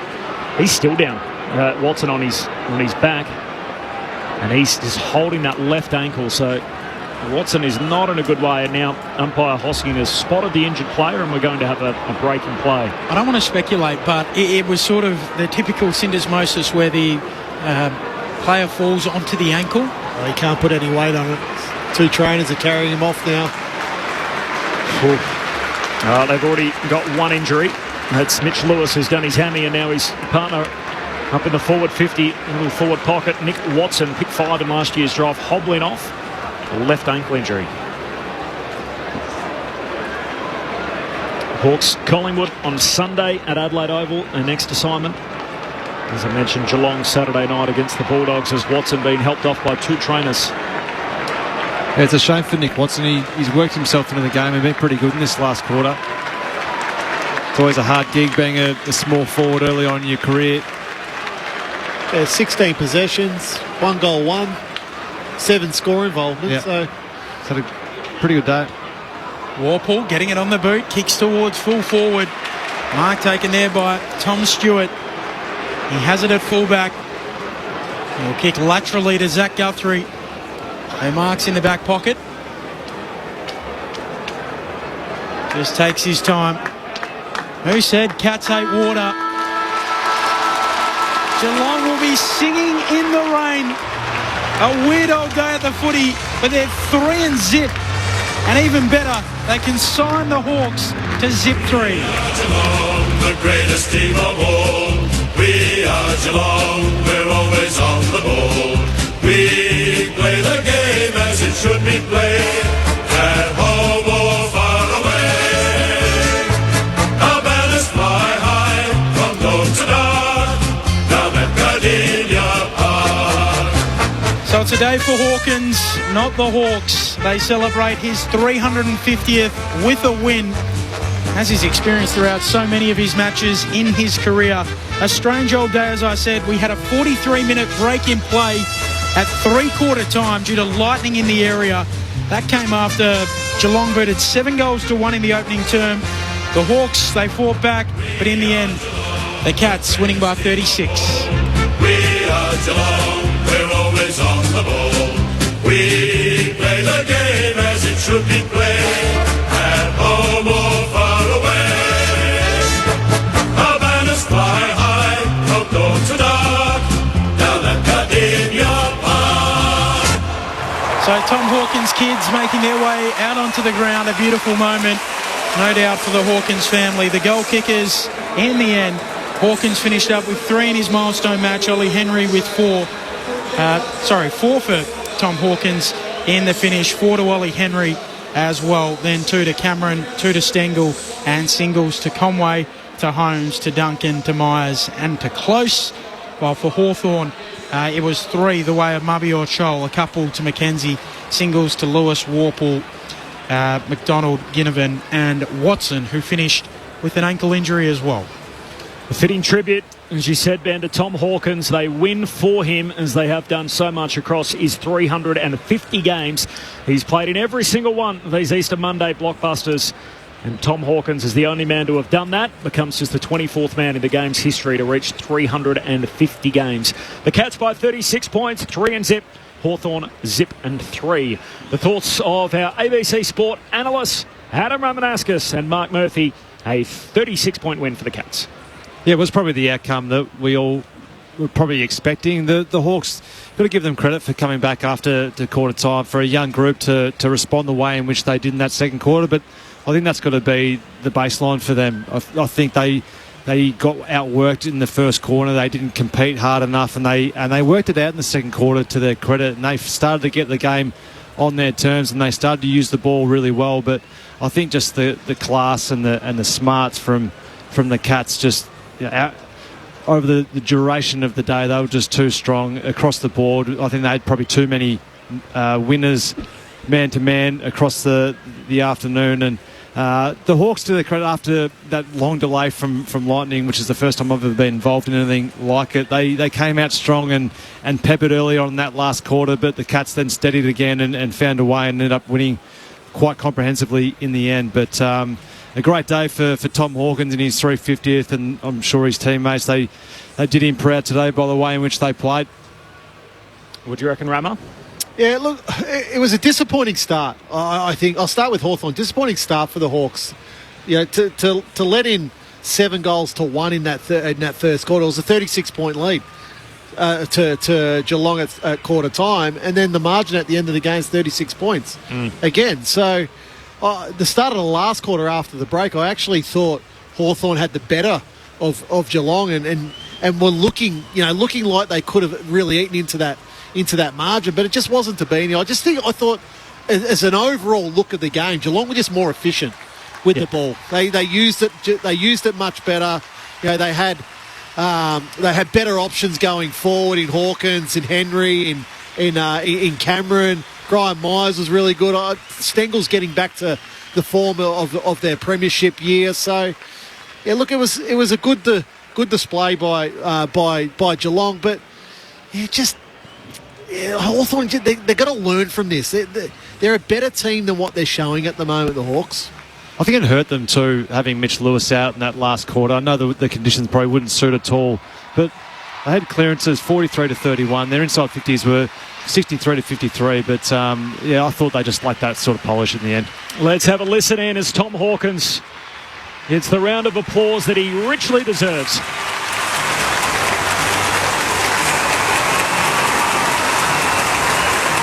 Being cheered up by Mitch Duncan and Jeremy Cameron, which looks like no mean feat as well.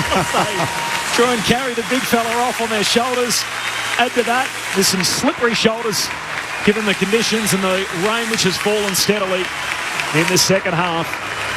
And a very slow walk off as Tom Hawkins looks up into the stands. It's an awkward looking seat on the shoulders of Cameron and Duncan, who probably could be standing a little closer together for comfort.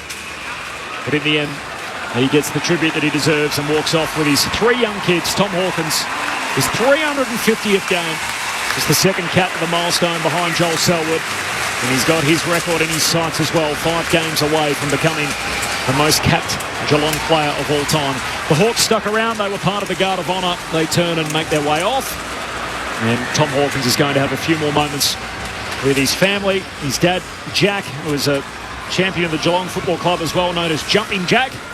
So from Jumping Jack to the Tomahawk, what a legacy they've left at the Geelong Football Club. The Cats by 36 points, full-time in front of 67,020 people at the MCG in the Easter Monday blockbuster. Corbin Middlemass, Ben Cameron, Lauren Borden in the rooms, Adam Ramanauskas and Mark Murphy. Tom Hawkins, what a player. He's simply a generational player. He'll go down as one of the all-time greats for the Geelong Football Club, and he'll go down as one of the all-time greats of AFL football in general. So, I think players deserve these moments. 350 games, as we've mentioned, only 24 players before him. So it's an absolute rarity in our game that this happens. So we should honour these players and give them their moment and give the fans time to appreciate the players. And how good is this? So after the Guard of Honour, and I think everyone thought he was going to go down the tunnel, Tom Hawkins has run down to the cheer squad at the City End and embraced with them. He's got his 2 daughters with him as well. And just soaking in the moment and a few high fives. And that's right. I mean, it's his 350th game, and people say, oh, well, there might be another milestone, or there might be a farewell game. There might not be. That's right. You're never certain what comes next. And his son's been held by his grandfather, Jack Hawkins, a former Geelong footballer. And now the Cats the rest of his teammates have made their way to all different pockets of the MCG to thank the Geelong fans that have made the trip up. And we do it a lot better now in football. You look at the respect that the Hawthorn Football Club gave there with the Guard of Honour, and obviously on the other side the Geelong players. But like I said, I just think we need to really appreciate these players, because they are gone too soon. I know, Hawks, what season he up to, 17 or whatever he's up to at the moment. So Geelong may never have a forward like this again. They've got Jeremy Cameron there, but Tom Hawkins has played his entire career at the Geelong Football Club, and we should appreciate him. Geelong should appreciate him for what he's done.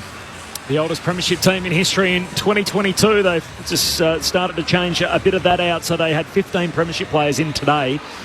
So what that gives them 8 different faces to this Geelong team, and Stanley and Tui both out managed, but they look like they're going to be a player again. They are. They do, because the players that you include into that 15 of a premiership players, they've got pace, and they offer something that the Cats were crying out for. They won a flag just through just will and determination, didn't they? They wanted to just get that win just to prove that doubters wrong almost, and Joel Sell was obviously significant in that, but they've added pace and some dare into their team that can take them maybe back there this year, who knows. But let me just do the housekeeping very quick. We've got about 8 minutes left, and I want to get the song in the rooms before we're out of here. Liam Baker's been offered a 1-match ban for rough conduct on Lewis Malikan, so that's bad news for Richmond, as is the fact Tom Lynch is expected to have surgery on a hamstring tendon issue. So Tom Lynch, after playing only 4 games last year hurt again after yesterday's win over Sydney, and Noah Bolter has done a medial, so he's going to miss 3 to 5 weeks. In the stall gift today, Riley Bryce beat Peter Bowl in the 1,000 metre invitational handicap. Chloe Mannix Power won the women's dash, and Jack Lacey won the men's sprint. So that's the results from stall earlier today. Here, Geelong by 36 points over Hawthorn. The Cats still out on the ground with Tom Hawkins soaking in a few moments after his 350th game. Geelong are 3 and zip, Hawthorn are zip and 3. The Cats led by 36 points early, kicking 7 goals to 1 in the first quarter. Hawthorn got back within 4 points early in the third before the Cats powered away once more. And then there was a 43-minute delay as they went off for lightning at three-quarter time. They came back out at 6:11 local time, and Geelong kicked the last 3 goals of the game to win by 36 points. Corbin Middlemass alongside Ben Cameron, Mark Murphy and Adam Ramanauskas. The votes in the ABC Footballer of the Year to come shortly. Tom Hawkins is going to lead the Cats down the race. Who's got the votes, by the way? I've got the votes. You've got them. How quick can you do them, do you think? I'm going to do them pretty quick. Over about 45 seconds. Actually, we'll wait, I reckon. We'll do it after the song. So they're on the way. Lauren Borden, who unfortunately has been drenched all afternoon. They're coming to you, Loz, the Cats by 36 points. Lauren. No, it's a nice feeling in here anyway. It doesn't matter about the rain. Everyone, I think all the, the players being out there, Tom Hawkins kind of spending time with his family. It's given time for all the fans to come down in here into the room. So it was pretty sparse when I walked in, but it's nice to see it completely filled here. Everyone's kind of just in a good mood. They're all staring now at the doors, just waiting for Tom Hawkins to come in here. Hopefully his little kids will come running in here. I think it's Arabella, his oldest, right before the game, before the banner, I heard her say, I'll be really disappointed if he doesn't win. So I'm kind of happy for her that he's got the win. For her as well, who she had her matching, she had little boots on that said 350. And I can see Tom Hawkins walking in now. He's got the matching boots as well. So he's got 350 on his boots. He's getting some hugs as he walks in here. He's got his daughters beside him. His son might be running around somewhere around the back, but Tom Hawkins has stopped to have a chat, and the rest of the Geelong players are coming in now too without him. So they're slowly walking their way back into the rooms where they spent, 43 minutes here about half an hour or so ago. So coming in now to warm applause. Tom Hawkins getting some handshakes from fans behind the barriers as he walks in. He does have his daughters with him, a few kids too, just staring at him and high-fiving him. I guess when you're little and you're 3 or 4, to see big Tom Hawkins must be pretty amazing as a kid, and obviously plenty of fans that have watched him too for the last 16 years that once were kids and now are adults, but still marvel at what he does. So everyone's now getting into the circle.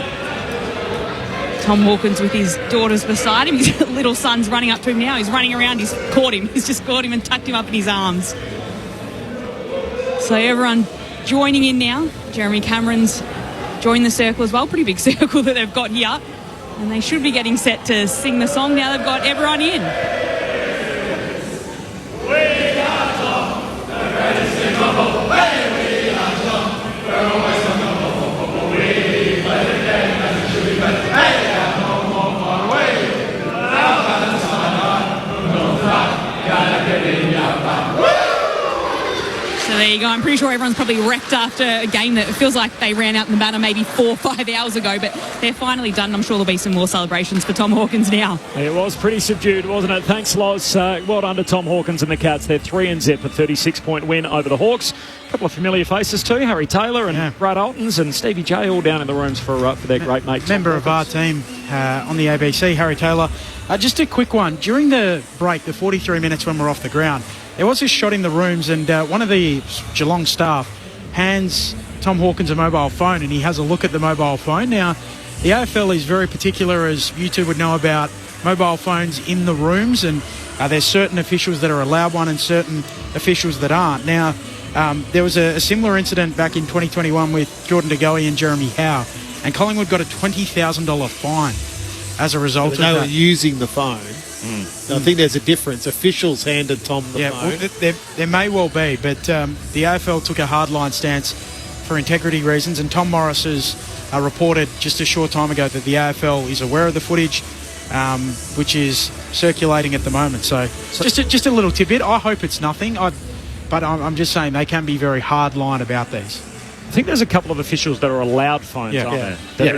The footy manager. The footy manager often has one. I think the head of welfare is allowed to have a phone as well. So there are a couple of people. Tom Hawkins finished with 4 goals. It's one to follow in the postscript then. So 4 goals for Tom Hawkins in his 350th game. Hawkins kicked 2 goals in the first quarter, 1 in the third and 1 in the last, that he was handed by Jeremy Cameron. Mark Murphy has the votes in the ABC Footballer of the Year. Just a mention for Ben Cameron, don't spoil the occasion for Tom Hawkins. I'll give... -1. I'll give -1 for Ben Cameron. I gave 1 vote to Tanner Bruin. I know you're probably disappointed me, Rama, but I thought that when the game was on the first quarter, he was probably best on in that first quarter. He ended up with the 27 disposals, had the... 9 clearances. 9 clearances, so he was one of the main reasons why they got going at the start of the game. I thought Mitch Duncan was terrific all day, just his ball use. He always finds an option. He just cuts you up by foot, and he's just a smart decision maker. I thought he was terrific with 2 votes, and I thought James Worpel had the 36 disposals, had the 6 clearances, had 8 tackles. I thought he was everywhere for Hawthorn and tried his hardest, and I thought he was enormous, especially in that last quarter, trying to get them back into the game. So he gets my 3 votes. So top votes to James Worpel. Yes. In a losing team, lost by 6 goals. So 3 for Worpel, 2 for Duncan, 1 for Bruin. I'm not doubting you, Murph. It's not what Rama would have gone with. That's okay. He didn't have the votes. That's right. That's Murph's votes. He can go for it. Just trying to get revenge, but falling flat again. 3 for Worpel, 2 for Duncan, 1 for Bruin. Look, all midfielders, but I don't want to start talking about that. Don't worry about it. The best players in the game, Rama. Just a little bit out of today as well. A hamstring for Mitch Lewis, didn't play the last quarter, and Nick Watson in the waning moments hurt his ankle. Yeah, so hopefully it's not too serious. I think that's his best game for the club. A very short career, obviously, but that was his best game today. 2 guys subbed out, Henry Huswaite and Tom Atkins. No obvious injuries, and there has been no obvious MRO incidents out of the day as well, but watch this space. We're done. At a weird old afternoon of the footy. What a way to spend your Easter Monday. Thanks very much, Rama. Thanks, Murph. Looking forward to gather round. Can't wait. See you over there, boys. Looking forward to it. We'll be there next week in the City of Churches. Thanks to Ben Cameron. Thanks to Stu Hollywood Baker for all his work at the controls. To Lauren Borden, who's been an absolute warrior out in the rain, dodging the lightning.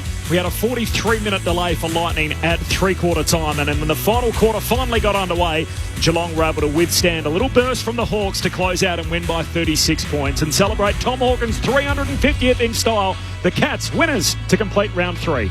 Enjoy the rest of your Monday. This is more complication, more disruption. Players are already getting their heads around. That's a really, really good point. If you skew one, what's the rule? Another penalty? Yeah, well, then you're basically changing the game, becoming reactive like the AFL. Well, State of Origin, the Wallabies versus the All Blacks. Looking forward to it. Yeah, well, it was what we talked about in the off-season, Sammy and I, so I just hope it doesn't come true. Look, talking about injuries, the Bunnies have lost Alex Johnston for 4 to 6 weeks with a hamstring tear. Luke Metcalf is out for upwards of 10 to 12 weeks with a leg fracture. Which is the more telling injury? I mean, the Bunnies have just got back on the winners list, Sammy, and Metcalf has been immense for the Warriors. He's going to be out for half the season. Yeah, probably a little of an unpopular opinion, but I think both sides can cover them. I think that the Warriors have some of the best halves depth in the competition, and I think Sean Johnson still controls that game. That's my man. I think he's ready to go. Like I think it's. I think that the Warriors have got really good cover there for someone who can go out there and be a running, explosive 6 while Johnson still controls the game. I think Johnson would be a far bigger loss than anything else. So I think that the Warriors can cover it. And at the end of the day, I think so much of the good work that the Bunnies do comes from when they get a bit of a front foot and then you allow Walker and Mitchell to chime into that back line. So, you know, wingers are wingers. They're still, if they can get good ball, they should still score a lot of tries. Now, I'm not saying either player is no loss. I just think that both sides can cover them. All right, well, we'll parlay that into the Warriors' performance. What did you make of it? I know Clinton Shavkovsky has said that he thinks that they are specials for the title. I know I said in my pre-season predictions I thought they would play Penrith in the grand final. In fact, what I've seen so far, I'm pretty happy with my decision. But what do you think about it? Clinton is really hot on them. He reckons that they're better than last year. Huge call, Clinton. I love the Wires. I love what we've seen so far, but I'm still not completely convinced that they're in the top 2. I'm not 100%. I love what they're doing. I love what Johnson's doing. Metcalf, huge loss. I agree with Sammy on the depth and the cover they've got there. RTS looked amazing at fullback. Absolutely amazing. How do you put Chance back? You can't. Not after that. Belongs RTS in a big way. Yes. Yeah. I'm still saying those big. I'm looking at that prelim final last year, the end of that run, and that absolute shellacking they got put on them at the end of that long year. I love what Webster's done too. I love his reinvention of the wheel so far has been fantastic. Yeah. They are ways to go. Ask me again midway through the season. Sammy, you played with him. Can Chance play in the centres? I think he can. I believe he's played for the Kiwis in the centres as well. I do believe he can. I still think that Chance should be playing fullback for the Warriors. I think they're a better side with Chance at fullback and having Roger in the centres. It doesn't mean that Roger can't go looking for the ball and can't go sweeping, but I just think that the best Warriors lineup is still Chance at 1 and Roger in the centres. Time will tell, but I think that Chance had too big of a year last year to be changing that. Okay, well, we'll stay with fullbacks. Kalen Ponga, the pass he threw last week against the Storm was absolutely amazing off the ground at dummy half, and then of course we saw a couple of his kicks result in tries at the weekend. But I noticed that sides are defending the sweep play so well this year, Sammy. It used to be that he'd get out wide and then he'd swing back in off the second rower. It doesn't look like he's got that option there now. A side's getting better at the way that they're defending Kalen Ponga. He's not in the Dally M form that he was last year. Yeah, I think he's having his moments still, Kalen, but I do believe that the side in general probably just isn't clicking like they can. I don't believe that the spines clicked like they were at the back end of the last season, and that's what happens sometimes when you go on such a good run and things are going so smoothly. Your combinations around your back rows and your halves and everything else, the timing's just perfect. We're starting the season now. It's a few weeks in, but I just don't think that the timing's there across the board for the Knights, and that's making Kalen probably not get the space that he had this time last year. Teams have worked out some of this Knights style and the way they're playing and the way they're using Kalen, but I wouldn't be too concerned with him. I still think he's had enough good signs to say that he's still got plenty of good football ahead. And when the bodies start to get tired as the season rolls on at the moment, we've got fresh teams, fresh leagues. When they start getting tired, Kalen just gets better and better. So I wouldn't be too concerned. Certainly not. We wait to see. On Thursday night, the Panthers kept on keeping on. No Nathan Cleary, no Scott Sorensen, no James Fisher-Harris. No worries. They did not miss a beat against the Roosters. Sammy, should all clubs emulate the Panthers system? One goes out, another one comes in. They play the same game style, just different opponent. I think that every club would like to be able to do that, but I don't think every club has the depth and the junior development and the players coming through that allow them to do it, whereas Penrith do. One thing I will say with that Panthers side is there's so many times they just do a simple play where the two middles go to the line, they play at the back to the halfback, they'll drift across for a couple of players coming underneath them, and they'll just build momentum off that. They'll come back to the middle. Isaiah Yeo, he'll play his shape. It's nothing they don't play this really expansive, fantastic, crazy style of football. They just do it brilliantly, and they do it for 80 minutes, and they don't try and change things and try and score around teams all the time. They just create momentum, and then they play on the back of that. I just love watching them play, and it's hard to admit because at times, the Panthers have frustrated me, but they are so good, and the systems they've got in place there are so good. They just remind me of Melbourne back in the Smith, Cronk, Billy Slater era. I love watching them play at the moment. I think every club's trying to do what Penrith are doing, but they don't have the personnel to be able to do it. So you've got to try and find a way that suits your team as well. They're good at milking too, I think, Joel Spreadbury. Let's have a listen to this. 9 out from the line. Brandon Smith to the right. Radley to Walker to Tedesco. Then out the back for Manu. Manu takes on Taylor May. Oh, he gets over. How did he do it? So it's going to be no try. Now, to the letter of the law, that's right. Dylan Edwards, I was as much hope of getting to Joey Manu as Dylan Edwards was. Oh, I was doing the AFL, and when I got home, I could not believe it because obviously social media blew up. Last week, Jake Trbojevic stays in the line. Luca Moretti wasn't going to get to Tom Trbojevic, but the bunker argued, there was contact between the two. It stopped him from filling the space, and therefore the break was made. This week, Jareera Hargreaves, big prop forward, doing the right thing, runs through the line, and the fullback Dylan Edwards goes, I'm not going to get to that try. I'm just going to run into him. And the bunker rules it as a no try. Now, I just don't understand this one, Joel. Do you think this is the biggest blunder by the bunker so far in 2024? I think it's usurped the one from the week before, for sure. Yes. Dylan Edwards is 20 metres away. Chris Butler basically saying he's required to stop prior to interfering with any defenders. No space reference there as far as how far you are from the rock. He stops Dylan from being able to slide and assist in defending this play, which is an obstruction.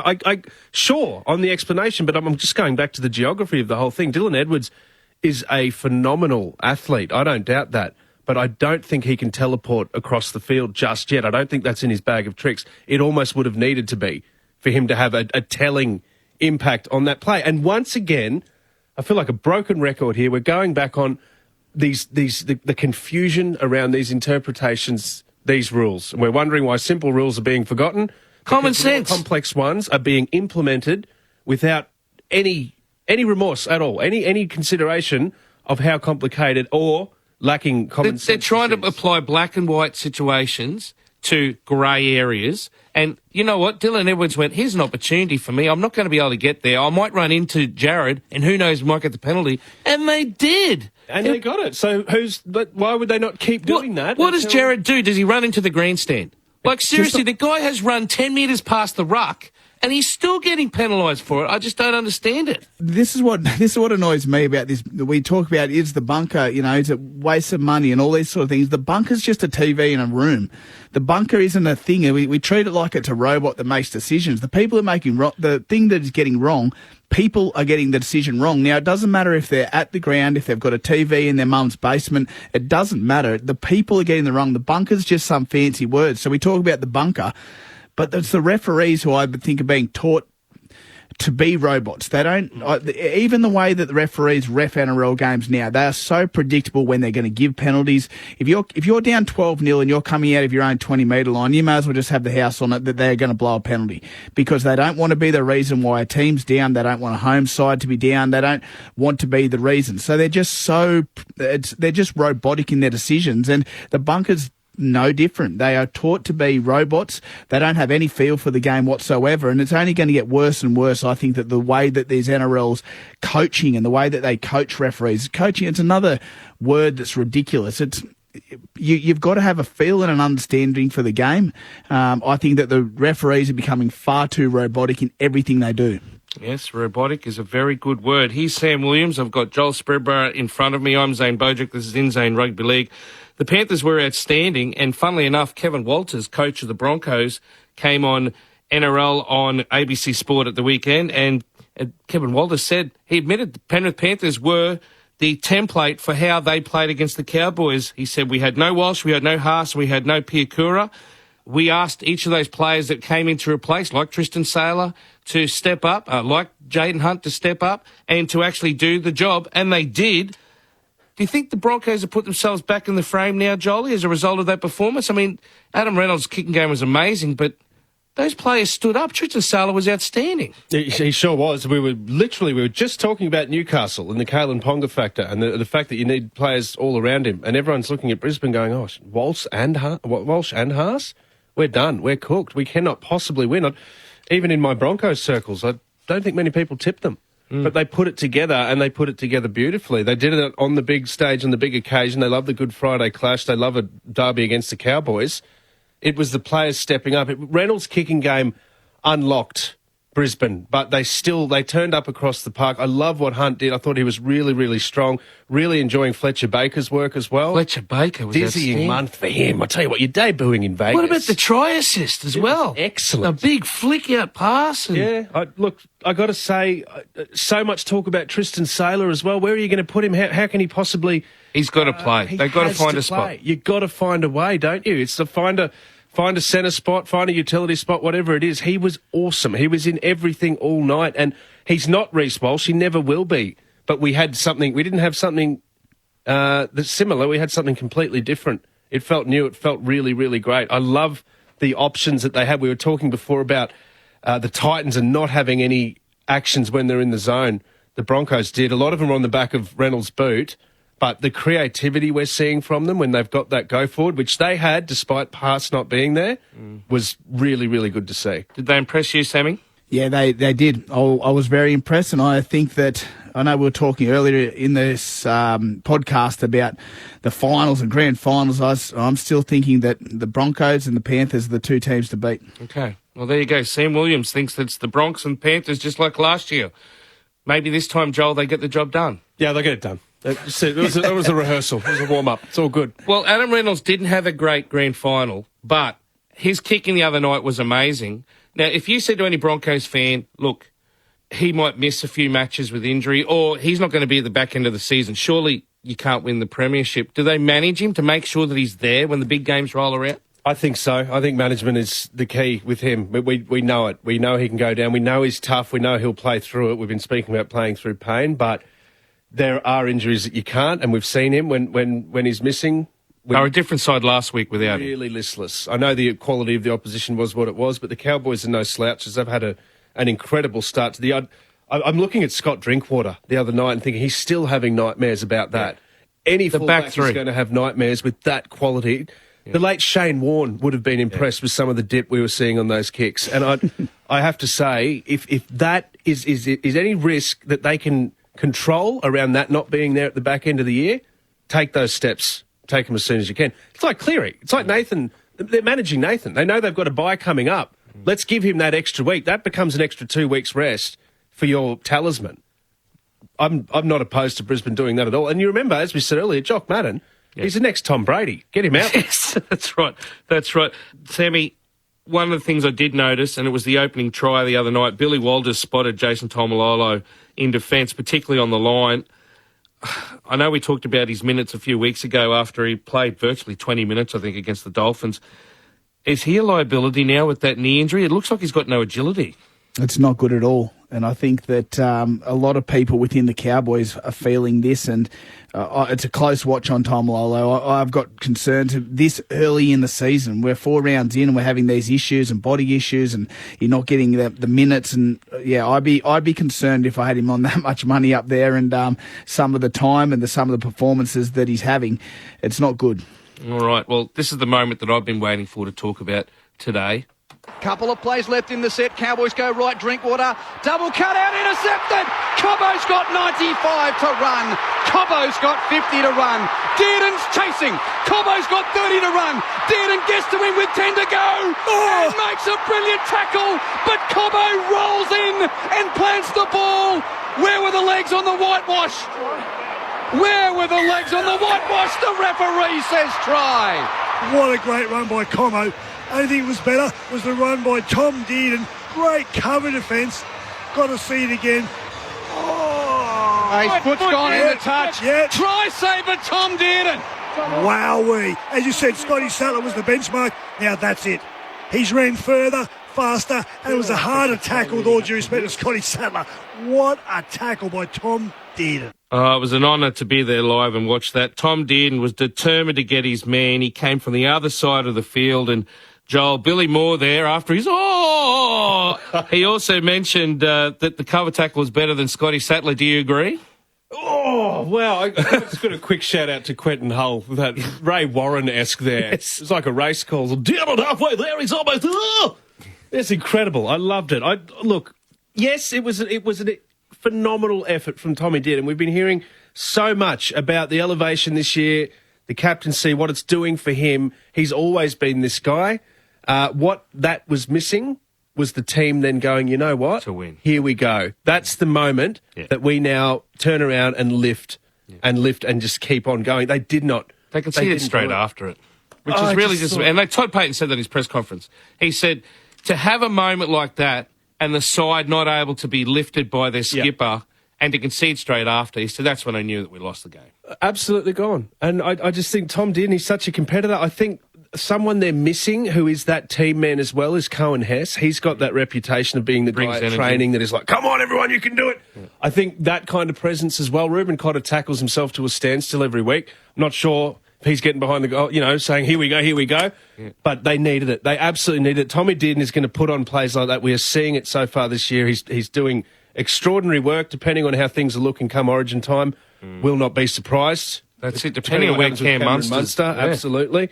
But I've got to say, with all respect to the officials, the refs and the touch judges, they got one wrong. He was a long way over the touch. Yes. It was almost as far as Corey Oates offside later in the game, I will admit. Exactly. Some poor decisions, that is for sure. Well, look, it was an Easter miracle on Easter Saturday in Wollongong. The Dragons responded to their Cowboys flogging the week before with a fantastic defensive effort against the Sea Eagles. Let's have a listen to what Shane Flanagan had to say after the match. Yeah, we weren't that great, especially in the second half. The start of the second half, our completion rate was awful. and but we showed some real resilience defensively and kept turning them away, and to keep the talent in that football side basically 6 for most of the game was a really good job. I was really happy with our attitude. I've got a good football team here, but I know it. I just got to convince them. Resilience. That's not a word that I've had associated with the Dragons for a long time. He's trying to instill belief in the Red V. Sammy, you're a former player with the Dragons. Do you think Shane Flanagan's a contender for Coach of the Year already? I like the way that they've turned a couple of really poor performances around, but that's one of the biggest calls I've ever heard in my whole life. Coach of the Year after 4 games, a side that 2 weeks ago conceded 38 points to the Dolphins, 46 points last week. They beat a Manly side who were fairly poor, and they currently sit 13th on the table.